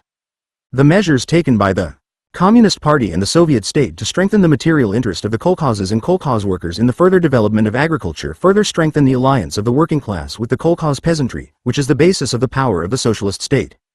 The main force of the kolkhozes, which ensures a further steady increase in the well-being of the kolkhoz workers and an ever more complete satisfaction of society's needs for agricultural products, is the rapid development of the kolkhoz social economy. In the agricultural artel, along with the social economy of the kolkhoz, which is of decisive importance, there is a subsidiary private farm of the kolkhoz workers on the household plot. In this way, the correct combination of the social and the personal is achieved in the artel while subordinating the personal to the public. Any violation of the principle of the correct combination of the social and the personal in the collective farms undermines the foundations of the agricultural artel and violates the foundations of a friendly alliance between the working class and the peasantry. The monetary income of collective farms has risen from 5.7 billion rubles in 1933 to 20.7 billion rubles in 1940 and 49.6 billion rubles in 1953. In addition, collective farmers receive monetary income from their subsidiary farm on the household plot. Collective farmers use their monetary income received from public and private farming to buy industrial goods at the planned prices of state and cooperative trade, which are systematically reduced. Monetary and in-kind incomes, in monetary terms, of collective farmers will increase by at least 40% under the fifth five-year plan. On the basis of the collective farm system, the appearance of the Soviet countryside changed radically. On the site of the old village, a new village arose with social and economic buildings, power plants, schools, libraries, clubs, radio, and nurseries. The Soviet peasant is a new type of peasant, accustomed to the benefits of science and culture. From among the kolkhoz peasantry grew numerous cadres of the Soviet intelligentsia, engineers, doctors, agronomists, zoo technicians, teachers, organizers of large-scale socialist production. Millions of kolkhoz workers have mastered the most advanced agricultural techniques, have become masters of high yields of agricultural crops and highly productive animal husbandry. The profound cultural revolution that swept the Soviet countryside is evidenced by the following facts. The total number of pupils in primary, 7-year, and secondary schools in the countryside increased from 6.1 million in 1914-15 to 21.1 million in 1951-52. On January 1, 1953, there were 264,000 cultural and educational institutions in the village. Houses of culture, village clubs, reading rooms, libraries and cinema installations. In the Soviet countryside, not only has primary education been compulsory, but the task of universal 7-year education is being successfully accomplished. Development of state farms and ways to increase their profitability. By their socio-economic nature, the state farms represent the highest form of organization of socialist agriculture. Sovkhozes are state-owned socialist enterprises that produce grain, meat, milk, wool, and a variety of industrial crops. All the means of production in their possession, as well as the products they produce, are the property of the whole people. The size of the state farms, as the largest agricultural enterprises, is in a position to make the greatest use of modern agricultural machinery, to apply a rational division of labor, and to economize on the costs of outbuildings, equipment, etc. The size of the state farms is determined by their production direction, the economic and natural conditions of the areas where they are located, the level of technology attained, and the need for the all-round and productive use of each hectares of land. The most rational are the following sizes of state farms. Grain state farms with an arable area of 20 to 25,000 hectares, and with significant crops of row crops 15,000 hectares, meat state farms, from 3 to 8,000 heads of cattle, dairy state farms, up to 1,000 heads of cows, sheep farms, up to 50,000 heads and not more than 10,000 heads with breeding livestock. Pig farms, from 400 to 1,000 sows. The most important economic indicator of the size of the state farms within a given production direction is the size of the gross and marketable output produced on the state farm. State farms are highly mechanized agricultural enterprises. They are equipped with the latest agricultural machinery, which makes it possible to mechanize almost all production processes, which creates the necessary conditions for achieving high labor productivity. The highest level of Mechanization is achieved in grain farming, where all the main production processes are carried out with the help of machines. Comprehensive mechanization of all branches of production is carried out in state farms. A major advantage of state farms is their high marketability. Marketable grain production in grain state farms averages about 70%. State farms supply the state with a significant amount of agricultural products. However, the enormous potential of the state farms is completely underutilized. There are still quite a few state farms which, as a result of bad management, make wasteful use of large tracts of land, produce little grain, meat, milk and other products, and carry on farms at a loss. The elimination of these shortcomings and the skillful use of the advantages of the state farms as highly mechanized, large-scale socialist enterprises will make it possible to sharply increase the production and delivery of agricultural products to the state in the shortest possible time. In the development of socialist agriculture during the period of gradual transition from socialism to communism, the role of the state farms in supplying the country with food is increasing. In 1954-1955 alone, state farms increased the sowing of wheat and millet by 4.3 million hectares. By developing virgin and fallow lands and increasing the yield of grain crops, the state farms in the next 2 to 3 years must increase the delivery of grain to the state to at least 2 million poods a year, which is enough to supply grain to more than 3 million people. State farms have all the necessary conditions to be highly productive, highly profitable farms, showing an example of rational organization of agricultural production, high crop yields and livestock productivity. The most important factor in increasing the profitability of state farms is the full and rational use of their land funds. The most expedient main direction of production of the state farm, i.e., its specialization in the production of grain, meat, milk, wool, cotton, flax, beets, etc., is determined by the natural and economic conditions of a given region. Along with the main industries, it is necessary to develop additional and auxiliary industries in every possible way: vegetable growing, horticulture, viticulture, poultry farming, beekeeping. For specialized state farms, any of these industries is the main. The degree of development of each additional and subsidiary industry is determined taking into account the possibility of ensuring high marketability and profitability of these branches of the economy. Narrow specialization in the production of any one crop or the breeding of any one type of livestock does not make it possible to use the land productively, leads to the unprofitability of the economy and causes damage to the state. Diversified, multifaceted state farm production while maintaining specialization in the main industry ensures the receipt of the largest amount of agricultural products from each hectare of arable land, meadows and pastures. An increase in the production of gross and marketable products from each hectare of agricultural land means a decrease in the cost of production and an increase in the profitability of the farm. State farms, being large, highly mechanized farms, can produce agricultural products with the least expenditure of labor and supply them to the country at the lowest prices. Reduction of the cost of production of state farms is achieved through further mechanization of production, increasing the efficiency of the use of the machine and tractor fleet, introducing the achievements of agricultural science and the experience of the best workers into all branches of state farm production, applying a set of agronomic and zootechnical measures, improving the organization of labor, and observing the economy regime. All this leads to an increase in labor productivity, expressed in an increase in crop yields and livestock productivity. State farms carry out their activities on the basis of economic calculation. The level of profitability of a state farm is determined by the amount of net income it receives. The net income of the state farm is the difference between the cost price and the price of the agricultural product which the state farm hands over to the state or which is sold on the market in a certain part. In order to ensure the material interest of the state farms in the development of production, in 1954 the previously existing state subsidies to state farms were abolished and new delivery prices for grain, oilseeds and the main types of livestock products were introduced in order to ensure the possibility of each state farm receiving a net income on the basis of reducing the cost of production. The products of the main branches of the state farm are handed over to the state through procurement points at a fixed delivery price. The products of subsidiary industries, including those processed within the farm, are sold by state farms directly to the consumer at state retail prices. The abolition of state subsidies to state farms and their transfer to economic accounting is the most important economic measure in the field of state farm construction, which has laid a solid foundation for the rational management of state farms. In order to strengthen the material interest in reducing the cost of production and increasing savings in the state farms, at least 20% of the amount of net income realized by them remains at the disposal of the state farm, and the rest of it goes to the centralized net income of the state. The net income that remains at the disposal of the state farm and is accumulated in the form of money is spent on strengthening and expanding the economy, on improving the cultural and social services of the workers of the state farm, on children's institutions, on the equipment of clubs, rest homes and sanatoriums, and so on. For this purpose, special funds are formed. A fund for strengthening and expanding the economy of the state farm, an insurance fund, and a director's fund. The development of state farm production depends to a great extent on the strengthening of socialist forms of labor organization and the consistent implementation of the socialist principle of wages for labor. The main form of labor organization in the departments and farms of the state farm is a permanent production team. In field cultivation, there are tractor field brigades, which are assigned land plots in the fields of crop rotation, tractors, combines and other agricultural machines, vehicles and household implements.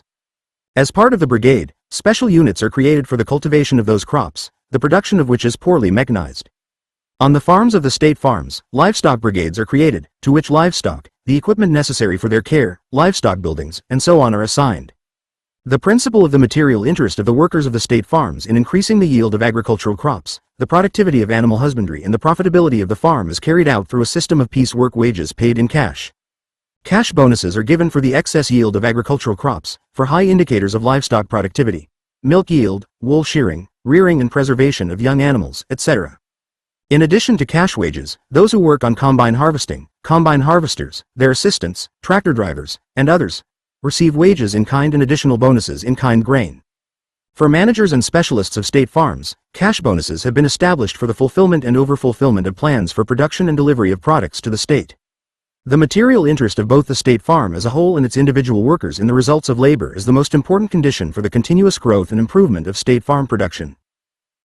Brief conclusions. 1. The socialist system of agriculture, in the form of kolkhozes, MTS, and sovkhozes, is the highest and most progressive form of organization of agricultural production. Agriculture under socialism is called upon to ensure the all-around satisfaction of the population's needs for foodstuffs and industry for raw materials. The increase in labor productivity in socialist agriculture is expressed in the production of more products per hectare farmland with less labor per unit of production. 2. Machine and tractor stations are the industrial material and production base of kolkhoz production, the strongholds for the management of kolkhozes on the part of the socialist state. The main task of the machine and tractor stations is to increase the yield of all agricultural crops in the collective farms in every possible way, to ensure the growth of the number of public livestock while increasing its productivity, and to increase the gross and marketable output of agriculture and animal husbandry in the collective farms served. Machine and tractor stations play a decisive role in the development of kolkhoz production. 3. The agricultural artel is the only correct form of collective farming under socialism. Collective farms, as socialist cooperative enterprises, are conducted by collective labor of collective farmers with the help of the main means of production owned by the socialist state and certain means of production owned by the collective farms. In the USSR, the land occupied by the kolkhozes has been transferred to them by the state for perpetual free use. The Soviet state allocates large sums of money to finance agriculture and to satisfy the cultural needs of the kolkhoz peasantry. 4. The social economy of the kolkhozes is the main source of growth of the kolkhoz wealth and well-being of the kolkhoz peasantry. In the kolkhozes, the requirements of the economic law of distribution according to labor are carried out by means of the workday. The workday is a special measure of labor and consumption, engendered by the collective farm system, which combines the personal material interest of the kolkhoz workers with the interests of the kolkhoz's social economy. The consistent implementation of the principle of the personal material interest of the kolkhoz workers in the development of kolkhoz production is an important lever for the further development of agriculture. 5. A large collective farm ensures high incomes. The additional income received from the collective farms located on the best land or using the land most productively constitutes differential rent. The differential rent of the collective farms goes to the collective farms and collective farmers, and part of it is placed at the disposal of the state. 6. In accordance with the statute of the agricultural artel, the products and monetary income of the kolkhoz shall be used for the fulfillment of the kolkhoz's obligations to the state, for the creation of public funds and for the payment of kolkhoz workers according to workdays. In accordance with the basic economic law of socialism, the kolkhoz system ensures a steady increase in the material well-being and cultural standard of living of the kolkhoz peasantry. 7. State farms are the largest and most mechanized state agricultural enterprises, playing an ever-increasing role in the production of agricultural products. State farms carry out their activities on the basis of economic calculation. Steady growth of labor productivity, material interest of state farms and their workers in the results of labor necessary conditions for the transformation of all state farms into exemplary, highly productive and profitable farms. Chapter 35. Commodity. Turnover under socialism. The nature and role of trade under socialism. Trade under socialism, which in the USSR has been called Soviet trade, is fundamentally different in nature from capitalist trade. Soviet trade is trade without capitalists. In the USSR, goods are sold by state and cooperative enterprises and organizations, kolkhozes, and, to a relatively small extent, by kolkhoz workers. The funds of Soviet trade enterprises are socialist property. With the establishment of the undivided domination of socialist property in all spheres of the national economy in the economy of the USSR, the conditions for the existence of such categories as trade capital, trade profit, and others completely disappeared. Trade under socialism is put at the service of the people. It is conducted in accordance with the requirements of the basic economic law of socialism, in order to satisfy the growing needs of society to the fullest extent, in contrast to capitalist trade, which, as a function of merchant capital, is carried on for the profit of the capitalists. In socialist society, the bulk of the produced articles of personal consumption are supplied to the population through commodity circulation and trade. The majority of the population's income is spent on the purchase of items for personal consumption: food, clothing, footwear, cultural items, household and household items. Only a relatively small proportion of personal consumption is distributed directly, without the use of commodity turnover, for example, in the case of the in-kind distribution of products to collective farmers on a workday basis. Through the system of trade, the kolkhozes acquire articles of production, agricultural machinery, various implements, electrical equipment, fuel, building materials, automobiles, and so on. All this means that trade under socialism is the basic form of distribution of consumer goods among members of society and of satisfying the growing personal needs of the working people. Soviet trade, as Lenin taught, is a form of economic bond between town and country. It is a vital link in the system of production and economic relations between state industry and kolkhoz agriculture. The development of the trade bond between town and country is an indispensable condition for the further strengthening of the alliance between the working class and the peasantry, for the provision of consumer goods to the urban and rural populations, and to the provision of industry with agricultural raw materials. Based on socialist production, Soviet trade is at the same time a necessary condition for its development and strengthening. The growth of industrial and agricultural production and the increase in the population's demand for goods are not in themselves sufficient to ensure the steady growth of the socialist economy. In order for the economic life of the country to be in full swing, and for industry and agriculture to have an incentive for the further growth of their products, it is necessary to have one more condition, namely, a full-scale trade turnover between the city and the countryside, between the districts and regions of the country, between the various branches of the national economy. It is necessary that the country be covered by a rich network of trade bases, shops. It is necessary that through the channels of these bases, shops, goods should circulate unceasingly from the places of production to the consumer. 162.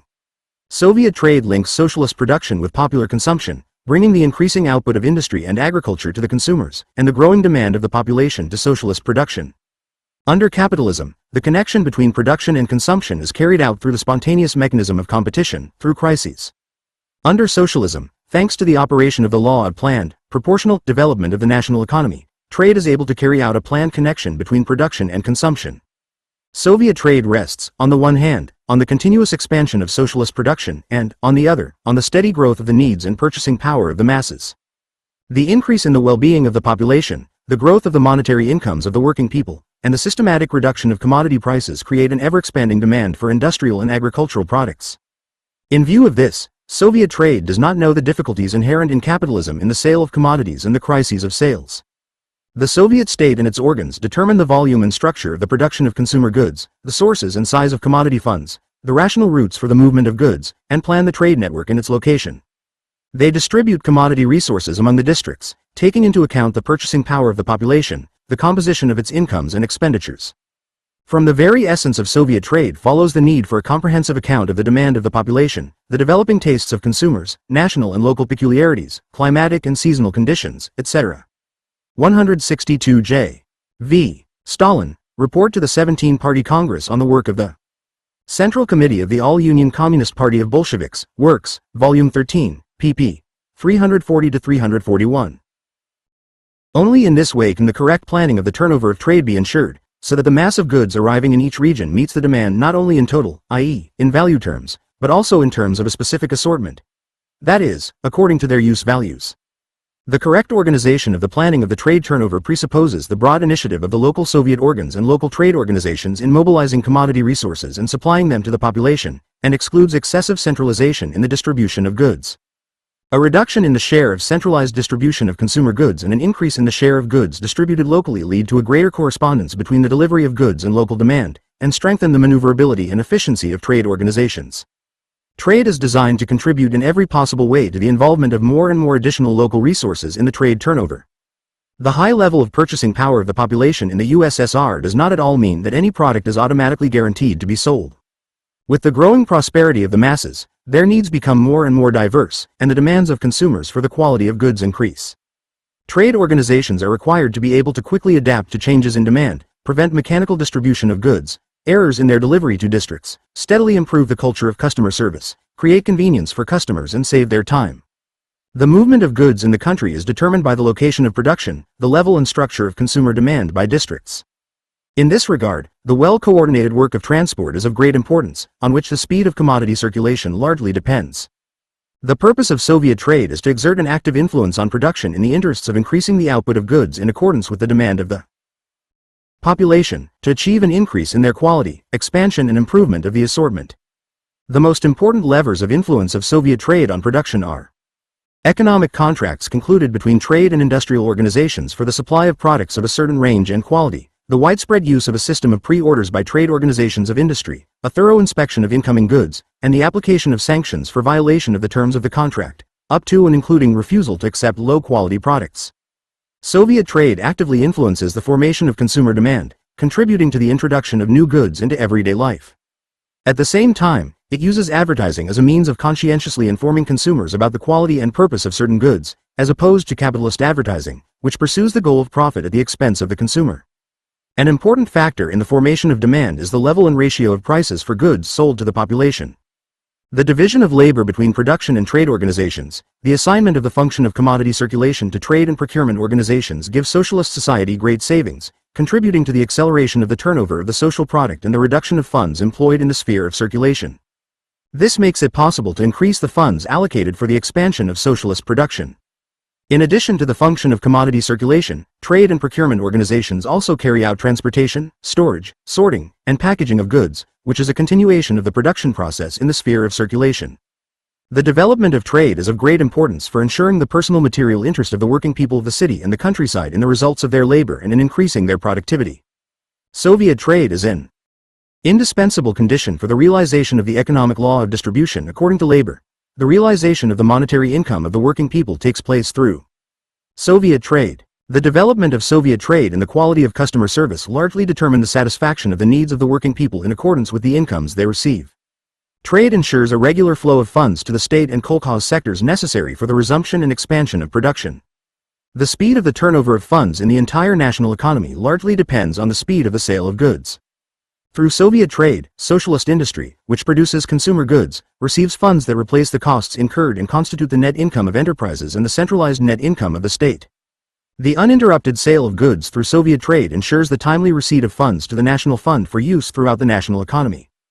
The sale by kolkhozes and kolkhoz workers of their marketable products serves as a source of their monetary income, which is used to strengthen and develop the social economy of the kolkhozes and to satisfy the personal needs of the kolkhoz workers. The development of Soviet trade, the increase in the quantity of goods sold at fixed plan prices, is the most important condition for strengthening the stability of Soviet money. With the development of socialist production and the growth of the well-being of the population, trade turnover expands, its structure improves. The proportion of goods of higher quality and more valuable varieties increases, and the assortment is enriched. The volume of retail trade turnover in the USSR from 1928 to 1940 increased, in comparable prices, by 2.3 times, while in capitalist countries during this period trade turnover not only did not increase, but on the eve of the Second World War was below the level of 1929. In 1953, retail trade turnover in the USSR, in comparable prices, increased by 1.8 times against 1940, and by 1.5 times against 1950, while in the USA in 1953 the volume of trade turnover was at the level 1950, and in England even decreased slightly. In 1953, more was sold to the population in state and cooperative stores than in 1940. Meat and meat products, 2.5 times, fish and fish products, 2 times, animal oil, 2.5 times, vegetable oil and other fats, almost 3 times, sugar, more than 2.5 times, fabrics, more than 2 times.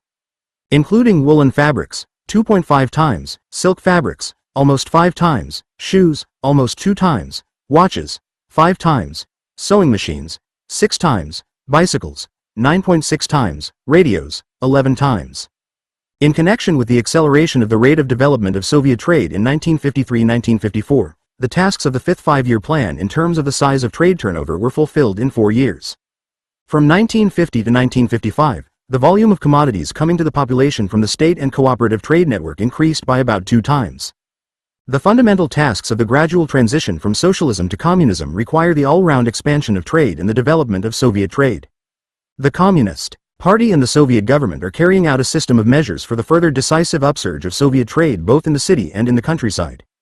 The volume of trade and capital investment in trade are increasing on a large scale. Its material and technical base is being strengthened, and the warehouse and trade network, especially the network of specialized stores, is being widely deployed. The training of trade personnel is expanding, the organization and planning of trade, and the system of remuneration of trade workers are being improved. All this contributes to the solution of the problem of all-round increase in the provision of the urban and rural population with consumer goods.